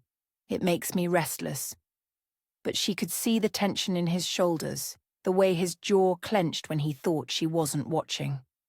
She had learned to read the subtle signs of his moods over their weeks together, the way his grey eyes grew distant when memories surfaced, the careful stillness that came over him when he was fighting battles that existed only in his mind. "Tell me," she said simply, setting aside her needlework to give him her full attention. He paused in his carving, the knife frozen in mid-stroke. "Tell you what?" "What you're really thinking about. What's making your hands shake when you think I don't notice?" The observation caught him off guard. He looked down at his hands, seeing for the first time the slight tremor that had been growing stronger as the storm intensified. A tremor that had nothing to do with the cold and everything to do with the memories that winter nights seemed to summon from the depths of his mind. "It's nothing," he said, but the words lacked conviction. "Martin." Her voice was gentle but firm. "We've shared everything else. Our hopes, our fears, our love. Don't start hiding from me now." He set down the carving and knife, his hands clenching into fists as he stared into the fire.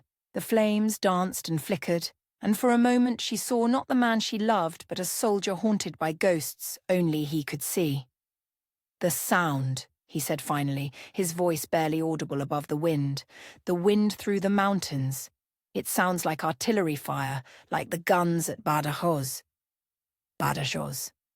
She had heard the name whispered in the corridors of Versailles, seen the shadows that crossed diplomats' faces when they spoke of the siege that had broken Napoleon's seemingly unstoppable advance into Portugal.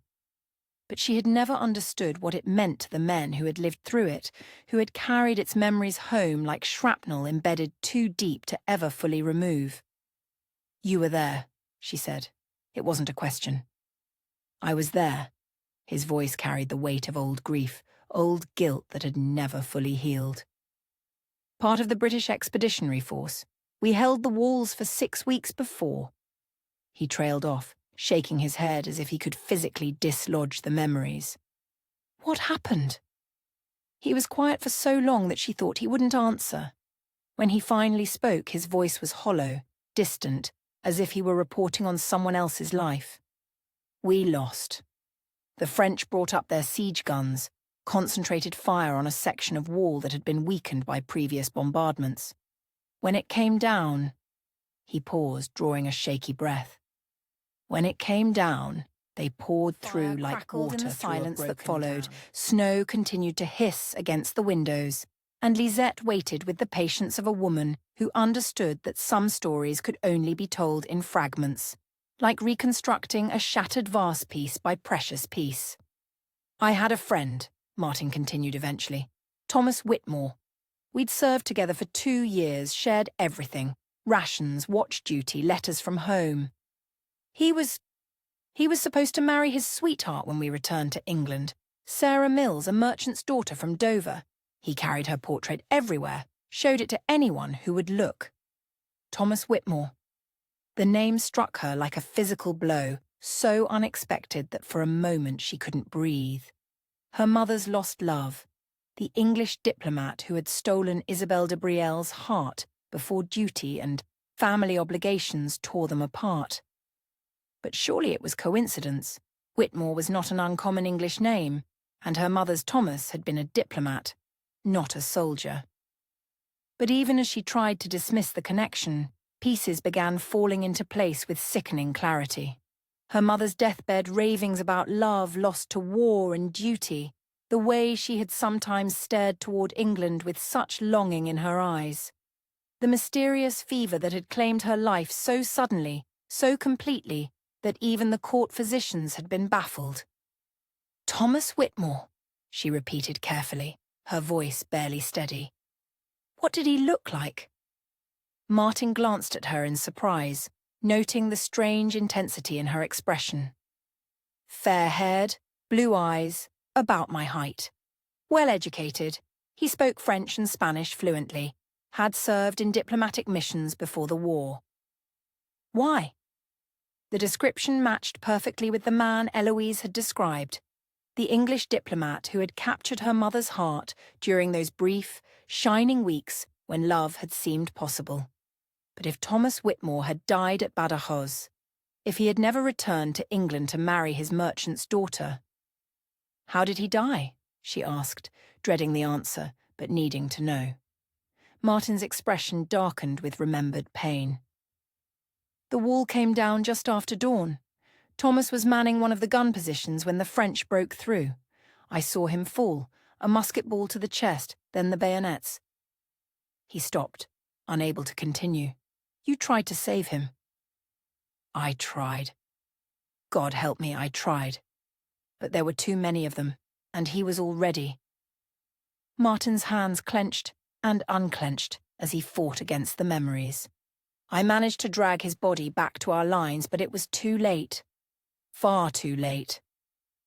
You carried him home, Lisette said with sudden understanding.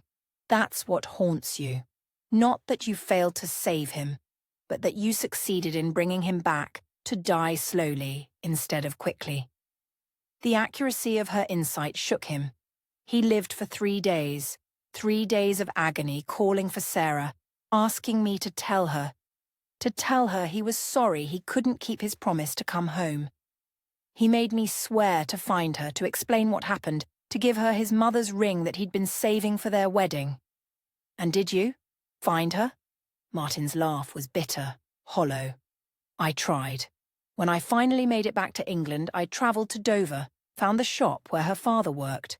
But she was gone, married to another man 6 months after news of Thomas's death reached England. Her father said she couldn't afford to wait for a ghost. That practical considerations had to outweigh romantic struck sentiment. Lisette like a dagger to the heart. Thomas Whitmore had died at Badajoz, far from the French diplomat's daughter he truly loved, while his intended bride had married another man rather than mourn a love that had never been real. Meanwhile, her mother had spent the rest of her life loving a man she believed had abandoned her, never knowing that death, not choice, had kept him from returning. The ring, she said, her voice barely a whisper. What happened to the ring? I still have it. Martin admitted, his expression puzzled by her interest. I could never bring myself to throw it away, though God knows it's brought nothing but painful memories. It's in my pack, wrapped in a piece of cloth that Sarah had embroidered for him, the only thing of hers he had. Tears began to slide down Lisette's cheeks, though she made no sound of weeping. The tragedy of it all, the love lost to war, the misunderstandings that had poisoned her mother's remaining years, the ring that should have sealed one union now carried by the man who loved another's daughter. Lisette, Martin said, alarmed by her reaction. What is it? What have I said? She looked at him through her tears, seeing not just the man she loved, but the keeper of her mother's secret history, the unwitting guardian of a love story that had ended in heartbreak and death.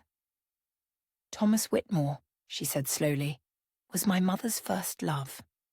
The words hung in the air between them like a bridge across an impossible chasm. Martin stared at her in shock, his mind racing through the implications of what she had just revealed. Your mother? But that's impossible. Thomas was engaged to Sarah Mills, had been for over a year before. Before he met Isabelle de Brielle at the French court, Lisette finished. Before duty called him back to England and then to war. Before my mother was forced to marry my father in a political alliance she never wanted. The pieces of the puzzle began to rearrange themselves in Martin's mind, creating a picture of tragedy that spanned 2 countries and 2 generations. He never spoke of her, he said weakly. Never mentioned. Would you? Lisette asked gently. If you were engaged to one woman but loved another, if honor demanded you keep silent about a passion that could destroy innocent lives. He did his duty, just as my mother did hers. They both sacrificed their hearts for the good of others. Martin rose from his chair and moved to his pack, his hands shaking as he searched through the carefully wrapped possessions that represented all he had left of his former life. When he found what he was looking for, he returned to the fire and held out a small velvet pouch. This is it, he said, his voice rough with emotion. Thomas's ring and Sarah's embroidery. With trembling fingers, Lisette opened the pouch and withdrew its contents. The ring was beautiful, a simple band of gold set with a small but perfect sapphire, the kind of modest elegance that spoke of deep feeling rather than ostentatious display. But it was the embroidered cloth that made her gasp with recognition.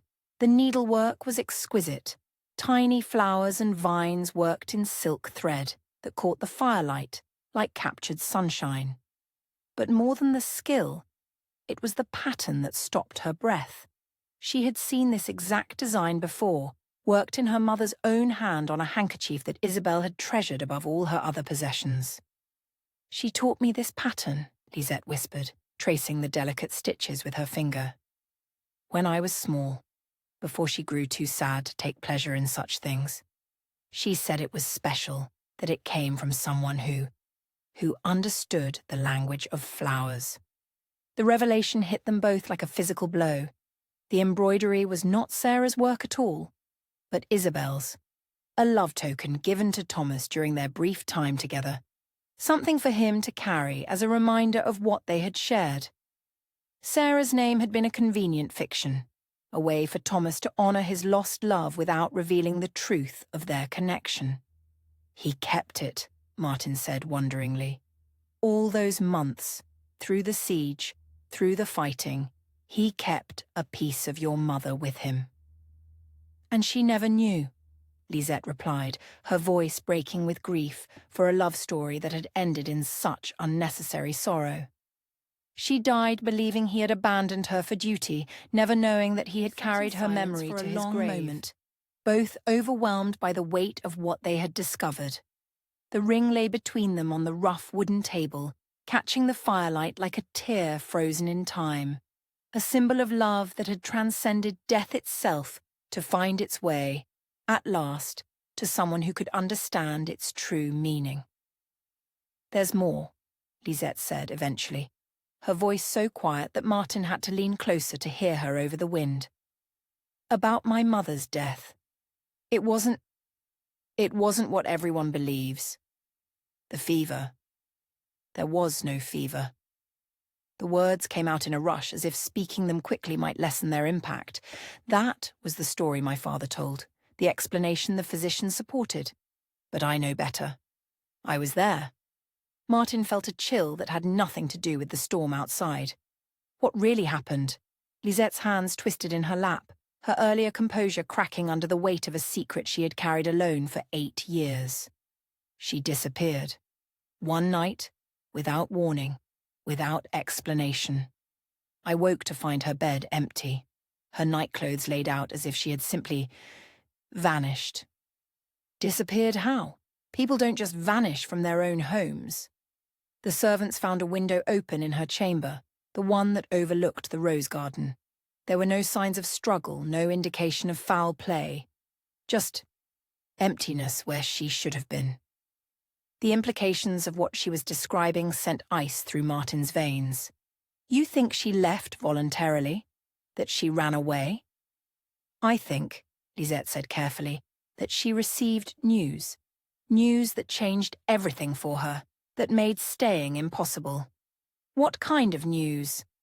But before Lisette could answer, the cottage door burst open in a swirl of snow and wind, admitting Margot with her arms full of supplies and her face grim with worry. "Forgive the intrusion," the older woman said, shaking snow from her cloak. "But there's something you need to know. Something I learned from old Bertha while tending her fever." She moved to the fire, extending her hands toward its warmth while her weathered face remained troubled. "She's been raving, you understand. The fever makes people say strange things, things that might mean nothing. But she mentioned your name, girl. Mentioned it along with talk of the old stories, the ones we tell children to keep them from wandering too far into the mountains." "What stories?" Lisette asked, though she wasn't sure she wanted to hear the answer. "The White Lady," Margot said quietly. "The ghost that walks the high passes on winter nights, calling for her lost love. Some say she's been seen for 20 years or more, always moving toward the border, always searching for something she'll never find." The description sent a chill down Lisette's spine that had nothing to do with the cold air from the still open door. A white lady? Young, beautiful, with dark hair and sad eyes, dressed in fine clothes that mark her as quality, but worn and tattered as if she's been walking for years. Margot's voice dropped to a whisper. "Old Bertha says the lady asked her once years ago, when Bertha was still strong enough to travel the mountain paths, asked if she'd heard news of an English soldier, a man with fair hair and gentle eyes who might have passed this way." The cottage fell silent, except for the crackling of the fire and the endless moan of wind through the mountains. Lisette felt the world tilt around her, pieces of a puzzle she had never known existed suddenly clicking into place with terrible clarity. "When?" she managed to ask. "When did this encounter happen?" 8 years passed, Margot replied. "Maybe 9.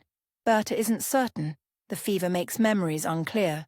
But she remembers the lady's face, the way her eyes lit up with hope when she thought news might be coming from the south. 8 years ago. The timing was perfect, devastating in its precision. Her mother had not died of fever in her chamber at Château de Brielle.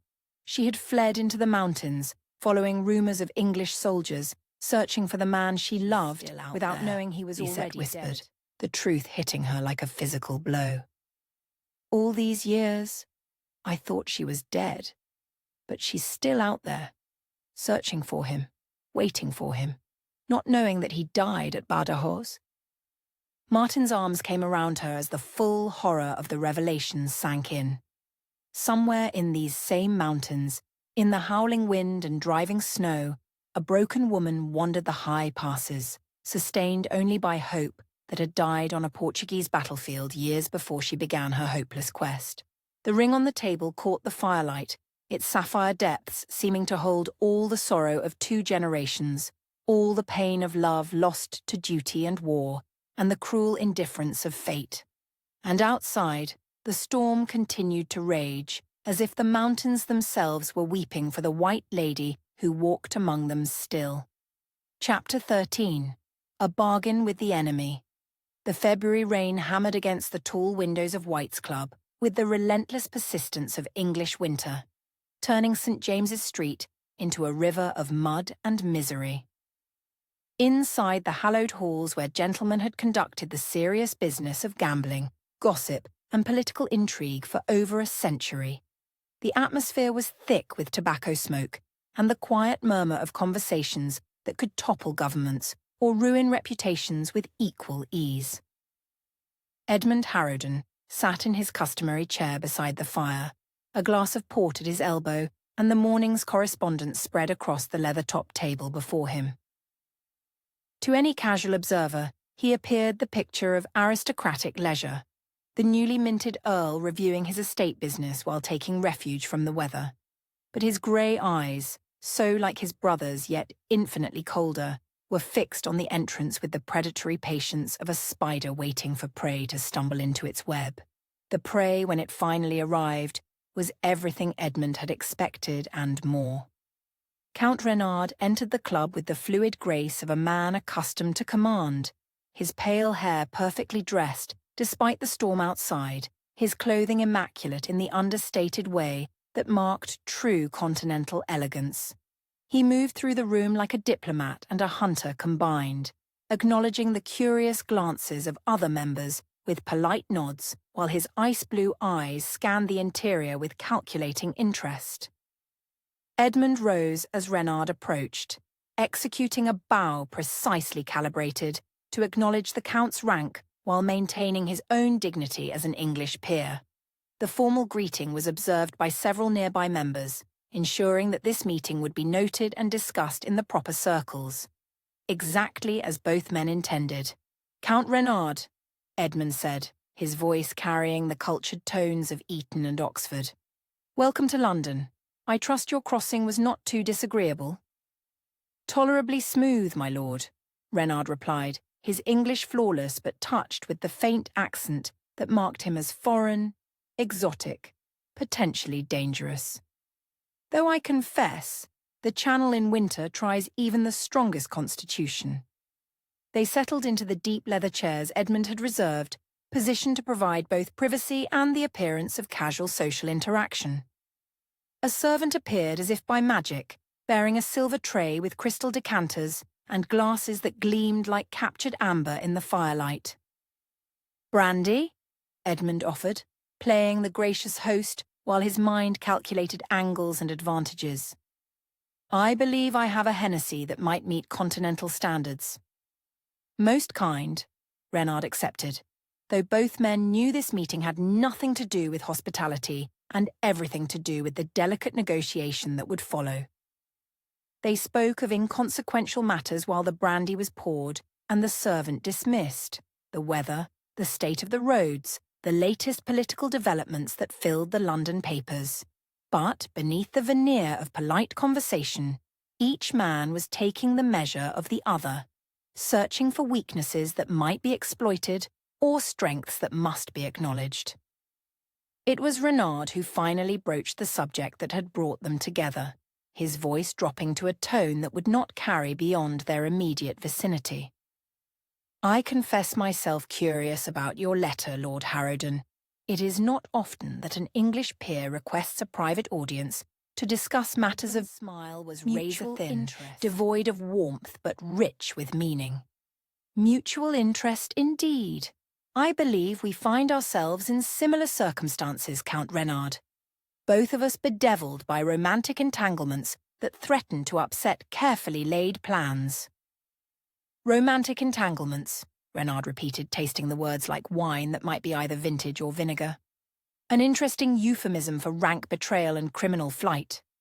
"Criminal is such a harsh word," Edmund observed mildly, "particularly when applied to family members who have simply allowed passion to overcome good judgment." The thrust was subtle but unmistakable, a reminder that whatever crimes Martin might have committed, he was still a British peer's brother, still protected by connections that even a French count would be wise to respect.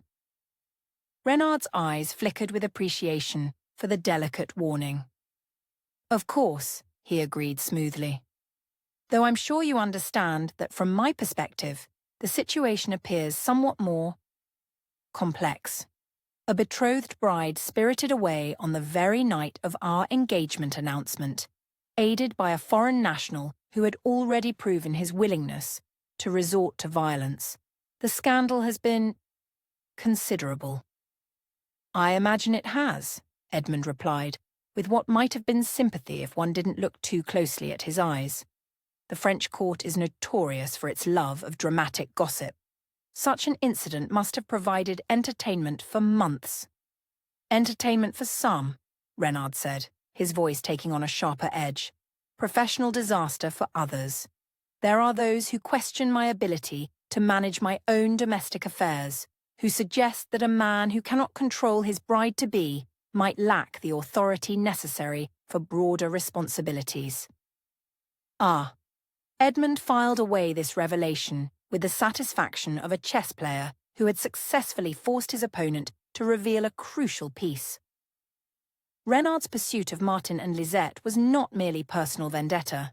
It was professional necessity, a requirement for maintaining his position in the complex hierarchy of French aristocracy. Most unfortunate, Edmund observed, though I suspect the situation might be resolved to everyone's satisfaction with the proper cooperation. Cooperation.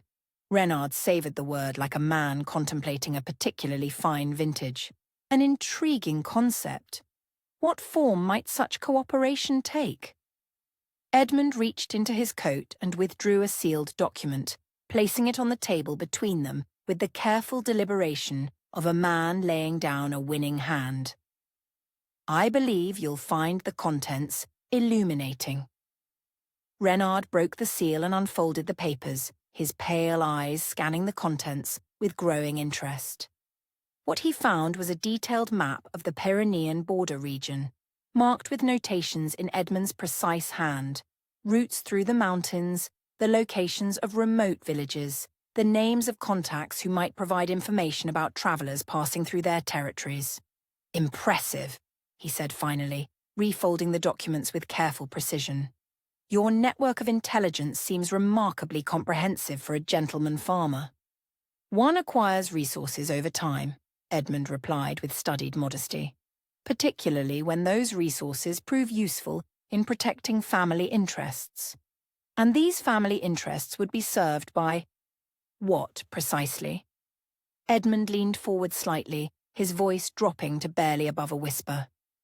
By ensuring that this unfortunate episode reaches a conclusion that preserves everyone's reputation while addressing the legitimate grievances of all parties involved. You speak in riddles, my lord. Then let me be plain. Edmund's mask of diplomatic courtesy slipped for just a moment, revealing the cold calculation beneath. My brother has made himself a fugitive and a laughingstock. His actions have brought shame upon our family name and jeopardized relationships that took generations to build. I am prepared to assist in resolving this situation in a manner that serves justice while protecting British interests. Renard set down his brandy glass with deliberate precision, his eyes never leaving Edmund's face. You would betray your own brother? I would save him from himself, Edmund corrected. Martin is young, impetuous, blinded by romantic notions that have no place in the real world. Left to his own devices, he will continue this destructive course until it destroys everyone he claims to care about, especially the young lady. Including the young Edmund's lady. Voice carried genuine conviction, the fervour of a man who had convinced himself that cruelty was kindness. Mademoiselle De Brielle is a victim in this affair, corrupted by my brother's selfish pursuit of his own desires.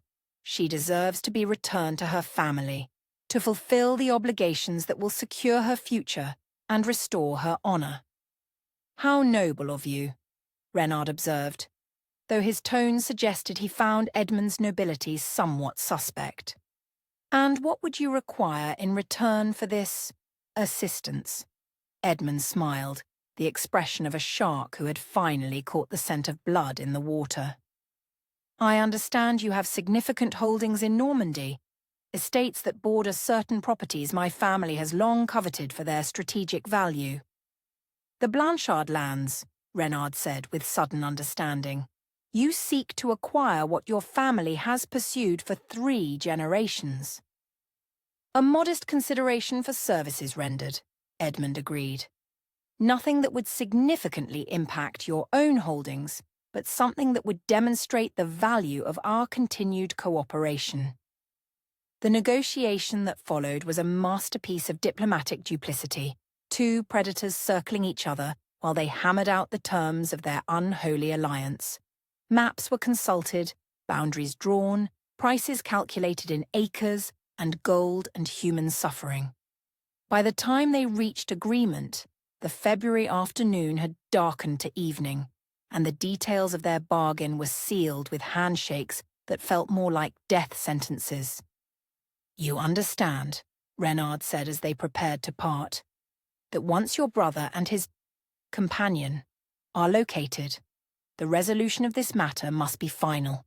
There can be no room for romantic escapes or dramatic rescues. Of course, Edmund replied, though something in his eyes suggested the finality might not take the form Reynard expected. Justice must be served, though I'm sure it will be tempered with appropriate mercy. Naturally, though I fear my own definition of mercy may differ somewhat from yours. They parted with the formal courtesy of gentlemen who had just concluded a successful business transaction, but the atmosphere between them crackled with the tension of predators who trusted each other only as far as their mutual interests aligned. 3 days later, the consequences of their meeting began to ripple outward from London like stones cast into a still pond. In the seedier taverns of Dover and Portsmouth, men with scarred faces and calculating eyes received purses of gold along with detailed descriptions of 2 fugitives whose capture would bring further rewards.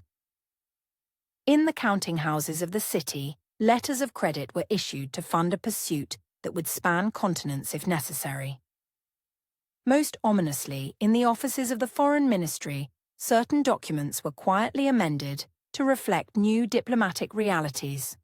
The protection that might once have been extended to a British peer's brother was subtly withdrawn, replaced by carefully worded communications that would ensure no official interference with whatever justice French authorities might see fit to impose.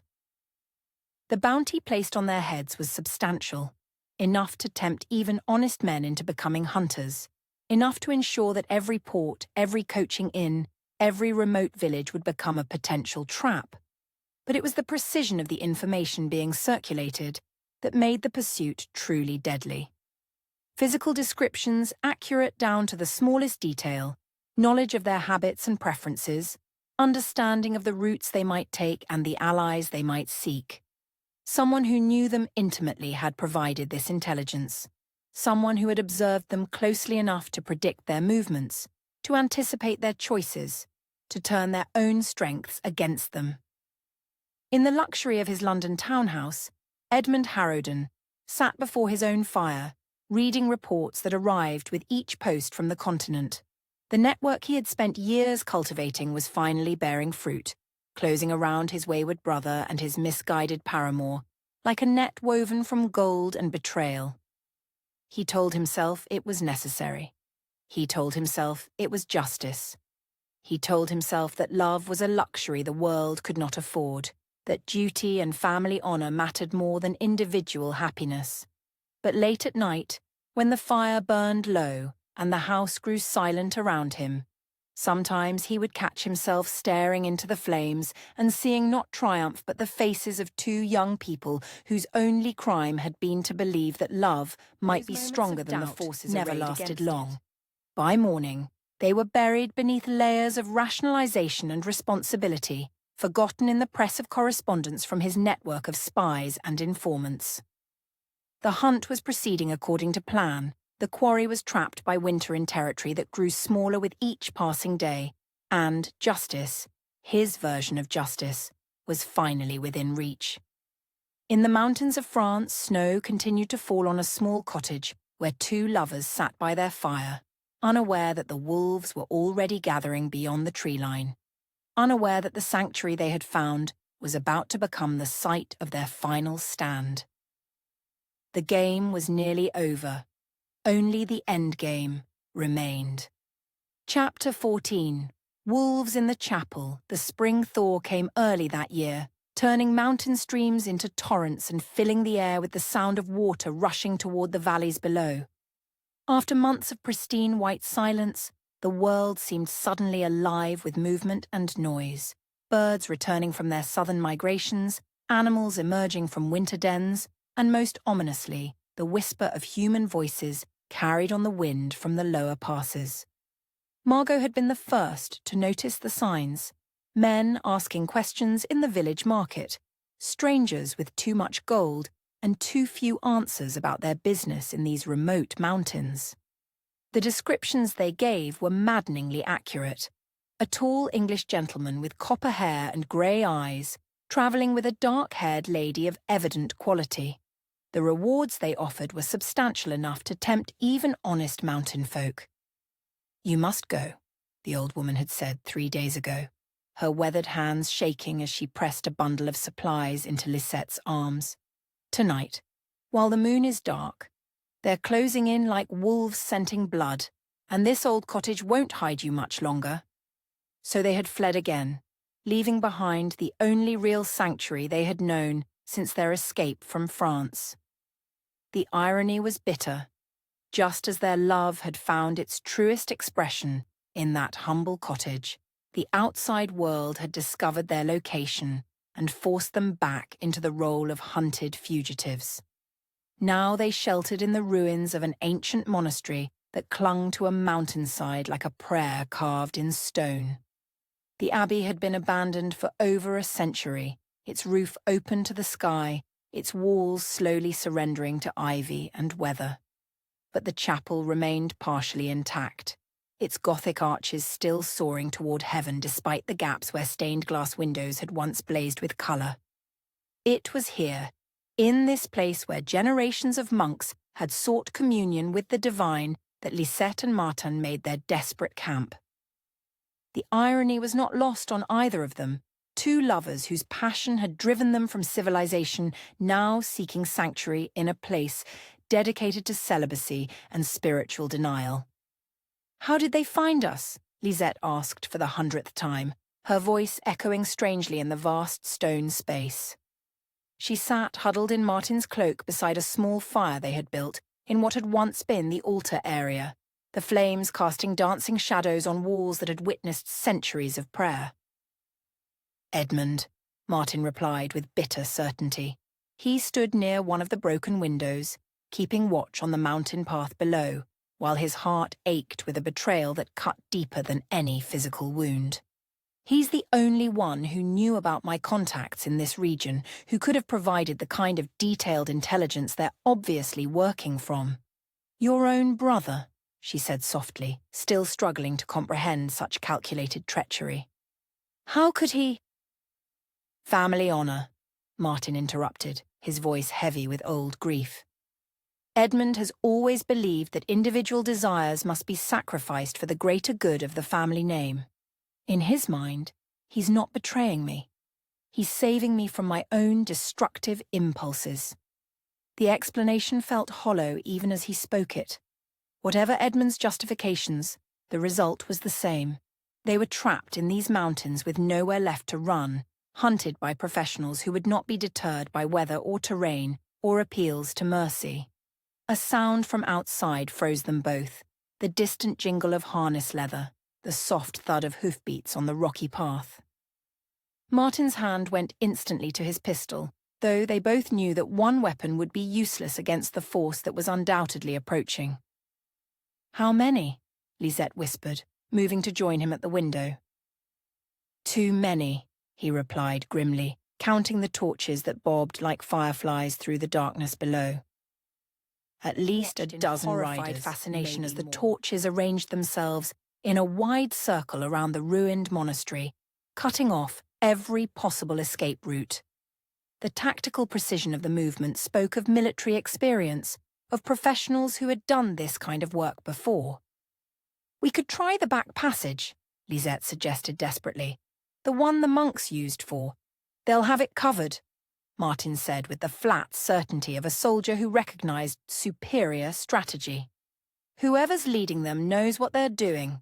A new voice cut through the night air, cultured and precise, carrying easily across the stone courtyard with the authority of a man accustomed to command.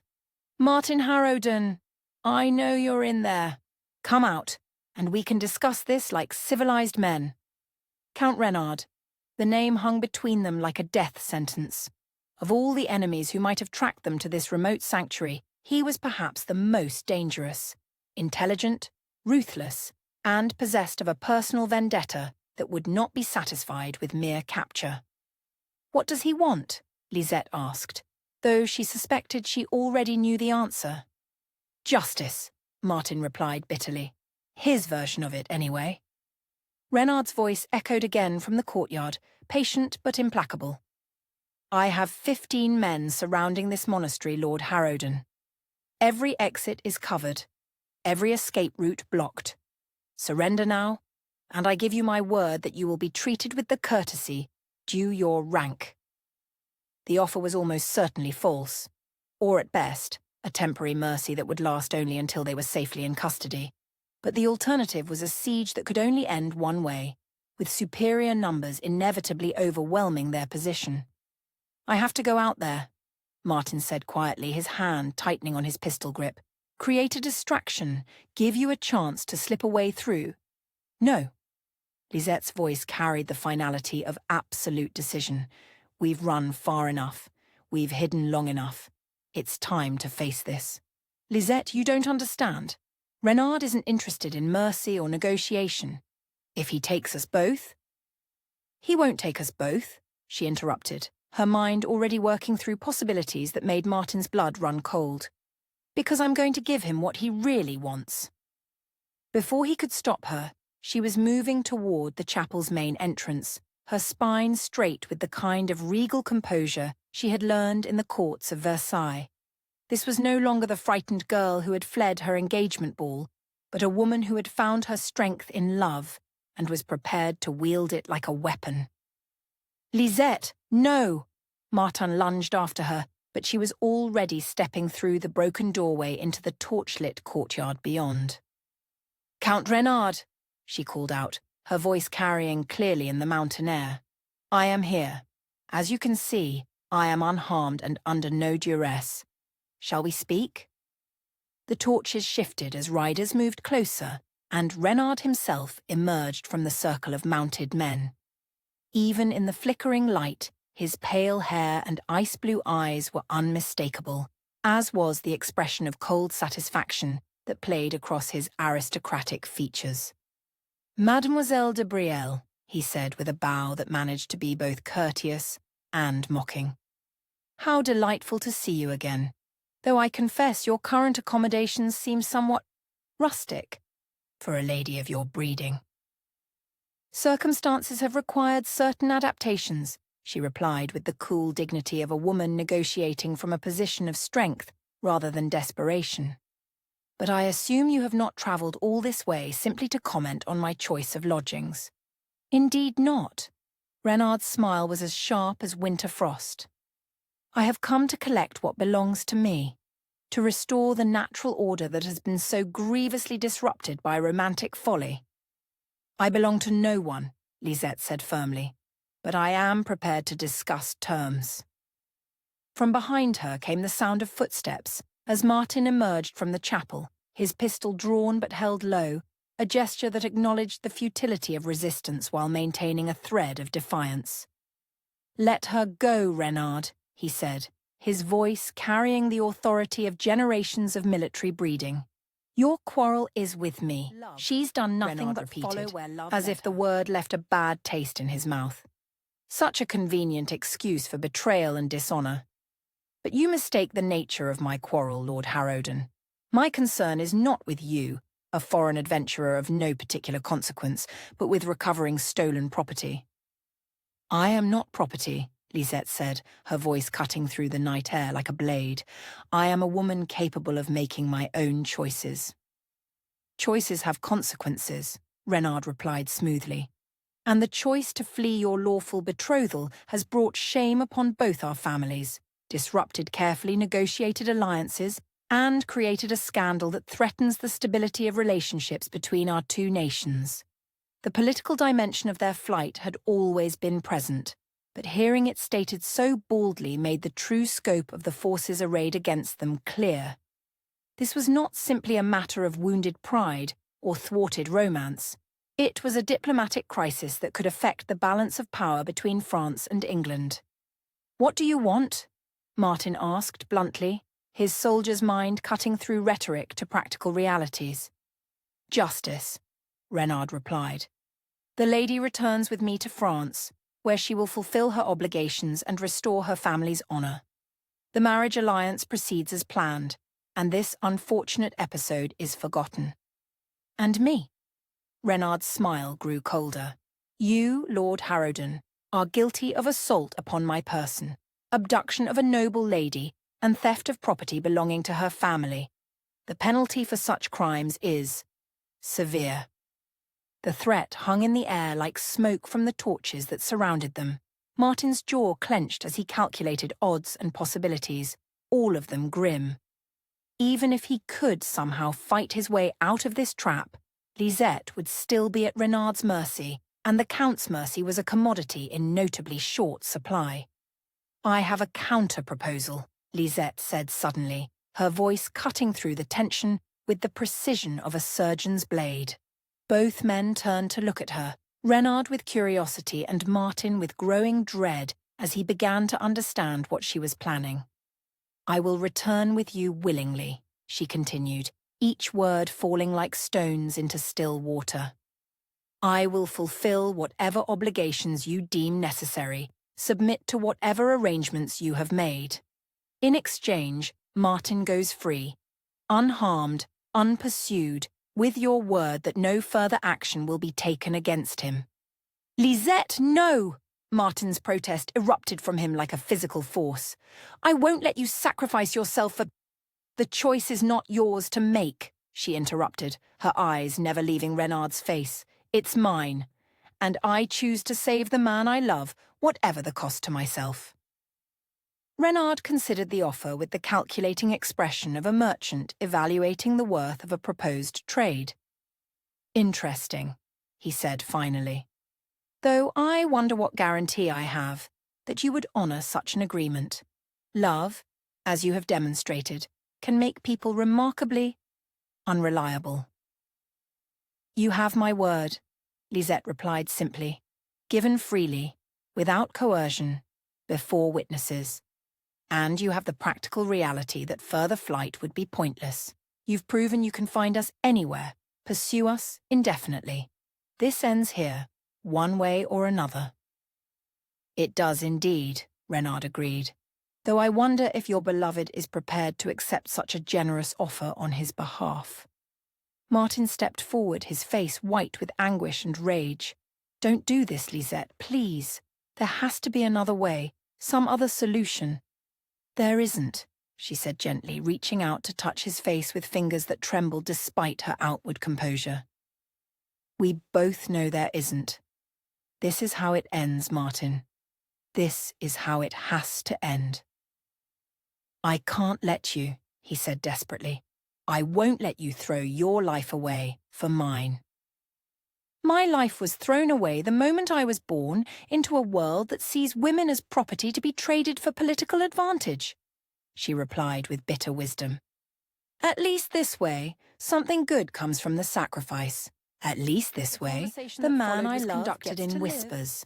A desperate negotiation between two people who loved each other enough to want the other's survival more than their own happiness." Martin pleaded with her to reconsider, to let him find some other solution, to trust that love might yet prove stronger than the forces arrayed against them. But Lisette's mind was made up with the finality of a woman who had weighed all possibilities and chosen the least terrible option. "Promise me," she said finally, her hands framing his face as if she could memorize its every line. "Promise me you'll live. Really live, not just exist. Find someone who can make you happy, someone who can give you the life you deserve." "There is no one else," he said fiercely. "There will never be anyone else." "Then live for me," she whispered. "Live the life we would have had together. Love for both of us." Their final kiss was desperate and tender and heartbreaking, a farewell that carried the weight of all their dreams, all their hopes, all the future they would never share. When they finally broke apart, both had tears streaming down their faces, and the watching soldiers shifted uncomfortably in their saddles. "The bargain is struck," Reynard announced with satisfaction. "Lord Harrowden departs unharmed. Mademoiselle De Brielle returns with me to France, and this unfortunate episode concludes with honour preserved on all sides." The practical arrangements were handled with brisk efficiency that spoke of experience in such matters. Martin was escorted to his horse under guard, allowed to gather his few possessions, but prevented from any further communication with Lisette. She watched him go with dry eyes and a straight spine, every inch the aristocrat she had been trained to be. As the two groups prepared to part, Martin with a small escort that would ensure his departure from French territory, Lisette with the main body of Reynard's men, they had one final moment to look at each other across the torchlit courtyard. In that look was everything they could not say: love that would endure beyond separation, gratitude for the time they had been given, and a promise that somehow, somewhere, their souls would find each other again. It was not enough, would never be enough, but it was all the world would allow them. Then the riders were moving, torches streaming away down different mountain paths, and the ruined monastery was left empty once again. Its broken stones the only witnesses to a love story that had ended, like so many others, in sacrifice and sorrow and the cruel mathematics of a world that valued duty above happiness. In the chapel where they had made their last stand, the fire they had built slowly died to embers, then to ash, then to cold stone. But the echo of their final words seemed to linger in the vaulted space. Not words of defeat, but of a love that had chosen sacrifice over surrender. A love that would endure even when the lovers themselves were torn apart by forces greater than their will to resist. The wolves had claimed their prey, but love, like prayer, has a way of transcending even the most carefully constructed prisons. And somewhere, in the darkness of the mountain night, two hearts beat with the rhythm of a promise that death itself might not be strong enough to break. The wedding without vows. The chapel royal at Versailles had never looked more magnificent or felt more like a tomb. Every surface gleamed with gold leaf and marble. Every pillar was wreathed in white roses and trailing silk. Every candle flame danced in crystal chandeliers that cast rainbows across the assembled nobility of France. It was a wedding designed to dazzle, to impress, to demonstrate the power and wealth of those who could command such splendor. Yet beneath the opulent beauty lay an atmosphere of barely concealed tension, as if the very stones of the chapel sensed that something fundamental was wrong with this sacred ceremony. Lisette stood at the rear of the chapel, her hands clasped so tightly in her silk gloves that her knuckles showed white through the delicate fabric. The wedding gown that surrounded her was a masterpiece of French couture, layers of ivory silk and Alençon lace that had taken a dozen seamstresses 3 months to complete. The veil that flowed behind her was older than the monarchy itself, worn by generations of noble brides who had sealed political alliances with their beauty and their submission.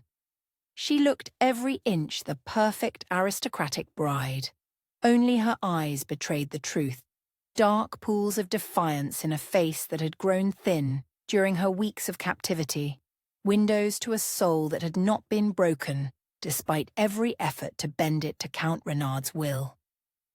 "You look beautiful, my dear," her father said quietly, offering his arm for the processional march that would seal her fate. The Duc de Brielle had aged years in the months since her flight, his face drawn with the strain of political maneuvering and family scandal. "Your mother would be so proud." The mention of her mother sent a shaft of pain through Lisette's carefully maintained composure. Somewhere in these very mountains, a broken woman still wandered the high passes, searching for a love that would never return. The parallel was too cruel to contemplate. 2 generations of De Brielle women sacrificed to duty, their hearts offered up on the altar of family honor. She would understand, Lisette replied softly, allowing her father to position her arm correctly for their entrance. She always understood the price of being born a woman in this world. The Duke's expression flickered with something that might have been guilt or regret, but there was no time for further conversation. The massive doors of the chapel were swinging open, revealing the glittering assembly that had gathered to witness this triumph of political necessity over personal desire. The wedding march began, a solemn progression of notes that seemed to echo through the vast space like a funeral dirge. Every head turned as Lisette began her slow walk down the aisle, her movements precise and graceful, despite the weight of silk and tradition that surrounded her. She had been trained for this moment since childhood, drilled in the art of public performance until she could play her role even when her heart was breaking. Count Reynard waited at the altar with the satisfaction of a man who had finally claimed his prize. He was magnificent in his wedding attire, a coat of midnight blue silk embroidered with silver thread, his pale hair perfectly dressed, his ice blue eyes gleaming with triumph. To the assembled nobility, he appeared the very picture of aristocratic bridegroom, worthy of the beautiful bride who approached him with such apparent composure. Only Lisette could see the cold calculation behind his pleasant expression, the way his smile never quite reached his eyes. This was not a man claiming his beloved, but a collector acquiring a particularly valuable piece for his gallery. She was a symbol of his power, proof of his ability to bend others to his will, a trophy wife who would enhance his political standing while warming his bed. The thought made her stomach clench with revulsion, but she kept walking, one foot in front of the other, maintaining the facade of willing participation while her mind raced through the limited options that remained to her. She could refuse to speak when the moment came for her vows, create a scandal that would humiliate Reynard, but likely result in her being confined to a convent for the rest of her days. She could attempt to flee again, though the chapel was surrounded by guards and her heavy skirts would make running impossible. Or she could submit, as everyone expected her to do, speak the words that would bind her forever to a man she despised, become the dutiful wife that political necessity demanded, and spend the rest of her life mourning for a love that had been sacrificed forever and end too quickly. Before she was ready, she found herself standing beside Reynard at the altar, the priest's voice beginning the ancient words that would transform her from an independent woman into a man's property. The Latin phrases washed over her like a tide, each syllable bringing her closer to a fate she could not escape. "Dearly beloved," the priest continued in French, his voice carrying easily through the vast space. "We are gathered here in the sight of God and this company to join this man and this woman in holy matrimony." The words blurred together as Lisette's mind fled to memories of another place, another time. A cottage in the mountains where love had been pure and simple, where a man's gentle hands had tended her through illness and fear, where she had been truly free for perhaps the only time in her life. Martin. His name was a prayer, a talisman against the horror of what was happening around her. Whatever became of her now, she had known real love. She had been cherished, desired, valued for herself rather than her bloodline or political connections. That knowledge would have to sustain her through whatever dark years lay ahead. "If any man can show just cause why they may not lawfully be wed," the priest intoned, "let him now speak, or else hereafter forever hold his peace." The silence that followed was absolute, profound, weighted with the expectation that no one would dare interrupt such a carefully orchestrated political ceremony. Reynard's smile grew wider as the moment stretched, his victory now assured by the absence of any objection. It was then that the chapel doors burst open with a sound like thunder. The crash echoed through the vast space with shocking violence, causing several ladies to shriek in alarm and sending a ripple of startled movement through the assembled nobility. Every head turned toward the entrance, where a figure stood silhouetted against the afternoon light that streamed through the doorway. Martin Harrowden stepped into the chapel like an avenging angel, his travel-stained clothes and wind-blown copper hair a stark contrast to the elegant formality surrounding him. He was armed, a sword at his side, pistols in his belt, and his grey eyes blazed with an intensity that made strong men step back from his path. But it was not his weapons that commanded attention. It was the documents he carried in his raised hand, papers that bore the unmistakable seals of official authority and the absolute certainty in his voice as he spoke the words that would shatter Count Renard's carefully constructed world. "I can show just cause," he declared, his voice carrying clearly through the stunned silence. "And I demand to be heard." The chapel erupted into chaos. Ladies screamed, gentlemen reached for their swords, guards rushed forward from their positions around the walls. But Martin was already moving, striding down the aisle with the confident bearing of a man who knew he held the winning hand. "This is an outrage," Renard snarled, his composure finally cracking under the shock of Martin's impossible appearance. "Guards! Arrest this man for trespassing on sacred ground." "I think not," came a new voice from the chapel entrance. Lord Pemberton, the British ambassador to France, stepped through the doorway with the measured dignity of a man representing the crown. Behind him came a dozen British Marines in full-dress uniform, their presence transforming what had seemed like a romantic rescue into something far more serious. "Your Majesty," Pemberton said, bowing deeply to King Louis XVII, who sat in the royal box overlooking the altar. "I beg your indulgence for this interruption, but matters of international importance have come to light that cannot wait for more convenient timing." The king, a man who had survived revolution, exile, and restoration, leaned forward with the keen interest of someone who recognized political theatre when he saw it. "Speak, Lord Pemberton. What matters could be so urgent as to interrupt a sacred ceremony?" Martin had reached the altar now, close enough to see the mixture of hope and terror in Lisette's eyes, close enough to smell the roses that crowned her dark hair. But he forced himself to focus on the larger battle, knowing that personal reunion must wait until justice was served.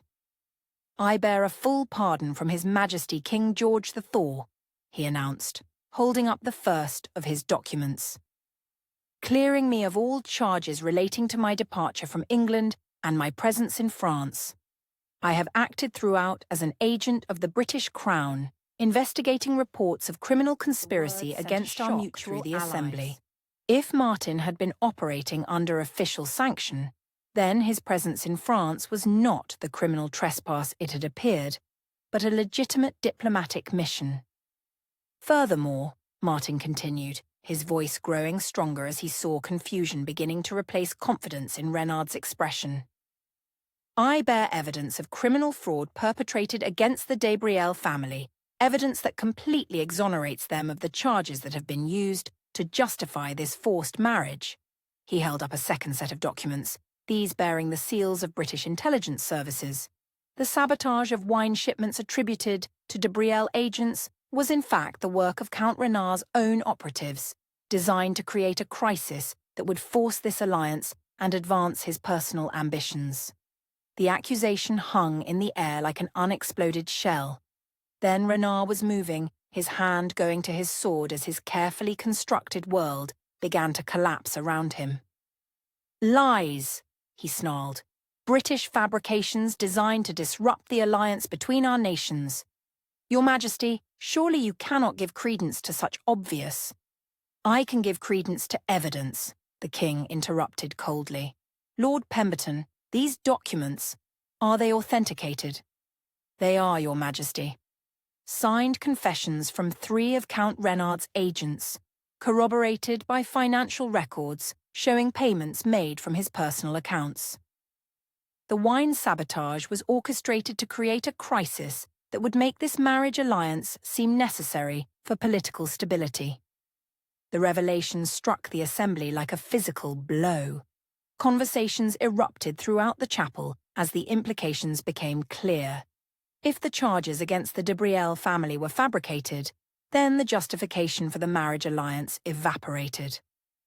More than that, Count Renard stood revealed as a traitor who had manipulated French politics for personal gain.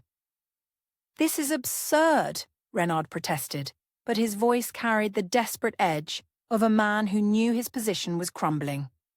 Even if such accusations were true, the marriage alliance serves broader diplomatic purposes that transcend. "The marriage alliance," came a new voice from the royal box, "was predicated on trust between our houses." The Duchess de Brielle had risen to her feet, her face white with fury as she stared down at the man who had destroyed her family's honor. "Trust you have betrayed through deception and criminal conspiracy." The political mathematics were shifting rapidly now. What had seemed like a triumph for French diplomacy was revealing itself as a scandal that could topple the Count from power and disgrace everyone associated with him. Nobles who had been eager to witness his victory began distancing themselves, sensing the way the wind was blowing. "Your Majesty," Lisette said suddenly, her clear voice cutting through the chaos with startling authority. She had not spoken a word since entering the chapel, but now she stepped forward with the regal bearing of a woman born to command. "I formally withdraw my consent to this marriage. Given the evidence of Count Renard's deception and criminal acts, I cannot in good conscience proceed with a union built on lies." The simple declaration was like a key turning in a lock, releasing forces that had been held in check by political necessity and social convention. If the bride refused consent, if the justification for the alliance had been proven false, then the ceremony became not just invalid, but scandalous. Renard's composure finally shattered completely.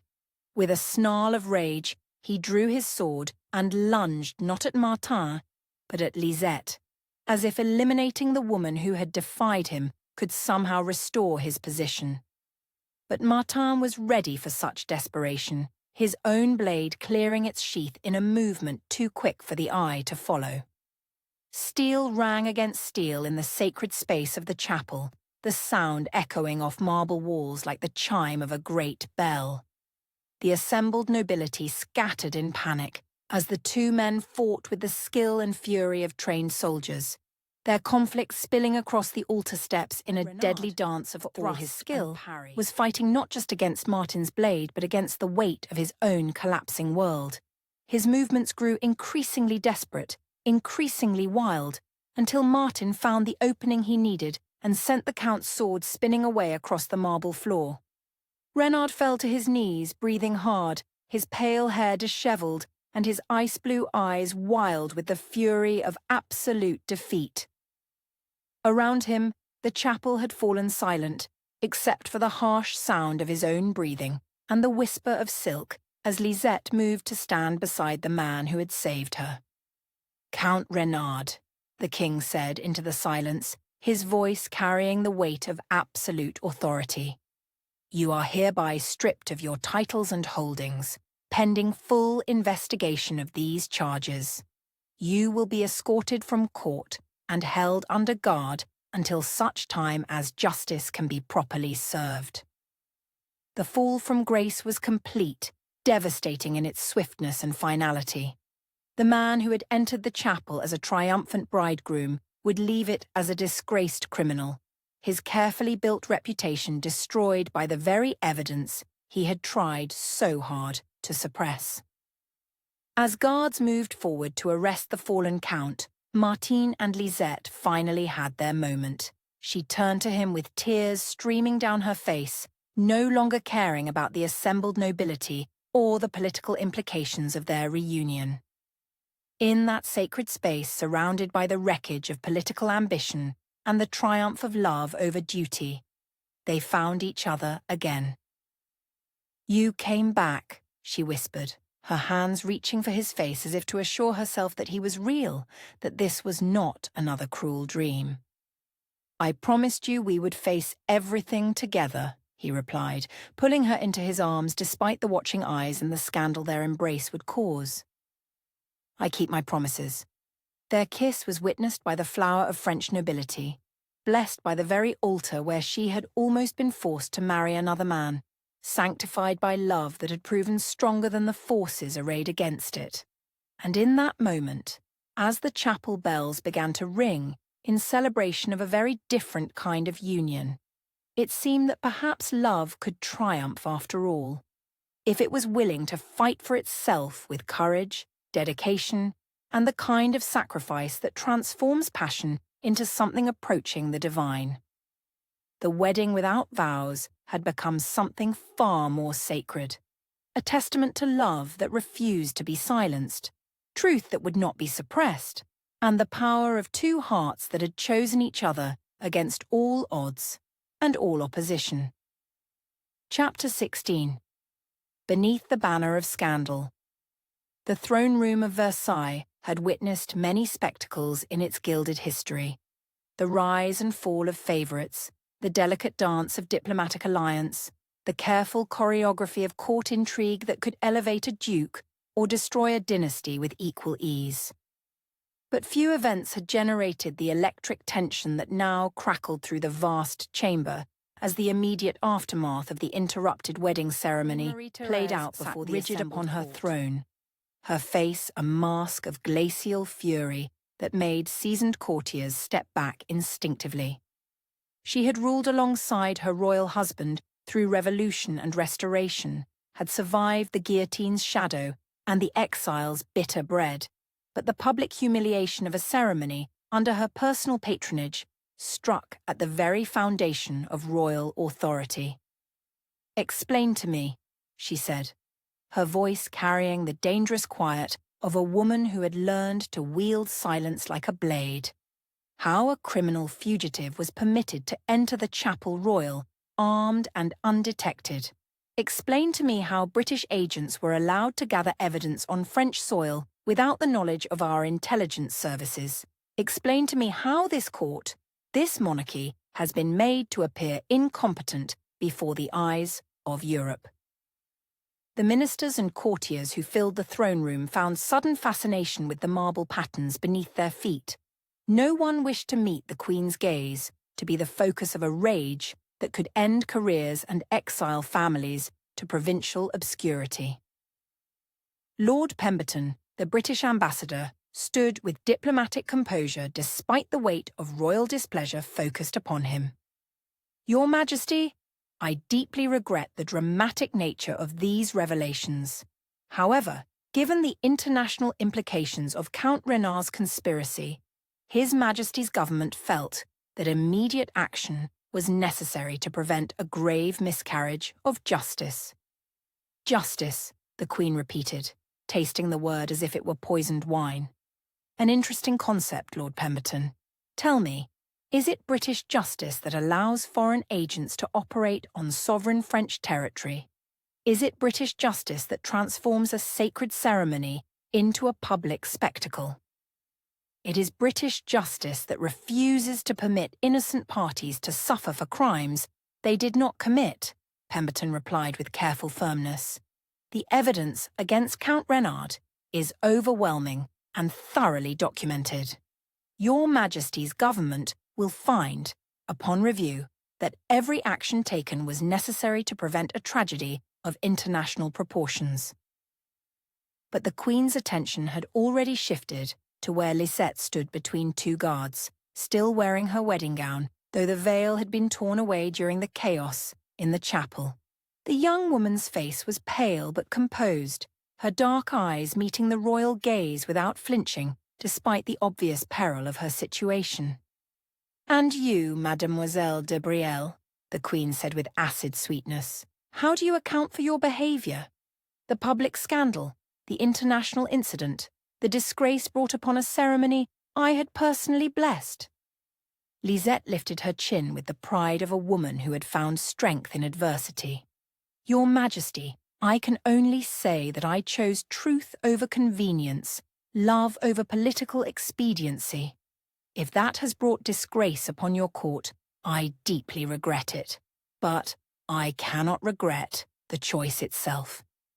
The honesty was breathtaking in its audacity. To admit before the assembled court that personal desire had trumped royal wishes, that love had been deemed more important than political alliance. It was either the courage of desperation or the fearlessness of a woman who had already lost everything and found freedom in that loss. Love, the Queen said, the word dripping with contempt. How very romantic. How very naive. Tell me, child, what do you imagine love is worth in the real world? What price does it command in the marketplace of nations? I have learned, Your Majesty, that love is worth exactly what one is willing to sacrifice for it, Lisette replied quietly, and that its value cannot be measured in coins or treaties or political advantage. The response sent a murmur through the assembled courtiers, some admiring, others scandalized, all recognizing the dangerous ground on which the conversation now tread. The Queen's expression grew colder still, if such a thing were possible. Lord Harrowden, she said, turning her attention to Martin, who stood under heavy guard near the throne room's entrance. You have caused quite enough disruption for one day. You will depart French territory within 24 hours, never to return. Any attempt to communicate with French nationals will be considered an act of espionage like a blade, and treated swift and final. Martin's jaw clenched, but he managed a bow that acknowledged royal authority while preserving his own dignity. Your Majesty's command will be obeyed. And you will not attempt to see Mademoiselle de Brielle again, the Queen continued relentlessly. Any effort to contact her, directly or through intermediaries, will result in her immediate confinement to a convent for the remainder of her natural life. Is this understood? The cruelty of the ultimatum was breathtaking in its precision. The Queen had found the one threat that would ensure Martin's compliance, not his own suffering but Lisette's. The knowledge that any attempt at contact would doom the woman he loved to a living death would be more effective than any prison or physical restraint. Understood, Your Majesty, Martin said, his voice steady despite the anguish visible in his grey eyes. Excellent. The Queen's smile was as sharp as winter ice. Lord Pemberton, your government has created this crisis through its interference in French domestic affairs. You will now assist in managing its consequences. Lord Harrowden will be escorted to Calais under British guard and placed aboard the first available vessel to England. As if summoned by her words, a contingent of British Marines appeared at the throne room's entrance, their presence a reminder that this was as much a diplomatic negotiation as a royal pronouncement. Martin was led away without a backward glance, his departure leaving an emptiness in the vast chamber that seemed to diminish everyone present. But the Queen was not finished with her dispensation of justice. Mademoiselle de Brielle, she continued, her attention returning to Lisette with predatory focus. You present us with a particular problem. Your family's innocence has been established, which prevents us from pursuing criminal charges. However, your behaviour has created a scandal that threatens the stability of Franco-British relations. This cannot be ignored. The political calculation was clear to everyone present. Lisette had become a liability, too prominent to quietly disappear, too scandalous to be welcomed back into society, too dangerous to leave unwatched. She existed in a liminal space between innocence and guilt, protected by her family's exoneration, but condemned by her own choices. You will be confined to your family's estate, the Queen declared, under constant surveillance, permitted no visitors without royal approval, forbidden from travelling beyond the boundaries of your father's lands. You will live quietly, discreetly, causing no further disruption to the natural order of things. It was a sentence of social death, exile without leaving home, imprisonment without bars, an existence reduced to the margins of the very world she had been born to inhabit. Lisette accepted it with the same composure she had shown throughout the ordeal, her dignity intact even as her freedom was systematically stripped away. As for the broader implications of today's events, the Queen continued, addressing the assembled court, let it be clearly understood that romantic enthusiasm will not be permitted to disrupt the serious business of statecraft. Love is a luxury that those in positions of responsibility cannot afford to indulge at the expense of their duties. The warning was clear. Any courtier who might be inspired by Lisette's example to prioritize personal desire over political obligation would face swift and severe consequences. The throne had been challenged, and the response must be overwhelming enough to discourage any future rebellion. But even as the Queen spoke, the whispered conversations beginning in the corners of the throne room suggested that her efforts to contain the scandal might be too late. The story was already spreading beyond the confines of Versailles. The English lord who had burst into a royal chapel armed with evidence of conspiracy, the French bride who had defied crown and church for love, the dramatic exposure of a plot that reached into the highest levels of government. In the days that followed, as the immediate furor began to settle into the steady rhythm of political consequence, the true extent of the damage became clear. The scandal had not been contained but amplified, spreading through the capitals of Europe like wildfire through dry timber. In London's drawing rooms and Vienna's salons, in Rome's piazzas and St. Petersburg's palaces, the tale was told and retold, each iteration adding new details and dramatic flourishes. The political ramifications were immediate and far-reaching. Count Renard's disgrace created a power vacuum that ambitious men rushed to fill, sparking a series of palace intrigues that would reshape the French court for years to come. Some sought to distance themselves from the fallen favourite, while others attempted to claim credit for exposing his crimes. Most significantly, a faction led by the Duke of Orleans began using the scandal as evidence that the Bourbon Restoration had created a system too rigid to adapt to changing circumstances. If loyal French subjects could be driven to such desperate measures by inflexible adherence to political marriages, they argued, perhaps the time had come for a more enlightened approach, as it quickly became known in diplomatic circles, was cited as proof that the old ways of conducting international relations through arranged marriages and family alliances were no longer sufficient for the complexities of the modern world. Progressive politicians in both France and England seized upon the story as evidence that merit and affection should matter more than birth and political convenience. But for every progressive who championed their cause, there was a conservative who saw in their actions a dangerous precedent that threatened the very foundations of civilized society. If individuals could simply reject their social obligations in favor of personal desires, what would become of the carefully constructed networks of alliance and obligation that had maintained European stability for centuries? The debate raged in newspapers and pamphlets, in coffeehouses and parliamentary chambers, with Lisette and Martin serving as unwilling symbols for opposing visions of how society should be organized. They had become, without choosing it, the faces of a broader conflict between tradition and reform, duty and desire, the claims of the heart and the demands of the state. Meanwhile, Eloise found herself caught in the undertow of her cousin's notoriety. Her role in facilitating Lisette's initial escape had not gone unnoticed by the royal investigators, and she was summoned to a private audience with the Queen that left her pale and shaken. "Your loyalty to your cousin is commendable," the Queen had said with deceptive mildness. "However, loyalty that extends to treason is quite another matter.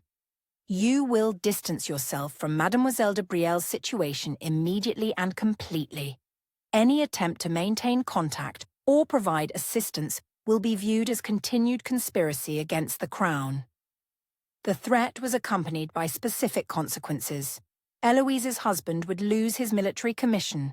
Her children would be barred from court positions. Her family's estates would face sudden and crushing tax assessments. The mathematics of survival were made brutally clear. So Eloise was forced to watch from afar as her dearest friend disappeared into rural exile, forbidden even to send letters of comfort or support. The isolation was perhaps the cruelest aspect of Lisette's punishment, to be cut off not just from the man she loved, but from every meaningful relationship that had sustained her through years of duty and sacrifice. At Château de Brielle, where Lisette now spent her days under the watchful eyes of royal guards disguised as servants, the silence was oppressive. No visitors came to call, no invitations arrived for social events, no letters were permitted that had not been thoroughly examined by government censors. She had become a ghost in her own life, present but not participating, visible but not acknowledged. Yet even in exile, the legend continued to grow. Servants carried stories beyond the chateau's walls, merchants brought news from the wider world, and gradually the tale of the lovers who had defied two kingdoms for the sake of their hearts became something approaching myth. In the taverns of Paris, ballad singers composed songs about the English lord and the French lady whose love had been strong enough to topple a count and shake the throne itself. In the salons of London, romantic novels began appearing that bore suspicious resemblance to recent events, though names were changed and details altered to avoid charges of sedition. Most powerfully, among the young people of both countries, Martin and Lisette became symbols of a different way of living, proof that love could triumph over duty, that individual choice could matter more than social obligation, that the human heart was stronger than the machinery of state. Their separation became not an ending but a beginning, the first chapter of a larger story about the right of individuals to determine their apart but not alone, silenced but not forgotten, defeated in the immediate battle but victorious in the larger war for the hearts and minds of their generation. In an age of revolution and reform, their love had become something more dangerous than personal passion. It had become an idea, a possibility, a promise that the world might be different than it had always been. The banner of scandal under which they now lived would prove, in time, to be the flag of a new era, one in which love and individual choice would gradually gain ground against the ancient claims of duty and political necessity. But that victory lay years in the future, and for now they could only endure the consequences of having dared to love in a world that had not yet learned to value such courage. Chapter 17. The Harrowden Heir. The Yorkshire moors stretched endlessly beneath a pewter sky, their windswept vastness broken only by the occasional stone wall or huddle of sheep seeking shelter from the autumn rain. It was a landscape that matched Martin's mood as his carriage crested the final hill before Harrowden Hall, bleak, desolate, beautiful in its refusal to offer comfort to the human heart. He had not been home in over a year. Not since that morning when duty had seemed a simple matter of serving one's country rather than choosing between love and loyalty. Now, as the familiar outline of the estate emerged from the mist, like a ship sailing through grey seas, he felt like a stranger returning to a life that no longer fitted him. The house itself was unchanged, a magnificent pile of honey-coloured stone that had sheltered 12 generations of Harrowdens, its windows glowing warm against the gathering dusk. But the black crape hanging from the main entrance spoke of the change that had summoned him home with such urgent finality. The Earl is dead. Come at once. Edmund's letter had reached him in Dover just as he prepared to board the packet to Calais for one last desperate attempt to see Lisette. 3 words that had changed everything, that had transformed him from a younger son with few responsibilities into the head of one of England's oldest families. Mrs. Thornbury, the housekeeper who had ruled the domestic arrangements at Harrowden since before Martin's birth, met him at the door with red-rimmed eyes and the kind of composed grief that spoke of deep affection constrained by duty. "Master Martin," she said, her voice catching slightly on the old familiar address. "That is, my lord. Welcome home." The title felt wrong in his mouth, like clothing tailored for another man. "How long?" he asked simply. 3 days past, my lord. Peaceful, in his sleep. The physician said his heart simply stopped. She paused, dabbing at her eyes with a handkerchief that had seen much use in recent days. "He was asking for you at the end. Kept saying he wished things had been different." The words struck Martin like physical blows. His father, that stern, upright man who had valued duty above all else, had died while his younger son was an exile, forbidden from returning to France, carrying the shame of an international scandal that had rocked 2 kingdoms. Whatever reconciliation might have been possible between them was now forever lost. "Where is Edmund?" Martin asked, though part of him dreaded the answer. "Gone to London, my lord. Left yesterday morning with instructions that you were to be informed of all estate business upon your arrival." Mrs. Thornbury's tone carried the faintest hint of disapproval, a servant's judgment of a son who would leave his grieving family for the attractions of the capital. But Martin understood his brother's absence all too well. Edmund could not face him, not after the betrayal that had led to their final confrontation in the mountains of France. The brother who had sold his location to Count Renard, who had prioritized family honor over family loyalty, could not endure the weight of Martin's presence during their father's funeral arrangements. The next few days passed in a blur of legal formalities and social obligations that felt like stepping into a play where everyone knew their lines except him. Solicitors arrived with documents that required his signature, transforming him from Martin Harrowden into the 5th Earl of Harrowden with the stroke of a pen. Tenants came to pay their respects, their weathered faces creased with genuine sorrow for the old Earl and cautious hope to offer condolences and, less subtly, to take the measure of the man who now controlled one of Yorkshire's most influential voices in Parliament. They found him changed from the confident young man who had left England over a year ago, quieter, more thoughtful, with shadows in his grey eyes that spoke of experiences beyond their understanding. It was Lord Pembleton, a neighbour whose estates bordered Harrowden's southern boundaries, who first broached the subject that was on everyone's mind. "Tragic business in France," he said with the careful tone of a man testing dangerous waters. "Though I understand it all worked out in the end, justice served, villains exposed, that sort of thing." They were sitting in Martin's study, sharing brandy while rain drummed against the diamond-paned windows. The fire crackled in the grate, casting warm light across shelves lined with books that chronicled centuries of Harrowden history. A history that now rested on Martin's shoulders alone. Justice was served, Martin agreed carefully, wondering how much of the true story had reached Yorkshire drawing rooms. Though the cost was considerable. "Quite so, quite so." Pembleton swirled his brandy with the air of a man approaching a delicate topic. "Still, can't say I blame you for the course you took. Pretty girl, from what I hear. French, wasn't she?" The casual dismissal of Lisette as merely a pretty girl made Martin's jaw clench, but he forced himself to remain composed. "Mademoiselle de Brielle was an innocent victim of Count Renard's conspiracy. My only regret is that clearing her family's name came at such cost to her personally." "Ah, yes, well." Pembleton shifted uncomfortably, perhaps sensing that he had touched a nerve. "These continental affairs can be devilishly complicated. Still, all worked out for the best, I'd say. Your home, established in your rightful position, free to take up the responsibilities that come with your station." "Responsibilities," Martin repeated, tasting the word like medicine. "Precisely. The Harrowden name carries weight in Parliament, influence in the right circles. Your father's seat in the House of Lords is yours now, along with all the opportunities that position brings." Pembleton leaned forward conspirationally. "Speaking of which, there's to be a house party at Ashford Park next month.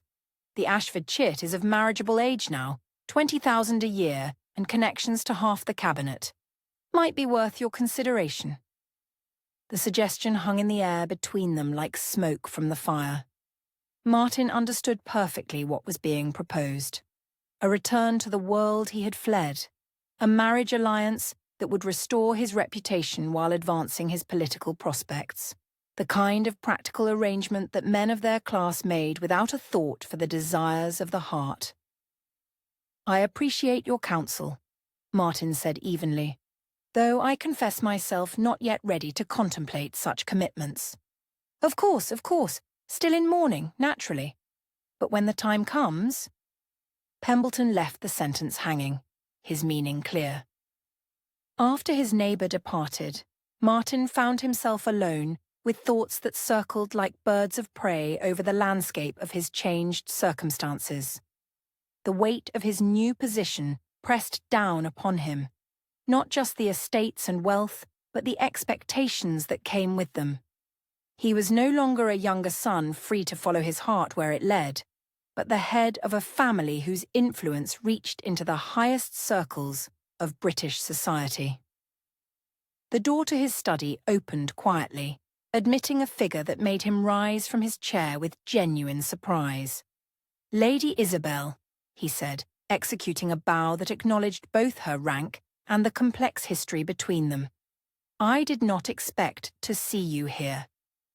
Lady Isabel Sinclair moved into the room with the fluid grace of a woman who had been trained from birth to command attention in any setting.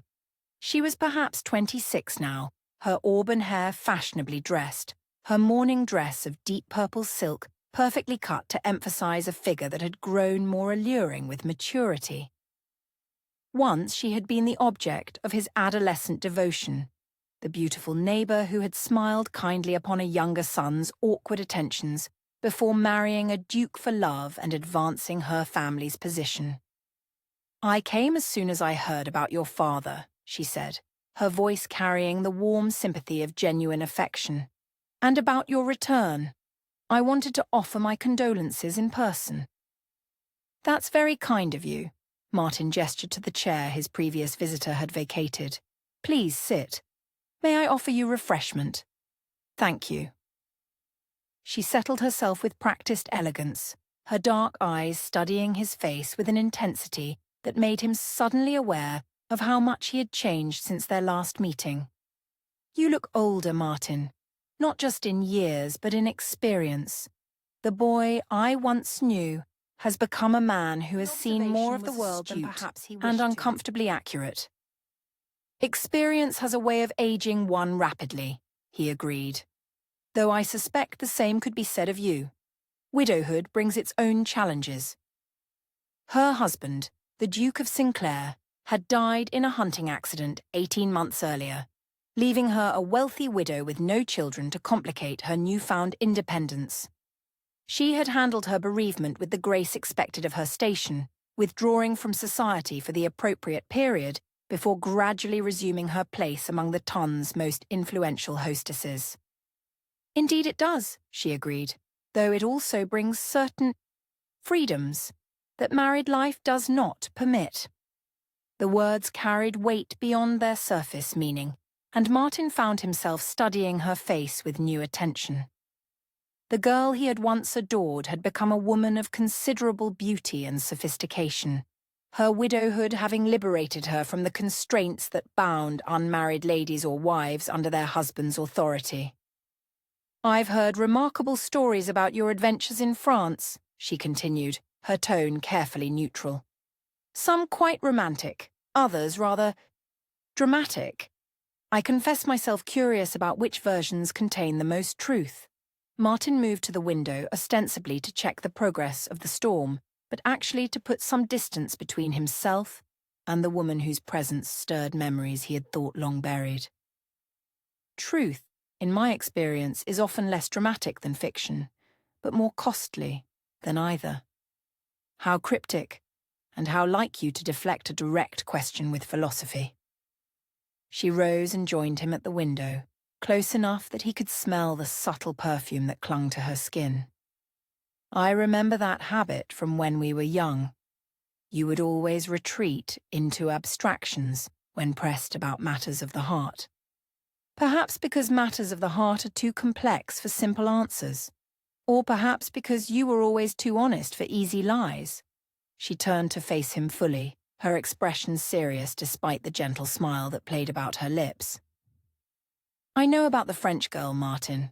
The whole story, not just the sanitized version that's making the rounds in London drawing rooms. The admission hung between them like a challenge. Martin kept his gaze fixed on the rain-swept moors beyond the window, not trusting himself to meet her eyes. Then you know more than I assumed anyone in England would be told. I know that you loved her, that you risked everything, your reputation, your family's honor, your very life, for the chance to save her from a fate she did not choose. I know that you succeeded in exposing the conspiracy against her family, but lost her in the process. Her voice softened with genuine sympathy.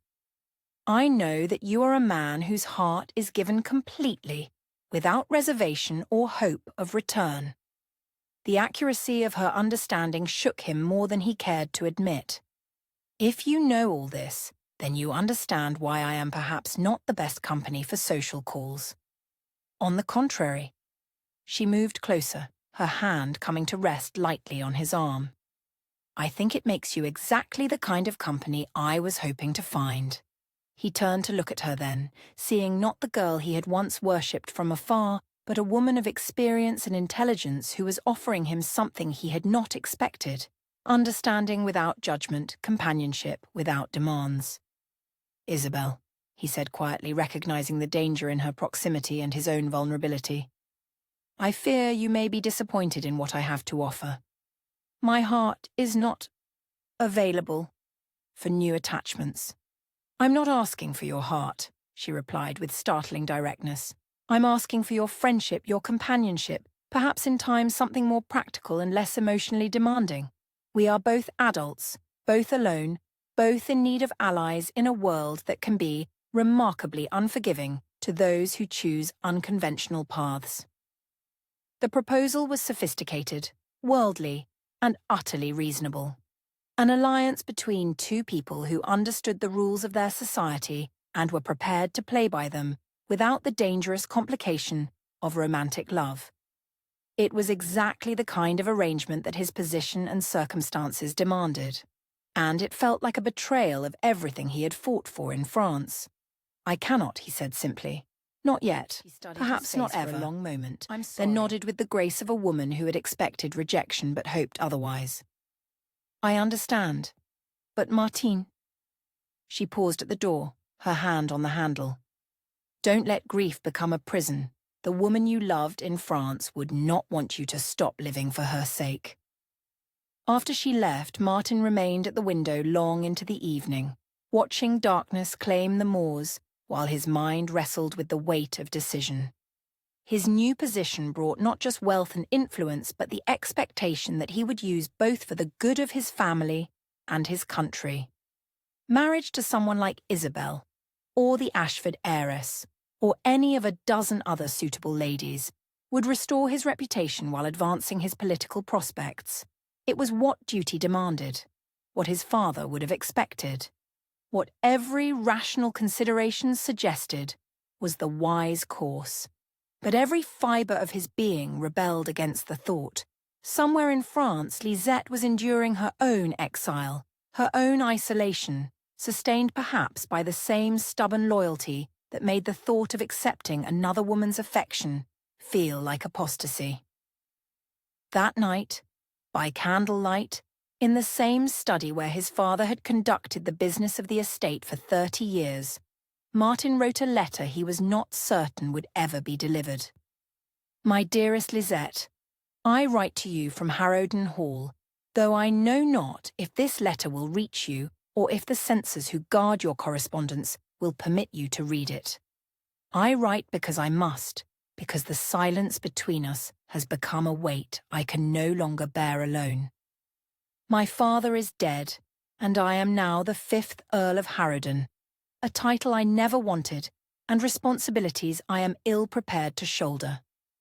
The world expects me to marry for advantage, to use my position to advance the interests of family and state, to forget the love that led me to actions it still considers scandalous. I am told daily that I should move forward, that dwelling on what can never be is the luxury of a foolish romantic rather than the duty of a practical man. Perhaps they are right. Perhaps the love we shared was a beautiful madness that belongs to a different time when we believed the heart could triumph over the machinery of power. But I find I cannot surrender what we had, cannot treat it as a youthful folly to be outgrown and forgotten. In the darkest moments of these past months, it has been the memory of your courage that sustained me, the way you chose sacrifice over surrender, love over convenience, truth over the comfortable lies that make society function. You taught me that some things are worth any price, that love honestly given is never wasted, even when it cannot be returned. I carry that lesson like a talisman against the cynicism that threatens to consume all who must navigate the treacherous waters of power and position. I do not know what the future holds for either of us. I do not know if we will ever see each other again, or if the forces that separated us will prove stronger than any bond we might forge. But I know this: whatever comes, however many years pass, however many compromises the world demands, I will love you with every breath I draw until the day I draw no more. If you are reading this, know that you are not forgotten, not abandoned, not relegated to the past like a pleasant dream. You are carried in the heart of a man who learned from you the difference between existing and living, between duty and honor, between the love that takes and the love that gives everything without counting the cost. Be well, my darling. Be strong. And know that somewhere in the Yorkshire moors, a man sits by his fire and remembers dancing with you under the stars, remembers the taste of your lips and the sound of your laughter, remembers every moment of grace you brought into a world too often graceless. With all my love, always and forever, his new signet ring, the Harrowden coat of arms pressed into red wax like a drop of blood. Whether it would reach her was a question he could not answer. Whether she would be permitted to read it if it did was another uncertainty in a life that had become a catalogue of impossible choices and deferred hopes. But the writing of it had been necessary, a declaration of faith thrown into the darkness like a stone into an abyss. Somewhere in France, the woman he loved continued to exist. That knowledge alone was enough to light the path forward, whatever shadows might lie ahead. Outside, the Yorkshire wind howled across the moors, with a voice that sounded like all the ghosts of Harrowden Hall, calling him to remember his duty. Inside, the new Earl sat alone with his letter and his memories, a man caught between two worlds, the one that demanded his compliance and the one that had claimed his heart. The choice between them would define not just his future, but the kind of man he would become in the lonely years that stretched ahead like an uncharted sea. Chapter 18. Eloise's Secret. The walled garden at Château de Brielle had always been Lisette's sanctuary, a place where high stone walls and ancient oak trees created a world apart from the rigid formalities of court life. In happier times, she had spent countless hours here with her cousin, sharing secrets and dreams beneath the spreading branches of a linden tree that had witnessed 3 centuries of De Brielle family history. Now, as autumn painted the garden in shades of gold and crimson, it served as her prison's most beautiful corner, a place where royal guards disguised as gardeners could maintain their watchful presence while she took the daily exercise that her physician deemed necessary for her health. She sat on the stone bench where she and Eloise had spent so many afternoons, a book of poetry open in her lap, though the words blurred together meaninglessly. 6 months had passed since her return to the estate, 6 months of silence and isolation that had worn away at her spirit, like water against stone. No letters came that were not first read by censors, No visitors were permitted who had not been thoroughly investigated by royal agents. No word reached her of the outside world, except through the carefully filtered reports that her guards deemed suitable for her consumption. The sound of approaching footsteps made her look up without interest. Another guard making his rounds, another servant going about duties that had become as predictable as the phases of the moon. But the figure that emerged from behind the ancient sundial was not one of her watchers, and Lisette's heart leaped with a joy so intense it was almost painful. "Eloise!" she breathed, rising from the bench with movements made clumsy by shock and desperate gladness. Her cousin moved swiftly across the gravel path, her dark blue cloak pulled low over her face, and her steps quick with the urgency of someone who knew their time was limited. She reached Lisette's side and pulled her into an embrace that spoke of months of worry and careful planning. "I have perhaps 10 minutes," Eloise whispered urgently. "The guards believe I am the new governess for the Montclair children, a fiction that will not survive close scrutiny." "How did you—" Lisette began, but Eloise pressed a finger to her lips. "Questions later. Listen now."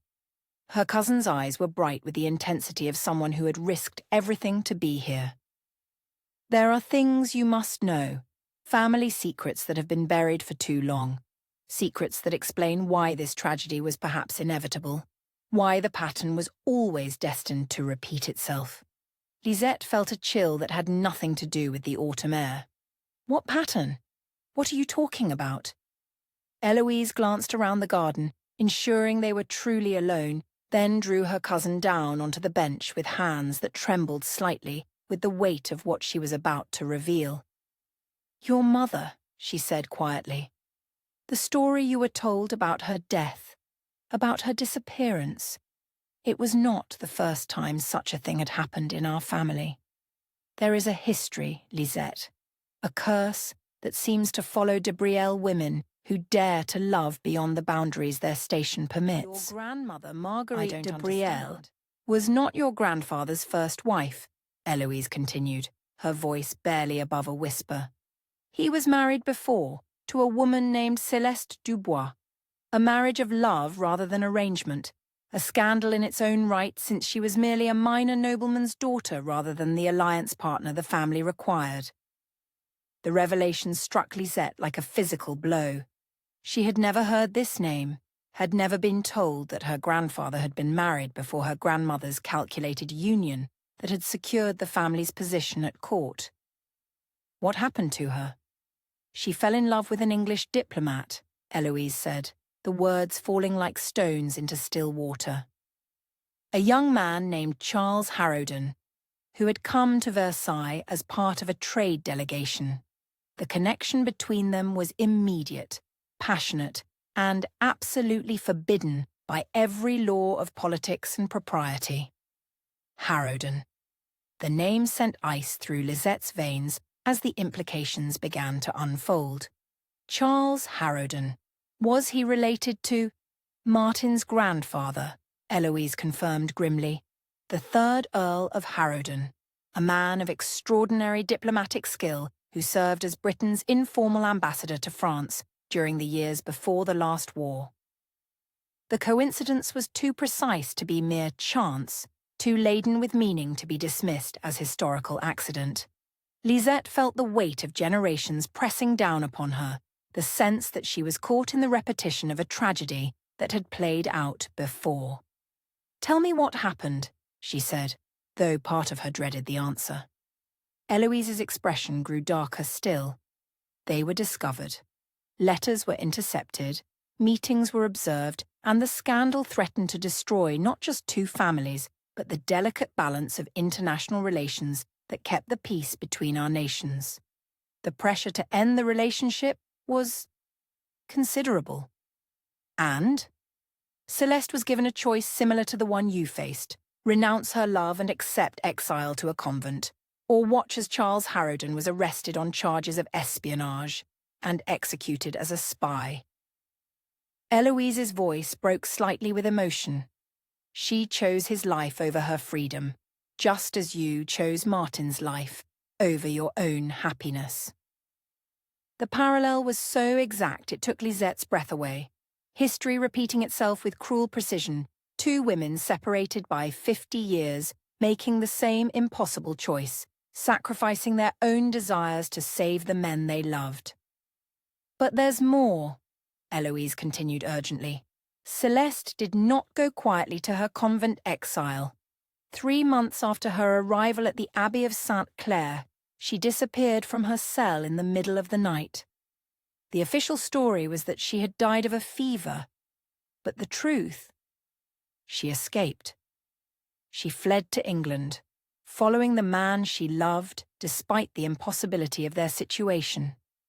But when she arrived in London, she discovered that Charles Harrowden had been killed in a duel with a French agent who had pursued him across the Channel. He died believing she had chosen duty over love, never knowing that she had sacrificed everything to follow him. The tragedy of it struck Lisette like a dagger to the heart. Another love story destroyed by the machinery of politics, another woman left to wander in search of a happiness that had been murdered by forces beyond her control. What became of her? She lived, Eloise said simply. Somehow, impossibly, she survived. Changed her name, disappeared into the English countryside, and eventually returned to France decades later as a widow seeking to reclaim a distant family connection. She became your mother's governess, under the name Madame Rousseau. Rousseau. The same name as the mountain woman who had sheltered her and Martin during their flight, who had spoken of love with the wisdom of someone who had known both its joy and its devastation. Margot Rousseau, she whispered. The woman who helped us. She was your grandfather's first wife, Eloise confirmed. Your mother's teacher, the woman who filled Isabel's head with stories of true love and the courage to pursue it despite all obstacles. The woman who watched history prepare to repeat itself and tried, in her own way, to change the outcome. The connections crystallized in Lisette's mind with dizzying clarity. Margot had not sheltered them by chance. She had recognized the pattern, had seen in their flight an echo of her own tragic story, had tried to provide the sanctuary that had been denied to her decades earlier. There's something else, Eloise said, glancing nervously toward the garden entrance where voices could be heard approaching. Something about your mother's disappearance that you need to understand. Tell me quickly. The white lady that the mountain folk speak of, the ghost who searches the passes for her lost love. It's not your mother, Lisette. It's Celeste, your grandfather's first wife, still wandering after all these years, still searching for the peace that was stolen from her. The revelation reframed everything Lisette thought she knew about her family's tragedy. Her mother had not fled to the mountains to search for Thomas Whitmore. She had fled to find Celeste, to seek answers from the woman who had lived through her own version of this impossible love. But why? Lisette asked desperately. Why would Mother seek her out? Because she was pregnant, Eloise whispered, the words falling between them like a bomb. When your mother disappeared, she was carrying Thomas Whitmore's child. The shock was so complete that for a moment Lisette couldn't breathe. Everything she thought she knew about her identity, her parentage, her place in the world shifted like sand beneath her feet.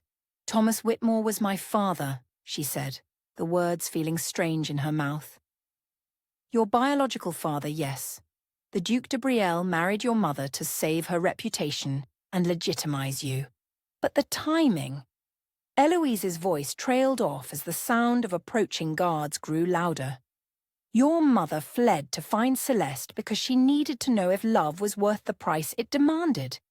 She needed to understand whether the cycle could be broken, or if it was destined to repeat itself forever. And did she find her? I don't know, Eloise admitted, rising quickly as uniformed figures appeared at the garden's entrance. But I know that you have the power to break this cycle, Lisette. You have the strength to change the pattern that has destroyed 2 generations of women in our family. How? Lisette asked desperately. but her cousin was already moving away, pulling her hood up to conceal her features. By refusing to accept that love must always end in tragedy, Eloise called softly over her shoulder. By believing that some stories can have different endings if we have the courage to write them ourselves. Then she was gone, slipping away through the shadows of the garden like a spirit returning to whatever realm she had emerged from. Lisette was left alone with revelations that transformed everything she thought she understood about her past and her present. She was not just the daughter of a French duke and his politically necessary wife.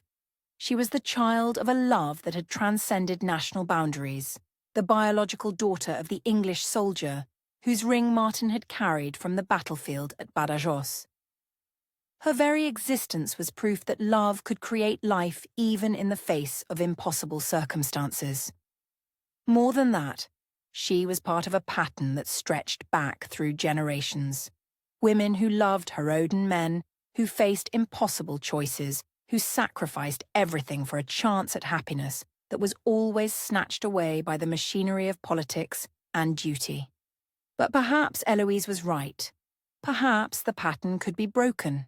Perhaps the cycle of tragedy that had claimed Celeste and driven her mother to madness could end with her if she had the courage to refuse the role that history seemed determined to force upon her. As the guards approached to escort her back to the chateau for the evening meal, Lisette rose from the bench with a new understanding of her situation. She was not just a woman in exile, not just a victim of political circumstances beyond her control. She was the inheritor of a legacy of love that had persisted across generations despite every effort this long. If it had created her very existence in defiance of all the forces arrayed against it, then perhaps it was strong enough to finally triumph over the hatred and fear that had fed on it for so long. The guards were closer now, their voices carrying the casual authority of men accustomed to obedience. But as Lisette prepared to return to her gilded cage, she carried with her a new resolve, not just to endure her exile, but to find a way to transform it into something that honored the sacrifices of the women who had come before her. Somewhere in the Yorkshire moors, Martin sat in his study writing letters that might never be delivered. Somewhere in the French mountains, two broken women, one dead, one living, continued their endless search for peace. And here, in this garden where secrets had finally been spoken aloud, their descendant began to plan not just her own salvation, but the redemption of a love story that had been 50 years in the making.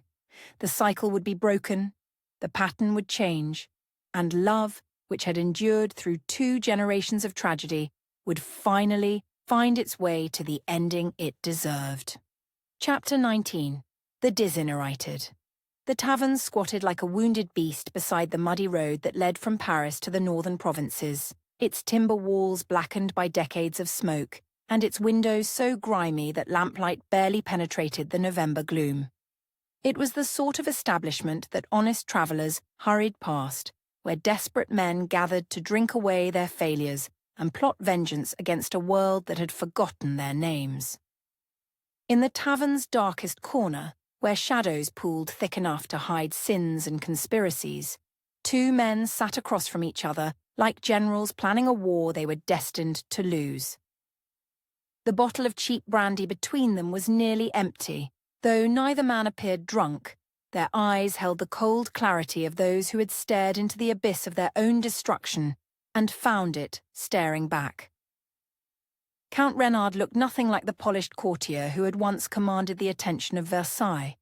His pale hair hung lank and unwashed, his clothes bore the stains of rough travel, and his ice-blue eyes burned with the fevered intensity of a man who had lost everything and found freedom in having nothing left to lose. Prison had not broken him. It had crystallized his hatred into something pure and deadly. Across from him sat Lisette De Brielle, though he could no longer claim that name with any authority. The young man who had once been heir to one of France's most distinguished titles now wore the rough clothing of a commoner, his dark hair unkempt, his face bearing the marks of too little sleep and too much rage. 6 months of exile from his family had carved away the softness of privilege, leaving behind someone harder, more desperate, and infinitely more dangerous. "Tell me again," Armand said, his voice carrying the low menace of a man who had learned to speak in whispers. "About the letter." Renard smiled, an expression that held no warmth, only the satisfaction of a predator who had found the perfect weapon for his revenge. A love letter, smuggled across the channel through channels that took considerable effort to trace. Your dear sister's English lord cannot forget her, it seems. Even exile and disgrace cannot cure him of his romantic obsession. The words were designed to wound, and they found their mark. Armand's hands clenched into fists on the scarred wooden table, his knuckles showing white through the grime that stained his fingers. Because of her selfish pursuit of that English dog, I have lost everything. My inheritance, my position, my future, all sacrificed on the altar of her romantic fantasies. The bitter fury in his voice spoke of months of nursing grievances, of allowing resentment to ferment until it had poisoned every rational thought. The Duc de Brielle's decision to disinherit his son had been swift and final, a calculated move to distance the family from the scandal that threatened to consume them all. Armand's failure to prevent his sister's flight, his inability to retrieve her before the international incident erupted, had marked him as weak in his father's eyes. Weakness was a luxury the De Brielle family could no longer afford. "She destroyed us all," Armand continued, taking a savage gulp of brandy that made him wince. "And for what? For a few months of passion with a foreign spy who used her innocence to advance his country's interests?" Renard said nothing, allowing the younger man to voice the bitter narrative he had constructed to explain his fall from grace. The truth, that Lisette had been an innocent victim of larger forces, that Martin's actions had exposed genuine crimes rather than advancing British interests, was irrelevant to men who needed someone to blame for their own failures. Renard said eventually, "Is what we do with our knowledge. Martin Harrowden sits comfortable in his Yorkshire estate, playing the grieving romantic while building political alliances that will restore his reputation within a year. Your sister pines away in her gilded exile, no doubt composing tragic poetry about her lost love while servants attend to her every need. While we rot in ditches and drink tavern swill," Armand spat, "justice demands a reckoning." "Justice," Renard mused, rolling the word around his mouth like fine wine. "An interesting concept. Tell me, Armand, what would justice look like to you?" The question hung between them, heavy with possibility and dark promise. Armand's expression grew thoughtful, calculating, as he considered the various forms his revenge might take. For her, a genuine understanding of loss, not the romantic melancholy of separation, but the absolute despair of knowing that her selfishness has destroyed the man she claims to love. His voice dropped to barely above a whisper. For him, death, slow, painful, and public enough that she watches it happen. The savagery of the response would have shocked anyone who remembered the dutiful young man who had once served as his sister's protector. But months of exile had burned away every noble instinct, leaving behind only the desire to inflict on others the pain that had been inflicted on him. Renard nodded approvingly. Admirable sentiments, and not entirely impossible to achieve, given proper planning and sufficient ruthlessness. He leaned forward, his voice taking on the tone of a teacher instructing a particularly promising pupil. Martin Harrowden may be protected by his title and his influence, but he is also predictable. Guilt makes men vulnerable, and he carries enough guilt to sink a warship. What do you mean? The letter I mentioned was not the first he has sent. There have been others, a steady correspondence that speaks of a man who cannot accept the finality of their separation. Each letter represents a security risk, a breach of the royal decree that forbids contact between them. Reynard's smile grew wider. More importantly, each letter follows a pattern. He has agents, sympathetic souls who smuggle his correspondence across the channel. Sooner or later, his romantic obsession will drive him to risk everything for one last meeting. Armand's eyes glittered with sudden understanding. And when he comes, we will be waiting. Reynard pulled a folded paper from his coat, spreading it on the table between them. It was a map of the Channel coast, marked with routes and dates that spoke of careful observation and patient planning. The British Admiralty may control the main ports, but there are a dozen private harbours where a small boat can land undetected. Men with sufficient motivation can monitor them all. The conspiracy was taking shape now, visible in the way both men leaned over the map with the intensity of generals studying a battlefield. What had begun as drunken resentment was crystallizing into something far more dangerous, a plot with specific objectives and the ruthless determination necessary to achieve them. "You really believe he'll come?" Armand asked, though his tone suggested he was already convinced. "Love makes fools of wise men and heroes of cowards," Reynard replied. Martin Harrowden proved his capacity for both foolishness and heroism in equal measure. When the weight of separation becomes unbearable, and it will, he will risk everything for one last chance to see her. And then we give them their reunion. Reynard's voice carried the satisfaction of a man who had found the perfect revenge. But not the ending they expect.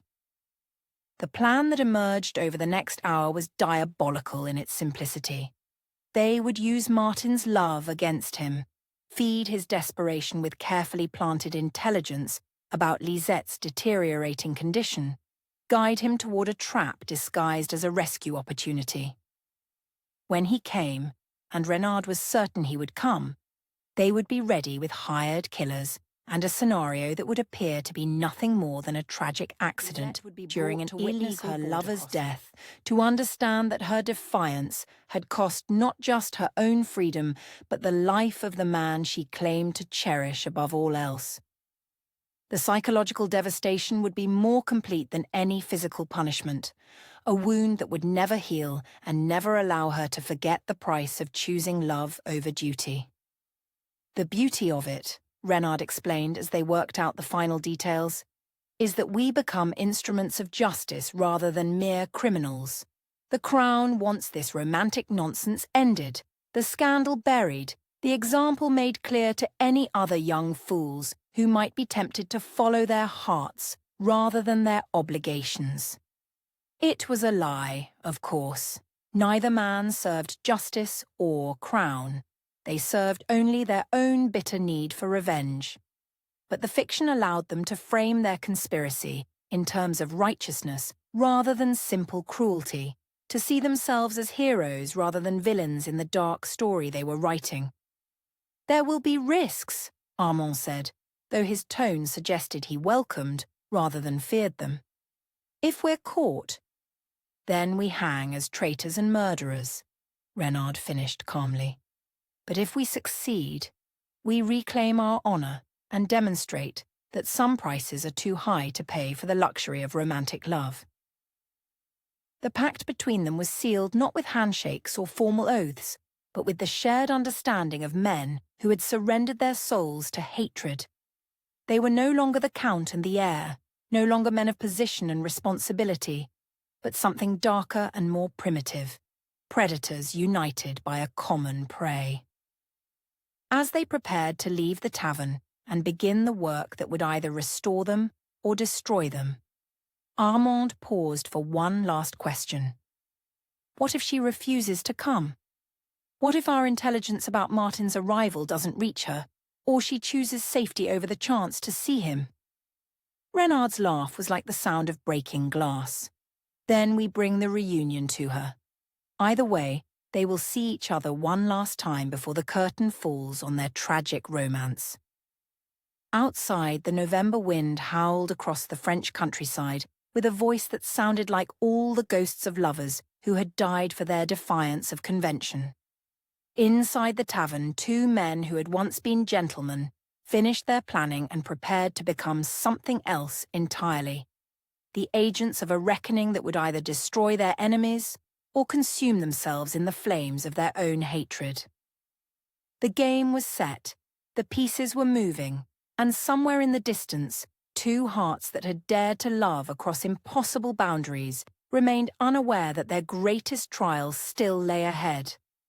The disinherited son and the disgraced count had found each other in the darkness, and from their alliance would come either justice or catastrophe.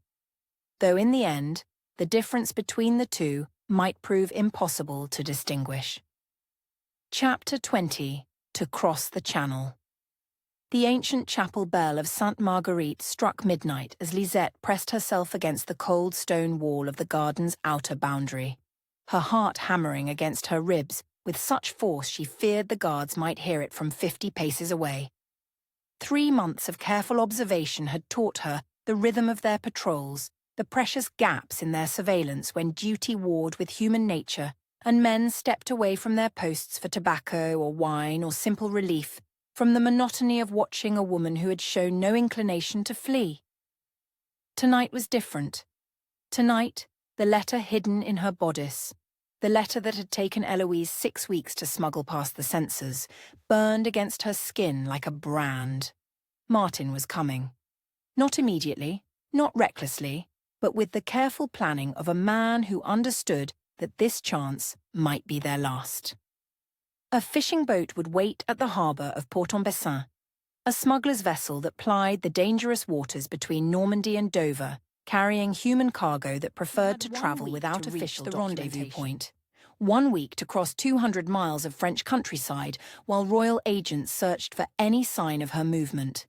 1 week to transform herself from the Duke's closely guarded daughter into someone invisible enough to disappear into the anonymous masses that moved along France's roads. The plan was desperate, dangerous, and their only hope. A soft whistle, 3 notes rising like a nightingale's call, drifted across the garden from the direction of the old stable block. Eloise. Her cousin had risked everything to be here tonight, had crafted an elaborate fiction about visiting a dying aunt to explain her presence in the region, had spent precious family gold to bribe servants and purchase the assistance they would need. Lisette slipped through the narrow gap in the garden wall that gardeners used for wheelbarrows, her dark cloak billowing around her like the wings of some night creature.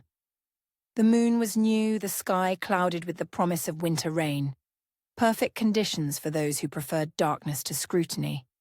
"Here," Eloise whispered from the shadows beside the stable, pressing a rough canvas bag into Lisette's hands. "Everything we discussed, plain clothes, peasants' papers identifying you as Marie Dubois from Caen. Enough coin to see you to the coast if you're careful." Lisette gripped her cousin's hands, feeling how they trembled despite Eloise's outward composure. "If they discover your part in this—" "They won't," Eloise said with fierce determination. "And if they do, I'll tell them I was protecting the family honour by helping you flee to a convent. Let them try to prove otherwise." The lie was thin, but it might be enough to save Eloise from the worst consequences. Might be. The uncertainty of it gnawed at Lisette's conscience, the knowledge that her choices continued to place others in danger. But there was no turning back now. The momentum of desperate love had carried her too far to falter at the threshold. "The carter will be waiting at the crossroads beyond the village," Eloise continued urgently. "He's been paid to take you as far as Bayeux. No questions asked. From there—" "From there I manage alone," Lisette finished. She had memorized the route, studied maps until the names of towns and villages were etched in her memory like prayers. "Eloise, if this fails—" "It won't fail," her cousin said with the fierce loyalty that had sustained them both through the darkest months of their lives. "Love this strong doesn't fail. It bends, it breaks, it bleeds, but it doesn't fail." They embraced then, Two women who had shared secrets and sorrows since childhood, each knowing this might be their final farewell. When they separated, Lisette was no longer the Duke's daughter, but someone else entirely. A peasant woman with calloused hands and worn clothing. Someone invisible enough to slip through the cracks in the world that powerful men sought to control. The journey to the coast passed in a blur of rough cart rides, muddy roads, and nights spent in tavern rooms that reeked of unwashed bodies and cheap wine. Lisette discovered muscles she had never known she possessed, learned to speak with the accent of the Norman countryside, practiced the humble bearing of someone accustomed to bowing before her betters. By the time she reached Port-en-Bessin, she had transformed herself so completely that even she barely recognized the woman who stared back from tavern mirrors.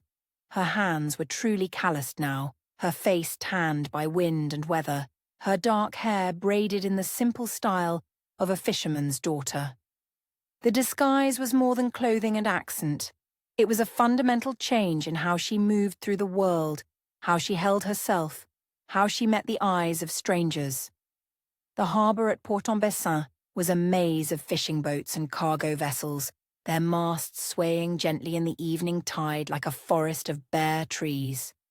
The smell of salt and fish and tar filled the air, mixing with the shouts of sailors and the creak of rope against wood. It was a world apart from the perfumed elegance of Versailles, raw and vital and utterly authentic. Lisette found the vessel she sought moored at the harbour's edge, a weathered fishing boat called La Sirène, whose captain was known to those who needed passage without papers. Captain Moreau was a grizzled man whose face bore the scars of a lifetime spent fighting wind and wave, but his eyes held the shrewd intelligence of someone who understood exactly what business he was in and what risks it entailed. "Marie Dubois?" he asked when she approached, using the name from her forged papers. "That's right, Captain. I believe you're taking in the rough clothing and work-hardened hands, the way she stood with the balance of someone accustomed to swaying decks." Whatever he saw satisfied him, because he nodded toward the gangplank. "Welcome aboard, mademoiselle. We sail with the tide." The crossing began peacefully enough. La Sirène slipped from her moorings in the pre-dawn darkness, her engines turning quietly as she navigated the harbour mouth and pointed her bow toward the distant English coast. Lisette stood at the stern watching the lights of France fade into the grey morning mist, feeling a mixture of terror and exhilaration that made her blood sing in her veins. She was free. For the first time in nearly a year, she was truly free. No guards, no surveillance, no royal decrees constraining her movements. The vast expanse of the Channel stretched before her like a promise, and somewhere beyond the horizon, Martin waited for a reunion that had seemed impossible just days before. "Rough crossing ahead," Captain Moreau warned, joining her at the rail. "Storm coming in from the northwest. We'll make Dover, but it won't be comfortable." As if summoned by his words, the wind began to pick up, sending spray across the deck as La Sirène rode the growing swells. Lisette gripped the rail more tightly, grateful for the captain's matter-of-fact competence. This was not her world, but she trusted the expertise of those who made their living from it. It was just after noon when the other vessel appeared on the horizon, a fast cutter running without colours, its course designed to intercept theirs. Captain Moreau studied it through his spyglass with the grim expression of a man who recognized trouble when he saw it. "Pirates?" Lisette asked, though something in her heart already knew the truth was worse. "Worse," Moreau confirmed. "Government vessel, but not official business. See how she flies no flag? That's a hunter, mademoiselle, and I'd wager good money she's hunting you." The pursuing vessel closed the distance with alarming speed, her sleek lines cutting through the waves like a knife through silk.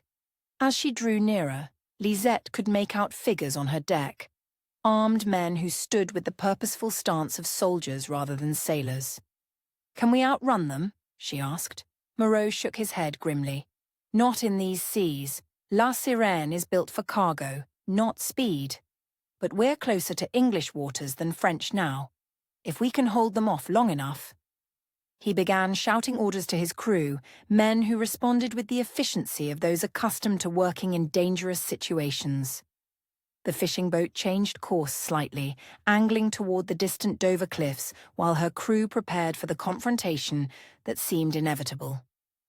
The pursuing cutter came alongside just as the first heavy raindrops began to fall, her crew throwing grappling hooks across the narrow gap between vessels. Armed men swarmed aboard La Sirène with brutal efficiency, their leader a lean figure whose face was hidden beneath a wide-brimmed hat, but whose voice carried the cultured accents of French nobility. "Good afternoon, sister dear," Armand said, pulling back his hat to reveal features that had been hardened by months of exile and consuming hatred. "Did you really think you could run away again?" The shock of seeing him, here, now, leading what was clearly a well-planned operation, struck Lisette like a physical blow. Her brother looked nothing like the dutiful young man she remembered, his face bearing the marks of someone who had stared too long into the abyss of his own resentment. "Armand," she breathed, her hand moving instinctively to the small knife Captain Moreau had given her for protection. "How did you know where to find you?" He smiled, but there was no warmth in the expression. "Love makes people predictable, Lisette. Your English lord's romantic correspondence provided us with all the intelligence we needed." The implications hit her like ice water. If Armand knew about Martin's letters, if he had been able to track her escape route with such precision, then this was no chance encounter but a carefully orchestrated trap. "What do you want?" she asked, though she feared she already knew the answer. "Justice," Armand replied simply. "You destroyed our family, sister. You chose your selfish desires over duty, over honor, over the obligations that come with our name. Now you'll watch as those choices destroy the man who moved forward with the practiced efficiency of professionals." But Captain Moreau and his crew were not helpless victims. They were men who had faced storms and enemies on these waters for decades, and they fought with the desperate courage of those defending their ship and their livelihood. The battle that erupted on La Sirène's deck was brief but savage. Steel rang against steel as cutlass met sword. Men shouted and cursed in two languages while the storm-tossed vessels lurched and rolled beneath their feet. Blood mixed with seawater on the slippery planks as the fight raged from bow to stern. Lisette found herself pressed against the mainmast, the small knife in her hand, pitifully inadequate against armed killers but the only weapon she possessed. When one of Armand's men broke free from the main battle and lunged toward her, she met his attack with a desperation born of pure survival instinct. The blade caught her across the ribs as she twisted away, sending fire through her side and warm blood soaking into her peasant's blouse. But her own knife found its mark as well, driving deep enough to send her attacker staggering backward with a cry of surprise and pain. "Enough!" Armand's voice cut through the chaos like a whip crack. "Take her alive, you fools! Dead, she's useless to us." But the damage was done. Lisette could feel her strength ebbing with the blood that continued to flow from her wound, could see the English coast growing larger but still impossibly distant. Captain Moreau lay motionless beside the wheel, his brave crew scattered or fallen, their resistance finally overwhelmed by superior numbers and weaponry. It was then that salvation appeared on the horizon, a British naval vessel, her white ensign flying proudly as she bore down on the scene with the majesty of righteous authority. Someone had seen the battle from the Dover cliffs, had sent word to the port authorities, had summoned the Royal Navy to investigate what appeared to be an act of piracy in British waters. Armand saw the approaching warship at the same moment, his face contorting with fury as he realized his carefully laid plans were disintegrating. "Back to the cutter!" he shouted to his men. "Now!" The retreat was as swift as the attack had been, the French vessel casting off her grappling hooks and pulling away from La Sirène with desperate haste. But before they left, Armand paused at the rail for one final exchange with his sister. "This isn't over," he called across the widening gap between boats. "We know where your English lord waits, know exactly when and where he plans to meet you. You may have escaped today, but love makes people careless, Lisette, and careless people die." Then he was gone, his cutter disappearing into the grey curtain of rain and mist while the British warship continued its approach. Lisette slumped against the mast, her hand pressed to her wounded side, watching the white cliffs of England grow larger with each passing moment. She had crossed the channel as she had planned, had evaded capture, and reached the waters where Martin waited. But the cost had been terrible, and the knowledge that Armand knew of their rendezvous point turned her triumph into something hollow and dangerous. Blood loss and exhaustion finally claimed her as the Royal Navy cutter came alongside, its officers shouting questions in rapid English while gentle hands lifted her from the blood-stained deck of La Sirène. The last thing she saw before darkness took her was the white cliffs of Dover rising like a promise against the stormy sky, beautiful and terrible in their alien majesty. She had reached England, but at what cost? And what dangers awaited in a land where love had summoned her, but enemies had followed close behind. Chapter 21. Winter in Harrowden. The Yorkshire snow fell like benediction across the parkland of Harrowden Hall, transforming the familiar landscape into something ethereal and strange. From the windows of his study, Martin watched the white curtain descend over fields and moors that had been brown and barren just hours before, thinking how the storm seemed to mirror the strange suspension of time that had marked the weeks since his return from France. It was past midnight on the third night of December, and he should have been abed hours ago. But sleep had become elusive since receiving the coded message that had arrived by way of smugglers' channels. "She comes, Dover, wait."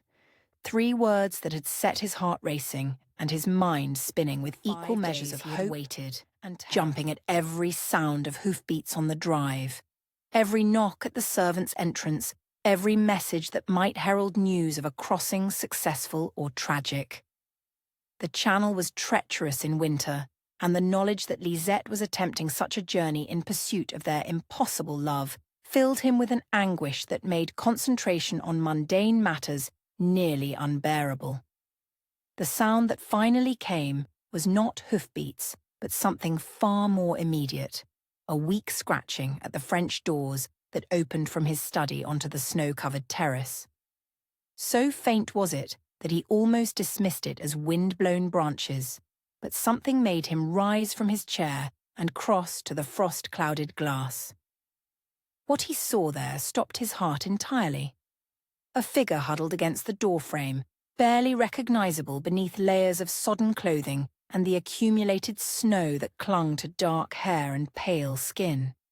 But even through the distortion of weather and exhaustion, he knew that face with the certainty of a man who had memorized every feature in dreams and waking visions. "Lisette," he breathed, his hands fumbling with the door latch as shock gave way to desperate urgency.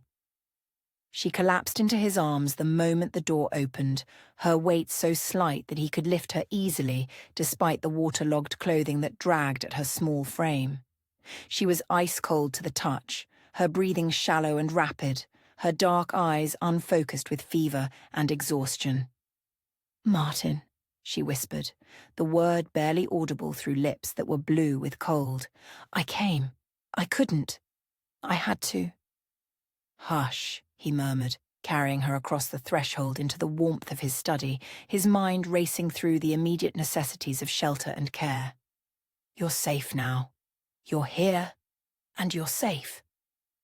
But even as he spoke the words, his hands found the dampness at her side where blood had soaked through multiple layers of clothing, turning fabric dark and stiff. She was wounded, badly from the extent of the staining, and had somehow managed to travel from the coast to Yorkshire in such condition. The next hours passed in a blur of desperate activity. Martin carried her to the guest chamber that adjoined his own rooms, shouting for Mrs. Thornbury and the footman who could be trusted with absolute discretion. Hot water, clean linen, blankets warmed by the fire, the household rallied with the efficiency of servants who understood that their master's happiness might depend on the life of the mysterious woman who had appeared from the storm. Dr. Henshaw, the family physician who had attended every Harrowden birth and death for 30 years, arrived within the hour despite the late hour and dangerous roads. His examination was thorough, professional, and reassuring in its measured competence. "The wound is clean," he pronounced, emerging from the sick room with blood on his hands and concern in his weathered face. "A blade rather than shot, and it missed anything vital. But she's lost considerable blood, and the exposure—" he shook his head grimly. "The next few days will tell the tale. Keep her warm, give her broth when she can take it, and pray that fever doesn't set in." But fever did come, as they had both known it would. For 3 days and nights, Lisette drifted in and out of delirium, her body fighting battles against cold and blood loss, and the infection that threatened to claim what the crossing had not been able to destroy. Martin barely left her side, taking his meals in the adjoining chair, dozing fitfully when exhaustion overcame vigilance, speaking to her constantly whether she could hear him or not. He told her about the estate, about the tenants who remembered her from the stories that had somehow filtered north from London, about the Yorkshire winter that painted the world in shades of white and silver. He read to her from books of poetry, from novels that spoke of love triumphant, from letters that had arrived from mutual friends who had somehow learned of her presence in England. Most of all, he simply talked, sharing thoughts and memories and dreams that he had carried alone through the long months of their separation. "I used to imagine this," he said on the second night, his voice hoarse from hours of conversation with someone who might not be able to hear him. "Not like this, not with you fighting for life in a sickbed, but the simple fact of having you here, in this house, part of the landscape that shaped me." Her breathing remained steady but shallow, her face pale against the white pillows that framed her dark hair like a painting of some medieval saint. But sometimes her fingers would move restlessly against the coverlet, as if reaching for something just beyond her grasp. "The gardens will be beautiful in spring," he continued, taking her hand in both of his and feeling the gradual return of warmth to skin that had been deathly cold. "There's a walled rose garden that was my mother's particular pride, and a lake where swans nest every year. I want to show you everything, Lisette. I want to share this life with you." As snow continued to fall beyond the windows and the fire settled to glowing embers in the grate, her eyes finally opened and focused on his face with something approaching recognition. "Martin," she whispered, her voice barely audible but blessedly rational. "I'm here," he said, squeezing her hand gently as relief flooded through him like warm wine. "You're at Harrowden Hall. You're safe." She tried to sit up, wincing as the movement pulled at her injured side, and he was there immediately to support her with pillows and gentle hands.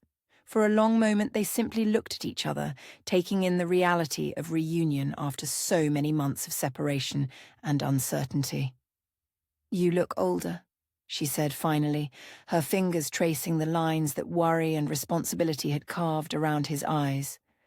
"So do you," he replied, though to him she looked achingly beautiful despite the pallor and exhaustion. "And stronger. Whatever you endured to get here, it changed you."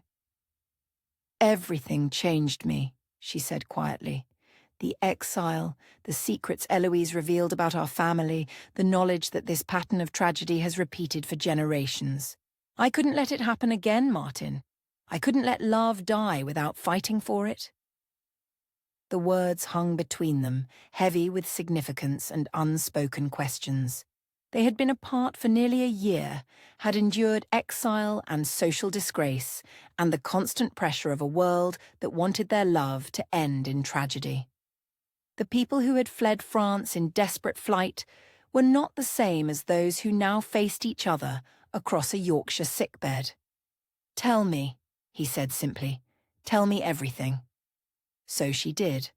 her voice growing stronger as the hours passed and Mrs. Thornbury brought warm broth and fresh tea. She told him about the months of isolation at Château de Brielle, about the revelation of her true parentage and the tragic history that connected their families across generations. She spoke of Eloise's courage in helping her escape, of the dangerous crossing and her brother's betrayal, of the knowledge that their enemies would not rest until love was finally defeated. In return, Martin shared his own struggles with inheriting the earldom, with the political pressures that demanded he marry for advantage rather than affection, with the letters he had written but never dared to send, and the loneliness that had threatened to consume him during the dark Yorkshire winter. Lady Isabel proposed an alliance, he admitted, watching carefully for her reaction. Not love, but companionship, a practical arrangement that would satisfy society's expectations while protecting us both from the demands of unwanted suitors. Lisette was quiet for a moment, considering this revelation with the maturity of a woman who had learned to think beyond simple jealousy. "She sounds wise," she said finally, "and kind. What did you tell her?" "That my heart was not available for such arrangements, practical or otherwise." He lifted her hand to his lips, pressing a gentle kiss to her palm. "That it belonged entirely to a French woman who had taught me the difference between existing and living." Tears gathered in her dark eyes, but they were tears of relief rather than sorrow. "I was so afraid," she whispered, "afraid that distance and time would weaken what we had, that you would decide the cost was too high to pay." "Never," he said with fierce certainty. "The cost of losing you would be higher than any price the world could demand. I learned that during the months we were apart." They talked through the night and into the next day, years of separation compressed into hours of desperate communication. They spoke of practical matters, how she had managed to travel from Dover, what dangers still pursued them, what future they might hope to build together.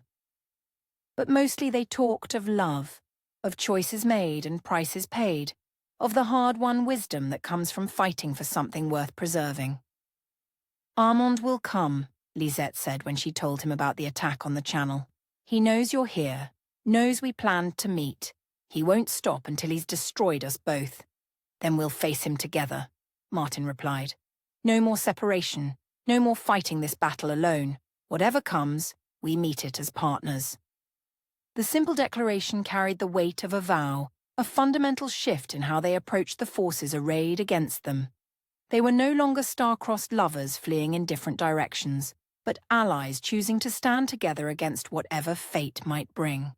On the fourth day of her recovery, when Lisette was strong enough to sit by the fire in Martin's study and the snow had finally stopped falling, he asked the question that had been building in his heart since the moment she collapsed at his door. Not as a grand romantic gesture, but as a simple statement of intent. Not for politics or alliance or convenience, but because I cannot imagine a life that doesn't include you in every morning and every evening of all the years I have left. She was quiet for a long moment, staring into the fire as if seeing their future written in the dancing flames. When she finally spoke, her voice carried the certainty of a woman who had paid every price love could demand and found it worthwhile. "Yes," she said simply. "Yes, to marriage and partnership, and facing whatever comes together. Yes, to choosing love over duty, to writing our own ending instead of accepting the tragedy that others expect." He crossed to her chair and knelt beside it, taking her hands in his with the reverence of a man making sacred vows. "Then we'll marry here, in the chapel at Harrowden. A small ceremony, just us and the witnesses necessary to make it legal. No grand displays, no political alliances, just two people choosing each other." "Will they let us?" she asked, though her tone suggested she was prepared to fight whatever battles were necessary. "The church, the law, the governments that wanted us separated? We'll make them," Martin said with quiet determination. "I'm an earl now, with influence and resources they can't simply dismiss. And you're a French citizen who has committed no crimes they can prove. The scandal will be enormous, but scandal is not the same as illegality. They sealed their engagement not with rings or formal ceremonies, but with a kiss that tasted of hope and determination, of love that had survived every trial the world could devise. Outside, the Yorkshire winter painted the landscape in pristine white, as if the world itself was beginning again. Clean, beautiful, and full of infinite possibility. The battles that lay ahead would be fierce, the enemies arrayed against them numerous and ruthless. But in the warmth of Harrowden's library, beside a fire that crackled with promise and wrapped in love that had proven stronger than exile, disgrace, and the machinations of 2 kingdoms, they found the courage to believe that some stories could have happy endings, if the lovers were brave enough to write them together. Winter in Harrowden had brought more than snow and cold. It had brought the return of love, the promise of partnership, and the beginning of a new chapter that would either triumph over the forces of convention or burn brilliantly in the attempt. Either way, they would face it together. And for 2 hearts that had been separated too long, that promise was worth every risk the future might bring. Chapter 22. The Last Ball. The ballroom of Carlton House blazed with the accumulated wealth of an empire, its walls lined with gold leaf and crystal that caught the light of 1,000 candles and threw it back in dazzling cascades. The cream of English society moved across the polished marble floor like figures in an elaborate tableau, their jewels glittering and their silks rustling with the whispered secrets that were the true currency of court life. It was the Christmas ball of 1823, the most anticipated social event of the season, where alliances were forged and reputations made or destroyed by the simple act of who spoke to whom, who danced with whom, who was seen to acknowledge or snub whom. King George IV held court from his gilded chair at the ballroom's far end, his bulk magnificent in purple velvet and ermine, his presence lending weight to every interaction that took place under his watchful eye. Into this glittering arena, Martin entered with Lisette on his arm. The effect was immediate and electric. Conversations ceased mid-sentence as heads turned toward the couple who had just been announced by the Lord Chamberlain's thunderous voice. The Right Honourable Martin Harrowden, 5th Earl of Harrowden, and Mademoiselle Lisette De Brielle. No titles for her beyond her name, no acknowledgement of her status as a duke's daughter, but the very fact of her presence here, on his arm, was announcement enough. The French exile who had caused the international incident that still provided fodder for diplomatic correspondence across Europe was not only in England, but being publicly presented with the grace of a woman born to such occasions. Her deep blue silk gown, a masterpiece of understated elegance that managed to honour English fashion while maintaining distinctly French flair. The sapphires at her throat had been Martin's mother's, a symbol of acceptance into the Harrowden family that spoke louder than any formal declaration. But it was her bearing that commanded attention, the serene dignity of someone who had faced exile and scandal and emerged stronger rather than broken. "My God!" breathed Lady Pemberton to her companion behind a fan of painted silk. "She's actually here! And he's presenting her as if she were his intended," finished the Duchess of Marlborough with the sharp interest of someone who had built her reputation on being first with the most shocking news. "Look at how he positions himself. Protective, but not possessive. Proud, but not defiant. This is not a man parading his mistress, my dear. This is a man introducing his future countess." The observation rippled through the assembled nobility like ripples on a pond, each conversation growing more animated as the implications became clear. The Earl of Harrowden, that tragic romantic figure whose continental adventure had provided such delicious entertainment, had not only retrieved his forbidden love, but was apparently preparing to legitimize their union in the most public way possible. At the far end of the ballroom, King George IV himself leaned forward in his chair with the keen attention of a monarch who understood that personal scandals could have far-reaching political consequences. The Frenchwoman's presence here was not merely a social curiosity, but a diplomatic statement. Britain providing sanctuary to someone the French court had exiled, offering protection to a romance that had caused international friction. "Fascinating," he murmured to Lord Liverpool, his Prime Minister, who stood at his right hand with the expression of a man watching storm clouds gather on a previously clear horizon.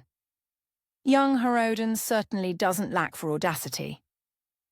Edmund Harrowden watched his brother's entrance from the opposite side of the ballroom, his face a careful mask that concealed the fury burning beneath. As the air displaced, the brother whose betrayal had contributed to the very situation now playing out before 300 witnesses, he had perhaps the most to lose from Martin's public declaration. He had spent months carefully rebuilding his reputation, positioning himself as the responsible brother who had tried to prevent his family's name from being dragged through the mud of international scandal. He had cultivated the image of a man wronged by circumstances beyond his control, a dutiful son forced to watch his younger brother's romantic obsessions nearly destroy centuries of Harrowden honour. Now Martin's appearance with the Frenchwoman threatened to undo all that careful work, to remind everyone of the complicated loyalties and bitter betrayals that had marked the family's recent history. "Harrowden," came a voice at his elbow. Lord Ashford, a man whose political ambitions had been built on traditional values and the careful maintenance of social order. "Rather bold of your brother, wouldn't you say?" Edmund forced his expression into something resembling rueful concern. "Martin has always been passionate in his attachments. I fear his recent experiences have only intensified that tendency." "Dangerous thing, passion, when it conflicts with duty," Ashford observed, his tone carrying the weight of a man who had built his career on such distinctions. "One wonders what their French friends make of Britain harbouring someone they deemed unsuitable for their own society." It was exactly the opening Edmund had been hoping for, a chance to remind influential men that his brother's romantic choices carried implications far beyond personal happiness. "Indeed," he agreed with carefully modulated regret, "though I confess myself hoping that maturity and responsibility will eventually moderate my brother's enthusiasms."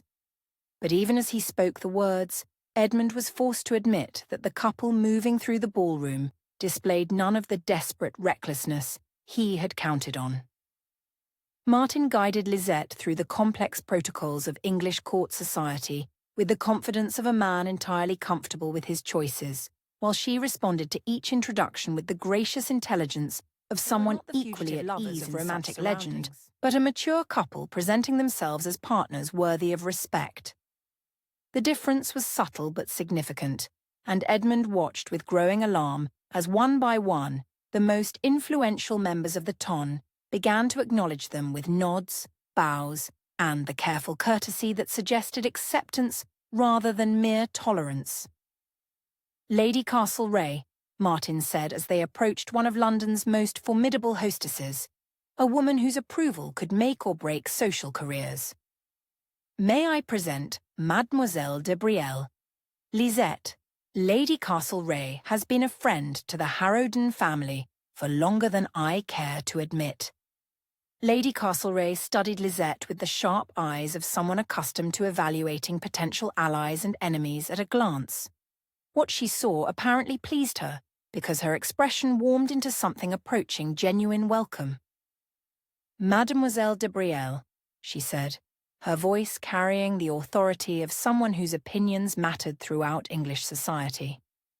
"Your reputation precedes you, though I suspect the reality is far more interesting than the rumours that have reached us."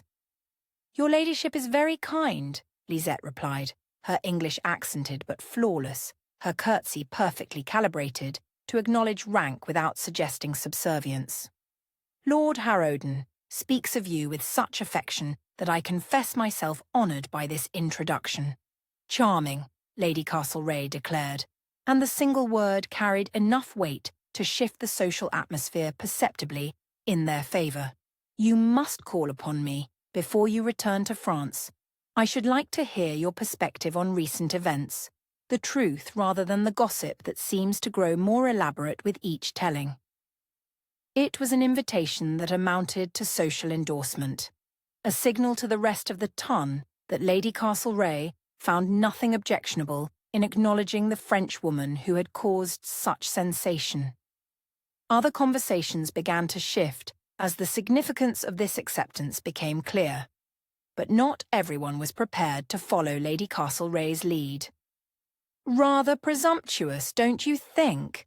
came a voice from behind them, pitched to carry just far enough to create the desired effect, appearing here as if past indiscretions were simply forgotten. Martin turned to face his brother with the controlled calm of a man who had anticipated this confrontation. "Edmund, how good to see you looking so well." The greeting was perfectly polite and utterly cold, carrying none of the warmth that should exist between siblings. The assembled guests sensed the undercurrent of conflict immediately, conversations shifting to position themselves for optimal observation of what promised to be a most enlightening family drama. "Martin," Edmund replied with matching courtesy. "And Mademoiselle De Brielle, of course. How unexpected to see you here." Lisette inclined her head with regal composure, giving no sign that she recognized the man who had sold their location to Count Renard, who had betrayed his own brother for the sake of preserving family reputation. "Lord Edmund, your brother speaks of you often." The words were diplomatically neutral, but somehow they managed to suggest depths of knowledge that made Edmund shift uncomfortably. What exactly had Martin told her about their final confrontation? How much did she know about the choices that had led to their capture? "I trust Martin has explained the complexities that international relationships can create for families like ours," Edmund said, his tone suggesting regret while actually delivering warning.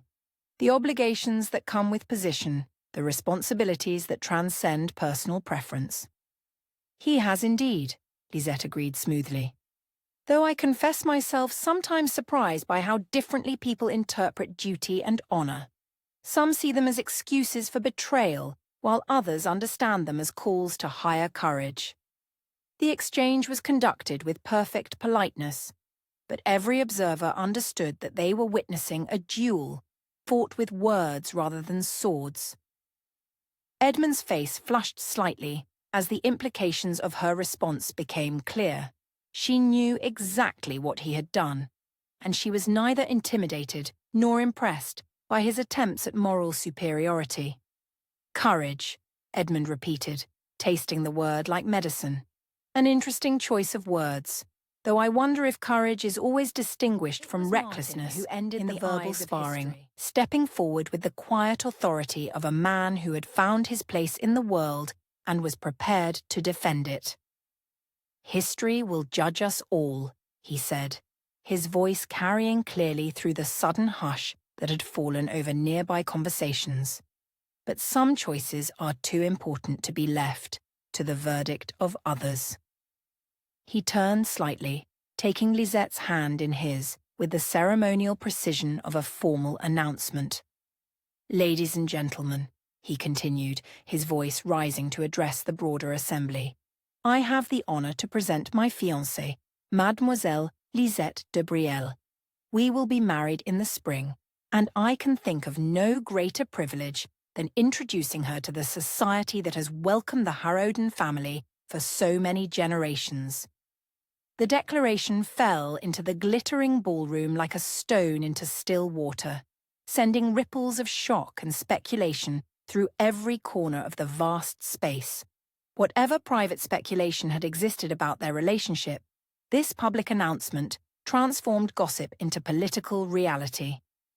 From his throne-like chair, King George IV watched the unfolding drama with the sharp interest of a monarch who understood that royal approval or disapproval could shape the response of an entire nation.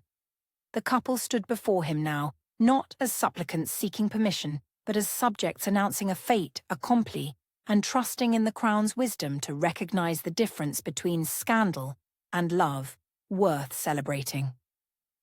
Queen Caroline, resplendent in diamonds and royal purple, leaned forward with the expression of a woman who had herself defied convention for the sake of personal conviction. "Approach," she commanded, her voice carrying the absolute authority of a sovereign who expected immediate obedience. Martin and Lisette moved forward through a sea of faces that ranged from shocked to scandalized to secretly admiring. They had thrown down the gauntlet before the highest authority in the land, declared their intention to marry regardless of political consequences, and now awaited the royal judgment that would determine whether they faced ostracism or acceptance. At the steps of the throne, they paused and bowed with the perfect deference due to majesty, but their bearing suggested dignity rather than subservience. They were subjects showing proper respect, not criminals begging for clemency. "Mademoiselle de Brielle," the Queen said, her voice carrying to every corner of the suddenly silent ballroom. "We have heard much about you, much that was dramatic, much that was scandalous, and much that was, we suspect, considerably embellished in the telling." "Your Majesty is most gracious," Lisette replied, her voice steady despite the weight of royal scrutiny and the knowledge that her entire future hung on the next few moments. "Tell us," the Queen continued, "in your own words and without the romantic embellishments that seem to attach themselves to such stories. Why should Britain welcome a woman whose presence has caused such diplomatic friction with our French allies?" It was the question that cut to the heart of everything, not just personal happiness, but the larger issue of how nations should respond when individual choices conflicted with political convenience. Lisette's answer would be heard not just by the assembled nobility, but by diplomatic observers who would report every word to capitals across Europe. "Your Majesty," Lisette said, her voice growing stronger as she found her footing on ground she had prepared for in her heart, if not in her mind. "I stand before you not as a symbol of diplomatic friction, but as proof that love, true love, recognizes no boundaries of nation or politics. I have been called many things: romantic, reckless, dangerous to the natural order. Perhaps all of these have some truth." She paused, meeting the Queen's eyes with the directness of someone who had nothing left to lose and therefore everything to gain by absolute honesty. "But I have also been a woman who chose truth over convenience, who refused to accept that birth and politics should matter more than the content of one's heart. If that makes me dangerous to the existing order, then perhaps it is an order that fears the very virtues it claims to represent." Such directness before royalty bordered on the treasonous, but it also carried the ring of conviction that commanded respect, even from those who disagreed with its implications. Queen Caroline studied her for a long moment, then turned her attention to Martin with the expression of a woman evaluating the worthiness of a potential son-in-law. "And you, Lord Harrowden, are you prepared for the consequences of this romantic revolution? You seem determined to lead." Martin straightened, every inch the earl his birth had destined him to become, but also every inch the man his love had taught him to be. "Your Majesty, I am prepared to face whatever consequences honour demands. But I am no longer prepared to accept that love must always surrender to political convenience, that individual hearts must always be sacrificed to collective interests." He glanced at Lisette, drawing strength from her presence at his side. "Some things are worth fighting for, regardless of the cost, and some loves are worth preserving, regardless of the scandal they may cause." The Queen's expression was unreadable as she considered their words, the assembled court, and the broader implications of her response. When she finally spoke, her voice carried the weight of royal decree. "We find," she said with deliberate formality, "that England has always been a haven for those who choose conscience over convenience, for those who believe that individual virtue matters more than collective conformity." She paused, allowing the significance of her words to settle over the stunned assembly. "Lord Harrowden, Mademoiselle de Brielle, you have our blessing for your union. May it stand as proof that some bonds are too strong for the machinery of politics to break." The royal endorsement sent a shock through the ballroom more profound than any previous revelation. If the Queen herself approved their marriage, then opposition would be not just futile, but potentially treasonous. In a single moment, the narrative had shifted from scandal to royal romance, from political crisis to love story worthy of celebration. Edmund's face went ashen as he realized that his careful campaign to undermine his brother had not just failed but backfired spectacularly. Martin was no longer the reckless younger son whose romantic obsessions threatened family honor. He was the Earl who had won royal approval for a love that the Queen herself had deemed worthy of blessing. As the couple withdrew from the royal presence and the ballroom erupted into animated conversation, Lady Castlereagh approached with the satisfied expression of someone whose social instincts had proven flawless. "Well played," she murmured to Lisette as they passed. "Both of you. That was a masterclass in how to transform scandal into triumph." The rest of the evening passed in a blur of congratulations, curious questions, and the careful repositioning of social alliances that marked any significant shift in the balance of power. Those who had been prepared to snub the French interloper now competed to claim friendship with the future Countess of Harrowden. Those who had planned to treat Martin as a romantic fool now sought to align themselves with the Earl who had won royal approval for his unconventional choices. But for Martin and Lisette, the most significant moment came near midnight, as they moved together through the figures of a waltz, while 300 of England's most powerful people watched with expressions ranging from admiration to envy. "No more hiding," Lisette murmured as they turned through the intricate steps. "No more pretending that love is secondary to duty." "No more separation," Martin agreed, his hand firm at her waist as he guided her through the dance that symbolized their emergence from exile into acceptance. "Whatever comes now, we face it together, in the open, with the blessing of the crown and the knowledge that we chose each other honestly." The last ball had become their first, the first time they had appeared together not as fugitives or exiles, but as partners claiming their place in the world that had tried so hard to keep them apart. As the music swelled and the dancers moved through patterns as old as civilization itself, they wrote the final chapter of a love story that had refused to accept the ending others had written for it. Outside, winter wind rattled the windows of Carlton House, but inside, in the warmth of royal approval and the glittering embrace of society's acceptance, two hearts that had crossed continents and defied kingdoms finally found their home in each other's arms. The Duel of Blood. The ruins of the old Saxon church stood like broken teeth against the grey February dawn, their ancient stones weathered by centuries of English rain until they seemed more geological formation than human construction.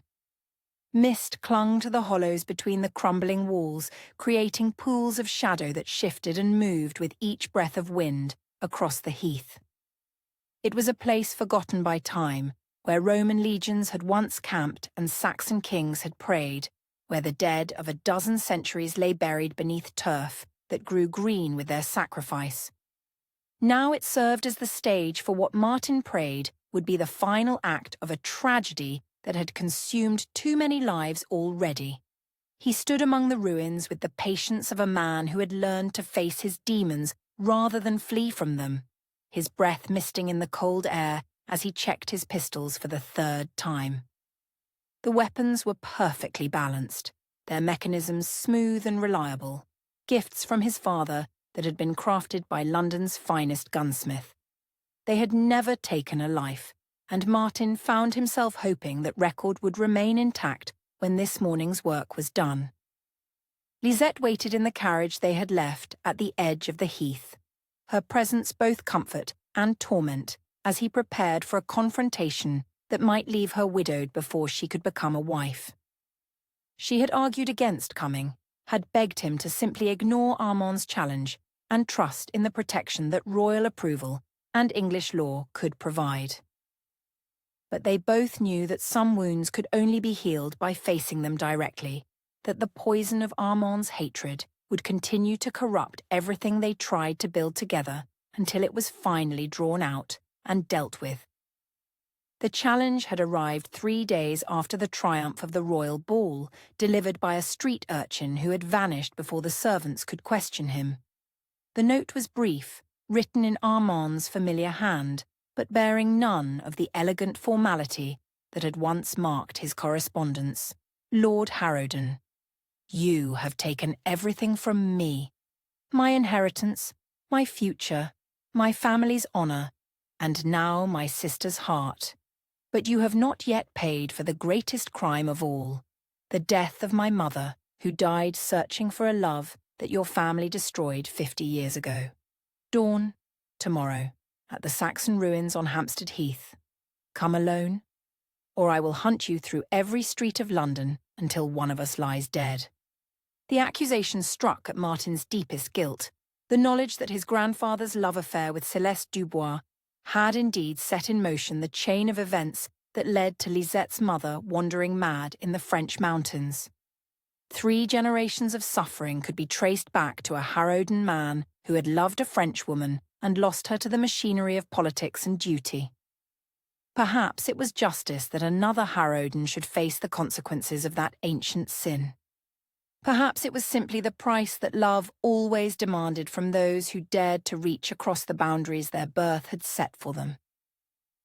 The sound of approaching hoofbeats broke the morning silence, growing louder as they navigated the narrow path that led from the main road to this forgotten corner of the heath.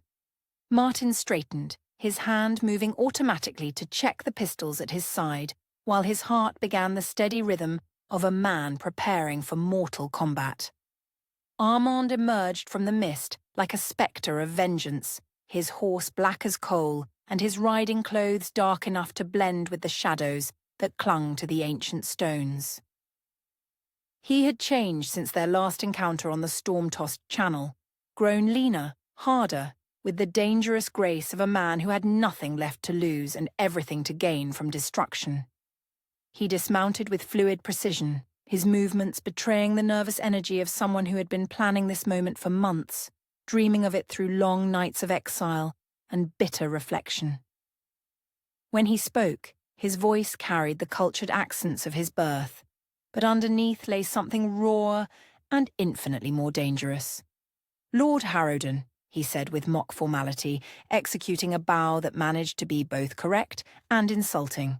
How good of you to accept my invitation. I was beginning to fear that marriage to my sister had made you too comfortable to risk your precious skin from the shelter of a ruined archway, his bearing calm despite the tension that thrummed through his body like a plucked string. Armand? You look well, considering the circumstances. Circumstances, Armand repeated with bitter laughter. What a delicate way to describe the destruction of a family's honour, the theft of a man's birthright, the corruption of a sister's virtue by foreign influence. The words were designed to provoke, to goad Martin into the kind of hot-blooded response that would give Armand an advantage in what was to come. But months of bearing responsibility for an earldom had taught Martin the value of patience, the power that came from controlling one's emotions rather than being controlled by them. Your sister chose her own path, Martin said quietly. As did you, when you sold our location to Count Renard. Armand's face darkened with fury at the reminder of his betrayal, but he pressed on with the desperate intensity of a man who needed to justify himself as much as destroy his enemy. "I tried to save her," he snarled, "tried to preserve what remained of our family's reputation after her romantic obsession had already destroyed so much.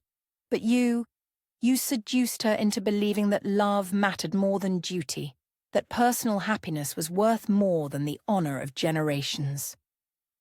"Love does matter more than duty," Martin replied with quiet conviction. "And personal happiness built on truth is worth more than honor built on lies and forced sacrifice." The fundamental disagreement lay bare between them now, not just personal animosity but competing philosophies about how life should be lived, about what values should guide human action when they came into conflict with each other. "You sound like your grandfather," Armand said with venomous satisfaction. "That's what my great-grandmother told Céleste Dubois, convinced her that love was worth any price, any sacrifice. Do you know what happened to her, Harrowden? Do you know how that great romantic love ended?" Martin said nothing, sensing that Armand needed to speak his pain before Steele could settle their differences. "She died mad," Armand continued, his voice breaking slightly with emotion that was part grief, part rage. "Wandering the mountains, searching for a dead man, talking to shadows and ghosts, while the elements slowly claimed her mind and body. My mother went looking for her, pregnant with another Harrowden bastard, trying to understand if love was worth such a price." The accusation hung between them like a sword, and Martin felt the truth of it strike home despite his efforts to remain composed. His grandfather's choices had indeed set in motion events that led to tragedy, not through malice but through the simple human act of loving someone the world said he could not have. "And what did she find?" Martin asked quietly. "Death," Armand replied with savage satisfaction. "Death and madness, and the knowledge that romantic love destroys everything it touches. My mother died because she believed in the same lies you filled my sister's head with, that hearts matter more than heads, that individual desires justify any disruption to the natural order." "Your mother died because she was punished for loving," Martin corrected gently. "Just as Céleste was punished, just as we have been punished. The tragedy isn't that they loved, Armand. It's that the world couldn't find a way to let them love without destroying them." But Armand was beyond reason now, beyond any argument that might deflect him from the course he had set for himself. He reached into his coat and withdrew a matched pair of dueling pistols, their silver mountings gleaming despite the grey morning light. "Enough words," he said with finality. "We settle this as gentlemen, with steel and powder and the judgment of Providence. One of us will leave this place, and one will remain forever." Martin nodded, understanding that they had reached the point where talking could not bridge the gulf between them. Some conflicts could only be resolved through action. Some pain could only be purged through the ancient ritual of mortal combat. "As you wish," he said, drawing his own weapons, "though I regret that it has come to this." "Regret will not bring back the dead," Armand replied, checking the priming of his pistols with the expertise of a man who had spent months preparing for this moment. "Nor will it restore what has been lost." They moved to opposite ends of a clear space between the ruined walls, their steps measured and formal despite the deadly nature of their business. Ancient protocols governed such encounters, rules that had been written in blood and honor across centuries of disputes that could not be settled by law or reason. 20 paces, Armand called. Turn and fire on noting with professional detachment how steady his hands remained, how clear his vision stayed despite the gravity of what was about to unfold. This was not his first duel, though he prayed it would be his last. The war in Spain had taught him the mechanics of killing, but this felt different, more personal, more weighted with consequence. They began their paces, counting silently as they moved away from each other across ground that had witnessed violence and death for longer than either of their families had existed. The mist swirled around them like spirits of the ancient dead, and Martin found himself wondering If those long-departed souls had also fought for love, for honor, for the right to choose their own destinies. 20! Armand's voice cut through the morning air like a blade. They turned in perfect synchronization, their movements precise and deadly. Martin saw Armand's face across the distance that separated them, pale, determined, marked by months of hatred and grief that had consumed everything noble in his character. This was no longer the dutiful brother who had once protected Lisette from the world's cruelties, but something darker and more desperate. The report of Armand's pistol cracked across the heath like thunder, its echo rolling among the ancient stones, while smoke billowed from the weapon's muzzle. Martin felt the ball whistle past his ear, close enough that he could feel its passage, close enough that a slight adjustment in aim would have ended everything. His own shot came a heartbeat later, carefully aimed and deliberately placed. The ball took Armand in the right shoulder, spinning him around and sending him stumbling backward against a moss-covered stone. Not a killing wound, but one that would end his capacity for further violence this morning. Martin lowered his smoking pistol and walked slowly across the space between them, his movements careful and non-threatening, despite the weapon he still carried. Armand sat slumped against the ancient stone, blood seeping through his coat, while his face contorted with pain and the bitter knowledge of defeat. "You could have killed me," Armand said, his voice tight with agony but clear in its recognition of what had just transpired. "Yes," Martin agreed simply. "I could have. Why didn't you?" The question hung between them, heavy with significance. Martin knelt beside his fallen opponent, examining the wound with the competence of someone who had tended battlefield injuries, while he considered how to answer honestly. "Because killing you wouldn't heal the wounds that drove you to this place," he said finally. "Because adding your blood to the tally wouldn't restore your mother's life or your family's honor. Because I've learned that some victories are more costly than defeats." Armand stared at him with something that might have been incomprehension, as if mercy were a concept too foreign for immediate understanding. "You could end this," he said weakly. "End the threat, ensure your happiness, silence the voice that will always remind you of the price others paid for your love." "I could," Martin agreed, "but I won't. The cycle of vengeance ends here, Armand.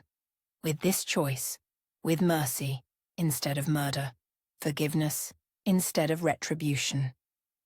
He pulled off his cravat and began fashioning a bandage for the wounded shoulder, his movements gentle despite everything that lay between them.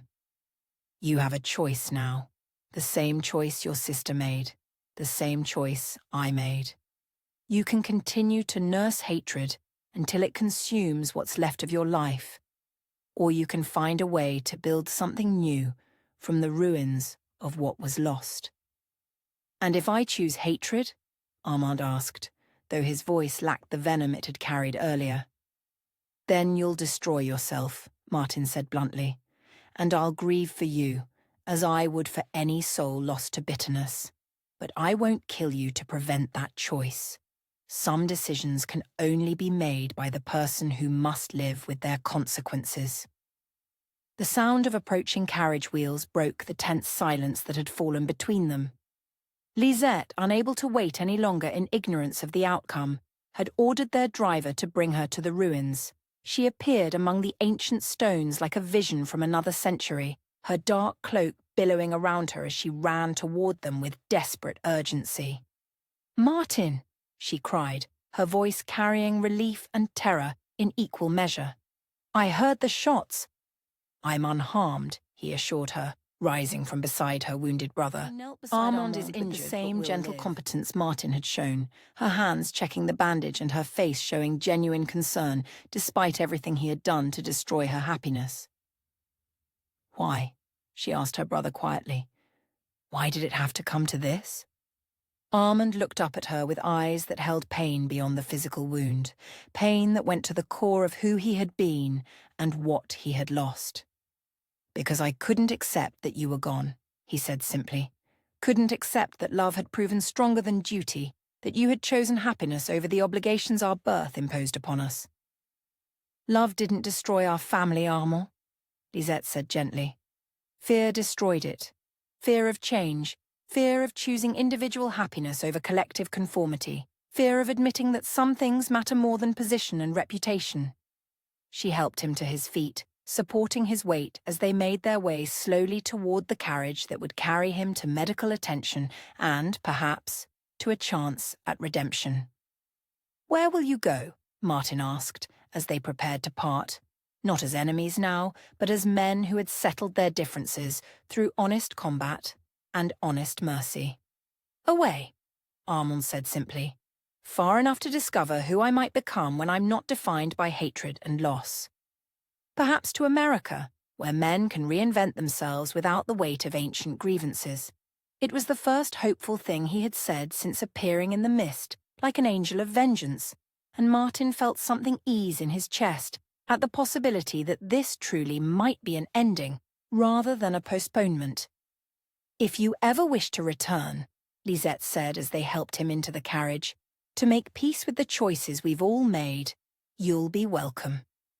Family doesn't end because of disagreement, Armand. It only ends when we stop choosing to preserve it." He nodded, whether in agreement or simple acknowledgement, she could not tell. But as the carriage rolled away from the ancient ruins, carrying her wounded brother toward an uncertain but potentially redemptive future, Lisette felt something shift in her understanding of their story. "It's finished," she said to Martin, as they stood together among the weathered stones, watching the carriage disappear into the morning mist. "Yes," he agreed, pulling her close against the cold that seemed to have settled in his bones. "The old story is finished. Now we write a new one." Around them, the ancient ruins stood as they had for centuries, witnesses to countless human dramas of love and loss, conflict and resolution. The Saxon church had crumbled, the Roman walls had fallen, but the human capacity for both destruction and redemption remained constant. In choosing mercy over vengeance, forgiveness over retribution, Martin and Lisette had broken the cycle that had claimed 3 generations of their families. The pattern was ended, the curse lifted, and love, tested by every trial the world could devise, had finally proven stronger than the hatred that had fed upon it for so long. As they walked back toward their own carriage and the future that awaited them, neither looked back at the ruins where blood had been spilled and mercy granted. Some chapters closed themselves, and some stories found their endings not in death, but in the courage to choose life, hope, and the radical possibility that love might actually be worth all the prices it demanded. The duel of blood was over. The victory belonged not to the strongest or the most skilled, but to those who had learned that some battles are won by refusing to fight them to the death. The rose-caught spring had returned to the Loire Valley with the tender insistence of a promise kept, painting the hillsides in shades of green so vivid they seemed to pulse with their own inner light. The vines that climbed the southern slopes stood in precise rows, their new growth reaching toward a sun that had finally learned to shine without the shadow of war and heartbreak falling across the land. From the terrace of the rebuilt chateau, Lisette could see the extent of the transformation that 6 months of dedicated work had wrought upon the estate that had once seemed destined for ruin. Where burnt timbers and broken stones had marked the aftermath of sabotage and conflict, new construction now rose like hope made manifest in mortar and beam. The vineyard itself had been the first priority, not just because it represented the family's livelihood, but because something in both of them had needed to see life growing again in soil that had been watered with too much sorrow. Martin had thrown himself into the work with the dedication of a man who understood that building something beautiful was the best possible revenge against those who had sought to destroy it. "The morning light makes it look almost ethereal," he said, coming to stand beside her with 2 cups of coffee steaming in the cool air. "Like something from a painting rather than a place where actual people live and work." Lisette accepted the cup with a smile that had become easier, more natural, in the months since their wedding at Harrowden's private chapel. The ceremony had been small, just family and the closest friends who had stood by them through scandal and exile, but it had felt more real, more binding than any grand state occasion could have managed. "I keep expecting to wake up," she admitted, leaning into the warmth of his presence as they watched the sun climb higher over their domain. "To discover that this peace is just another dream, and we're still fleeing through some foreign countryside with enemies at our heels." "We earned this peace," Martin reminded her, his arm settling around her waist with the casual intimacy of a man who no longer had to wonder if such gestures would be welcomed. Through every trial, every separation, every moment when it would have been easier to surrender, we fought for the right to stand here together. And now, we have it. The truth of his words settled around them like benediction, but Lisette knew that part of her would always carry the wariness of someone who had learned that happiness could be destroyed by forces beyond personal control. The scars left by exile and betrayal had healed, but they remained, reminders of prices paid and lessons learned about the fragility of love in a world that often seemed determined to crush it. "The workers are making good progress on the eastern section," Martin continued, nodding toward where a crew of local men were clearing land that had been left fallow during the years of conflict. "Henri thinks we'll be able to plant an entirely new varietal there, something that will distinguish our wine from the competition." Henri Dubois, their estate manager, was a distant cousin who had emerged from the chaos following Count Renard's disgrace to offer his expertise in rebuilding what politics and vengeance had nearly destroyed. He was a quiet man in his 50s, with the weathered hands of someone who had spent his life coaxing life from reluctant soil, and he had become an unexpected friend as well as an invaluable ally. More importantly, he had suggested the name that now graced the wrought-iron gates at the estate's entrance: Rose Court. Not entirely French, not entirely English, but something new that honoured both traditions while belonging fully to neither. It was a perfect symbol for what they were building here, a life that transcended the boundaries their birth had set for them. "The Countess of Harrowden, vintner and estate manager," Martin teased gently. "I wonder what the ladies of London society would make of their new peer getting her hands dirty in the business of agriculture." "They would be scandalised," Lisette replied with satisfaction. "Which is exactly as it should be. We didn't fight this hard for the right to love each other, just so I could spend my days pouring tea and discussing the weather with other. Her own role had been as dramatic as the physical changes to the estate. In England, she would always be the French woman who had caused international incident, the exotic addition to an ancient family who would be watched for signs of foreign influence. Here she was simply the countess who had returned to rebuild her family's legacy, the woman who could discuss soil composition and harvest timing with the same intelligence she brought to diplomatic correspondence. "Speaking of visitors," Martin said, nodding toward the road that wound up from the village, "it appears we're about to have company." A carriage was approaching through the morning haze, its pace leisurely rather than urgent, suggesting social call rather than emergency. As it drew closer, Lisette recognised the distinctive blue and silver livery that had once marked the Château de Brielle's household staff. "Eloise," she breathed, her heart lifting with genuine pleasure at the prospect of seeing her cousin for the first time since their wedding. The reunion took place in the courtyard where Martin and Lisette had once said their desperate farewells, but the contrast between past anguish and present joy could not have been more complete.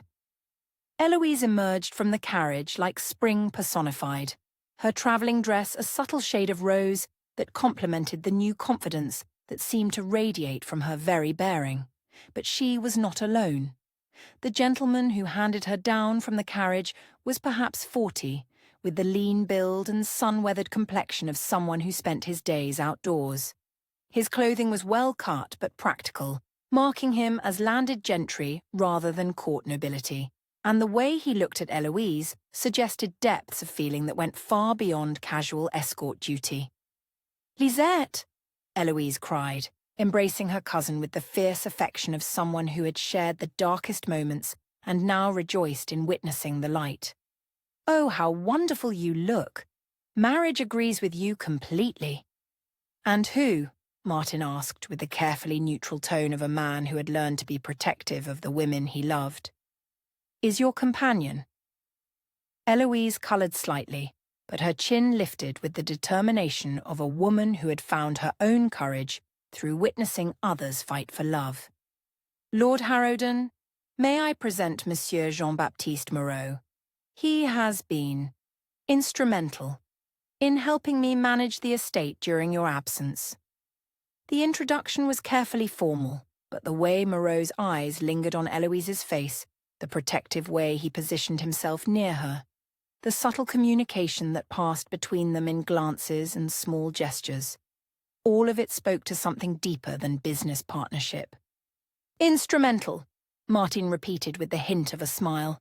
"How fortunate that you found such capable assistants." As they moved into the chateau for refreshment and conversation, the full story gradually emerged. Jean-Baptiste was the youngest son of a neighbouring family, a man who had studied agriculture in Paris but returned to apply modern techniques to ancient vineyards. He had approached Eloise with proposals for improving the De Brielle holdings, but somewhere in the months of working together to restore what war and neglect had damaged, business partnership had blossomed into something far more personal. "He makes me laugh," Eloise confessed to Lisette during a private moment while the men discussed drainage systems and crop rotation. "After all the seriousness, all the worry and fear and responsibility, he makes me remember what it feels like to simply enjoy being alive." "And do you love him?" Lisette asked directly, recognizing in her cousin's glowing complexion and animated gestures the same transformation that her own happiness had wrought. "Desperately," Eloise admitted with a smile that could have lit the chateau without need of candles. "Completely and without reservation. He has asked me to marry him, and I have said yes." The news brought tears of joy to Lisette's eyes as she embraced her cousin with the fierce gladness of someone who understood exactly how precious such happiness was, how hard-won and how worthy of celebration. "When?" she asked practically. "This autumn, after the harvest," Eloise replied. "We want to be married here, at Rose Court, if you'll permit it. It seems fitting that love should be celebrated in a place that has been rebuilt through love." The request was touching in its symbolism, another generation choosing love over convenience, another couple deciding that happiness was worth the effort of fighting for it. The pattern that had been broken through mercy and forgiveness was being replaced by something healthier. Afternoon light slanted golden across the vineyard rows, and they walked together through the restored estate. Lisette felt a peace she had not experienced since childhood. The fears that had driven her across continents, the terrors that had haunted her dreams, the constant awareness of enemies and obstacles, all of it had finally quieted into something approaching serenity. "Are you happy?" Martin asked as they paused beside the new wine cellars, where the first vintage of Rose Court was aging in imported oak barrels. The question was serious, requiring more than polite reassurance. He was asking whether the reality of their shared life matched the dreams they had sustained through separation and exile, whether the peace they had won was worth the battles they had fought to claim it.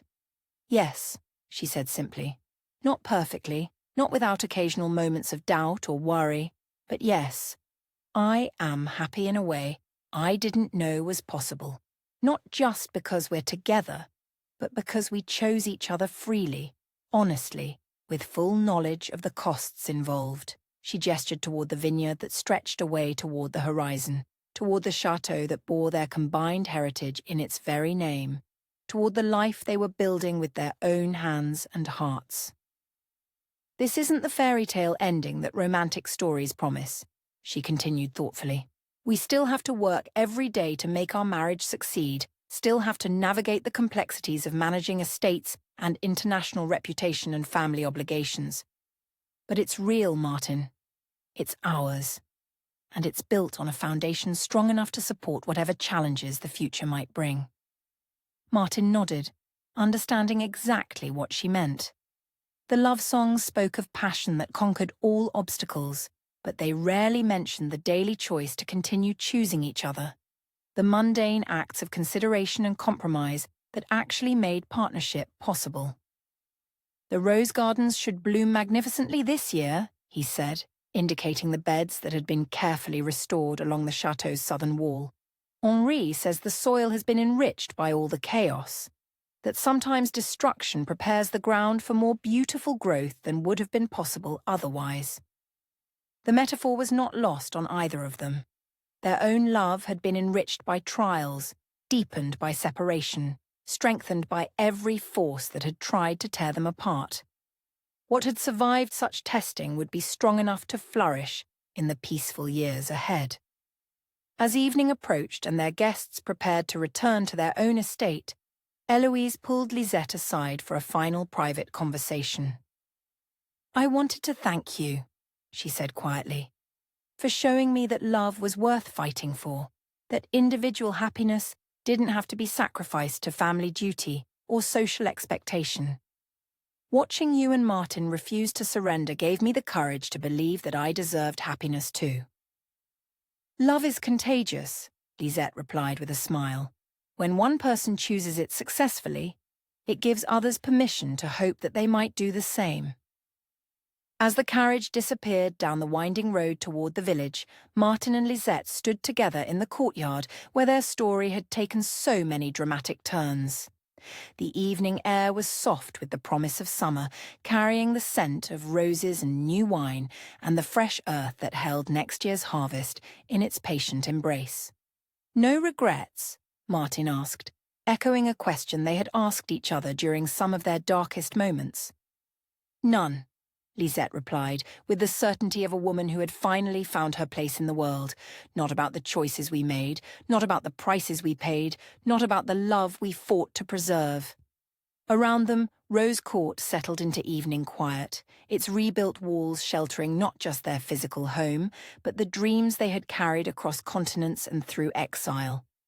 In the vineyard, new growth reached toward stars that had witnessed every human drama, but had learned to shine on in patient hope that some stories, at least, might have happy endings. The rose court they had created was more than estate or vineyard or chateau. It was the physical manifestation of love that had refused to be destroyed, hope that had survived every trial, and the radical belief that two hearts determined to choose each other could build something beautiful enough to justify every sacrifice required.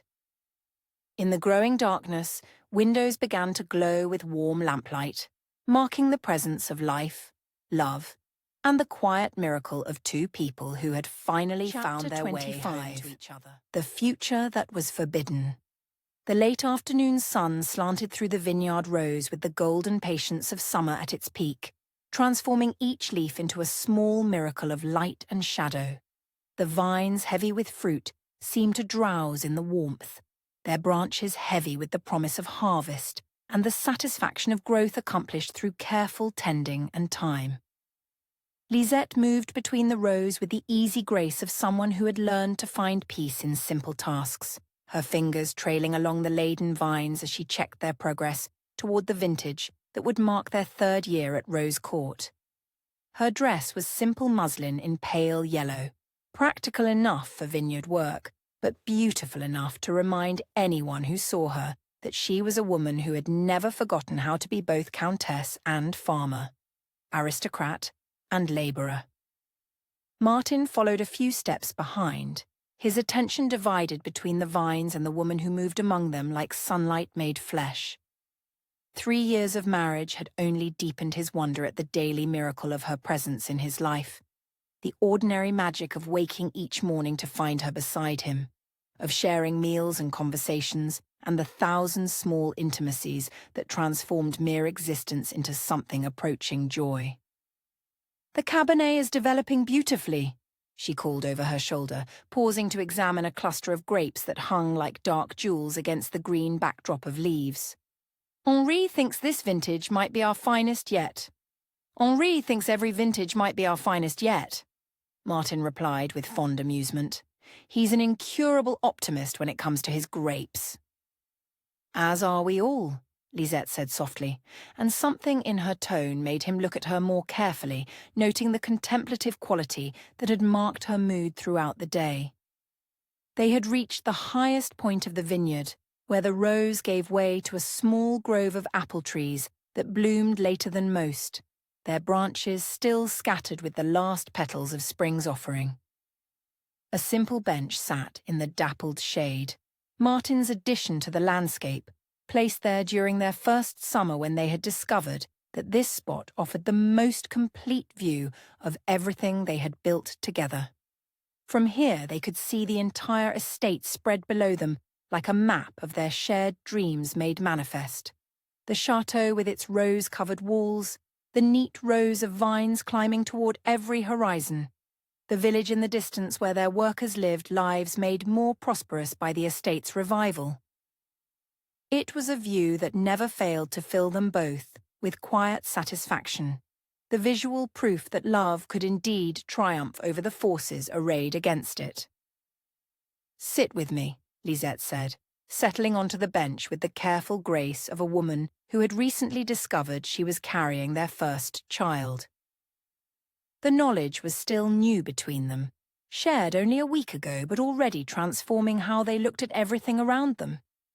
The future, which had once seemed so uncertain, so dependent on forces beyond their control, now stretched ahead with the promise of continuation, of love made manifest in another generation. Martin joined her on the bench, his arms settling around her shoulders with the automatic tenderness of a man who had learned to cherish every moment of peaceful togetherness. Around them, apple petals drifted down like gentle snow, catching in her dark hair and his sleeve, marking the moment with the kind of natural poetry that seemed to follow them through all their seasons together. "Do you ever think about who we were?" Lisette asked after a long moment of comfortable silence. "The people we were before all this, before the exile, the flight, the battles we fought just to be allowed to love each other?" Martin considered the question with the seriousness it deserved. "Sometimes," he admitted, "though it's difficult to remember being that person clearly. I was so young, so certain that wanting something passionately enough would be sufficient to make it happen." "You were naive," she agreed with gentle fondness. "So was I. I thought love was all about grand gestures and dramatic declarations, about the willingness to sacrifice everything for one perfect moment of connection.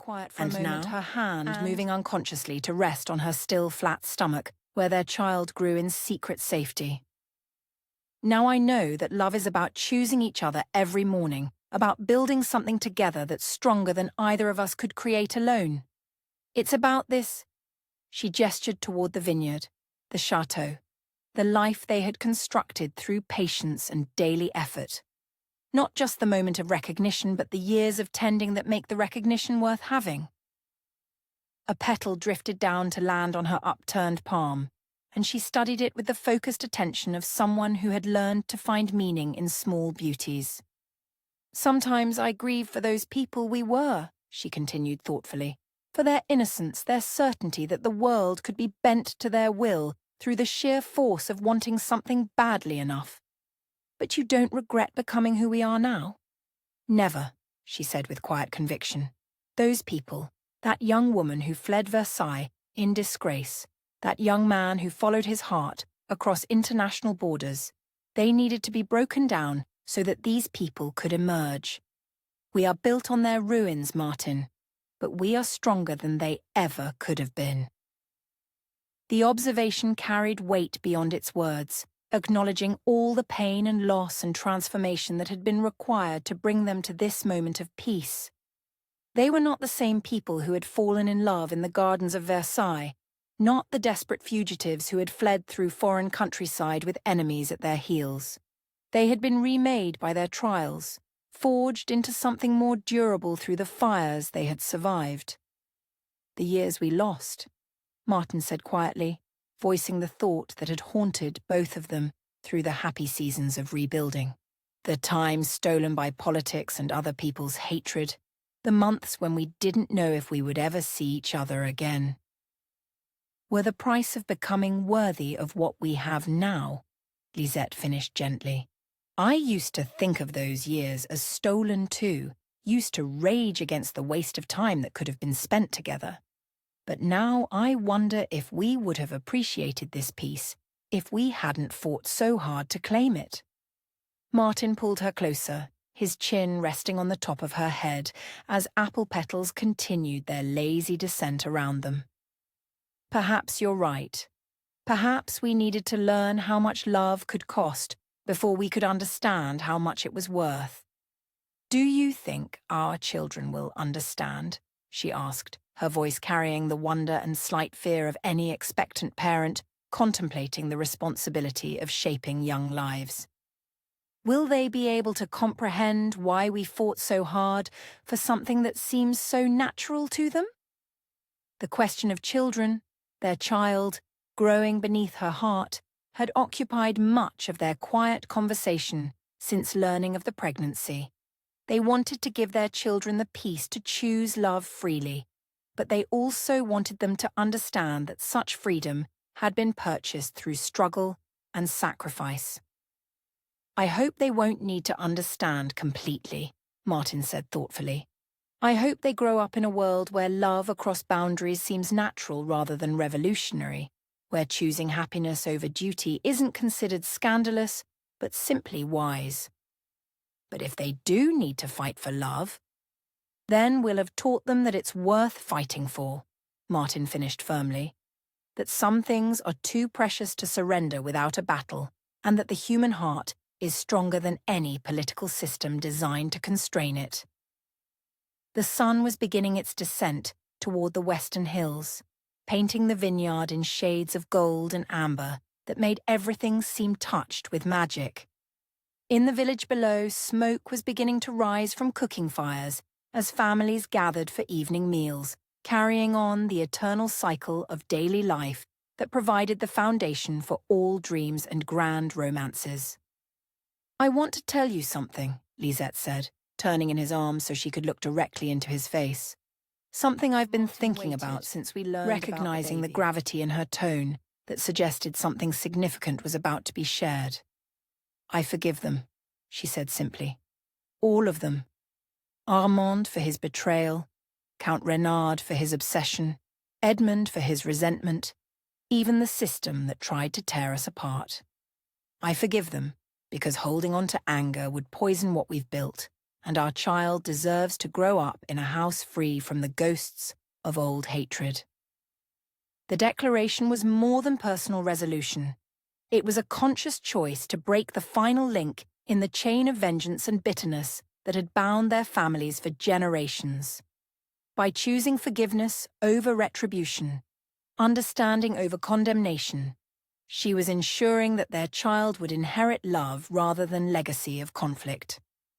That's remarkably generous, Martin said, though his tone suggested he understood the wisdom behind her choice. And remarkably brave. Forgiveness is often harder than revenge. Revenge would be easier, she agreed, but forgiveness is more productive. Our child will grow up knowing that love won because love was stronger, not because love destroyed its enemies. Around them, the apple trees released another shower of petals, creating a moment of such perfect beauty that it seemed choreographed by Providence itself. The late afternoon light, the gentle rain of blossoms, the weight of their shared history and their hopes for the future, all of it crystallized into a single moment that felt like benediction. Martin cupped her face in his hands with the tenderness of a man who had learned that such moments were precious beyond measure, that the simple act of being together in peace was a gift not to be taken for granted. I love you, he said, the words carrying the weight of everything they had endured to reach this moment. Not just for who you are, but for who you helped me become. Not just for the woman I fell in love with at Versailles, but for the partner who rebuilt a life from ruins, the mother who will raise our children to believe in love's victory. And I love you, she replied, her hands covering his as apple petals caught in their hair and drifted down around them like natural confetti. For the man who chose love over duty, who crossed continents to claim what we both knew was worth claiming, who learned that true strength comes from mercy rather than conquest. When he kissed her, it was with the freedom of a man who no longer needed to look over his shoulder for enemies, who no longer had to steal moments of intimacy between flights and battles. It was the kiss of a husband secure in his right to love his wife, of a man who had finally earned the simple privilege of expressing affection without fear of consequences. The petals fell around them like a blessing, like nature's approval of love that had survived every trial and emerged triumphant. They were no longer hiding in abandoned buildings or fleeing across foreign borders or meeting in secret to steal moments of connection. They were simply a man and woman who had chosen each other freely, completely, and forever. The future that was forbidden, Lisette murmured against his lips, has become the present we live in every day. Above them, the apple trees swayed in the evening breeze, releasing the last of their spring offering to carpet the ground around the bench where two hearts that had crossed continents to find each other finally rested in the peace they had earned. The vineyard stretched away in all directions, heavy with fruit that would become wine to celebrate other loves, other victories, other dreams made manifest through patience and determination. In the distance, the chateau's windows began to glow with lamplight, marking home and safety, and the ordinary miracle of love allowed to flourish without opposition. They would walk back soon, hand in hand through the vineyard rows, to prepare for another evening of the quiet happiness that had replaced the desperate passion of their early days. They sat together in the apple grove where petals fell like snow in summer, where the future they had been forbidden to imagine stretched ahead like a gift too precious to have been planned.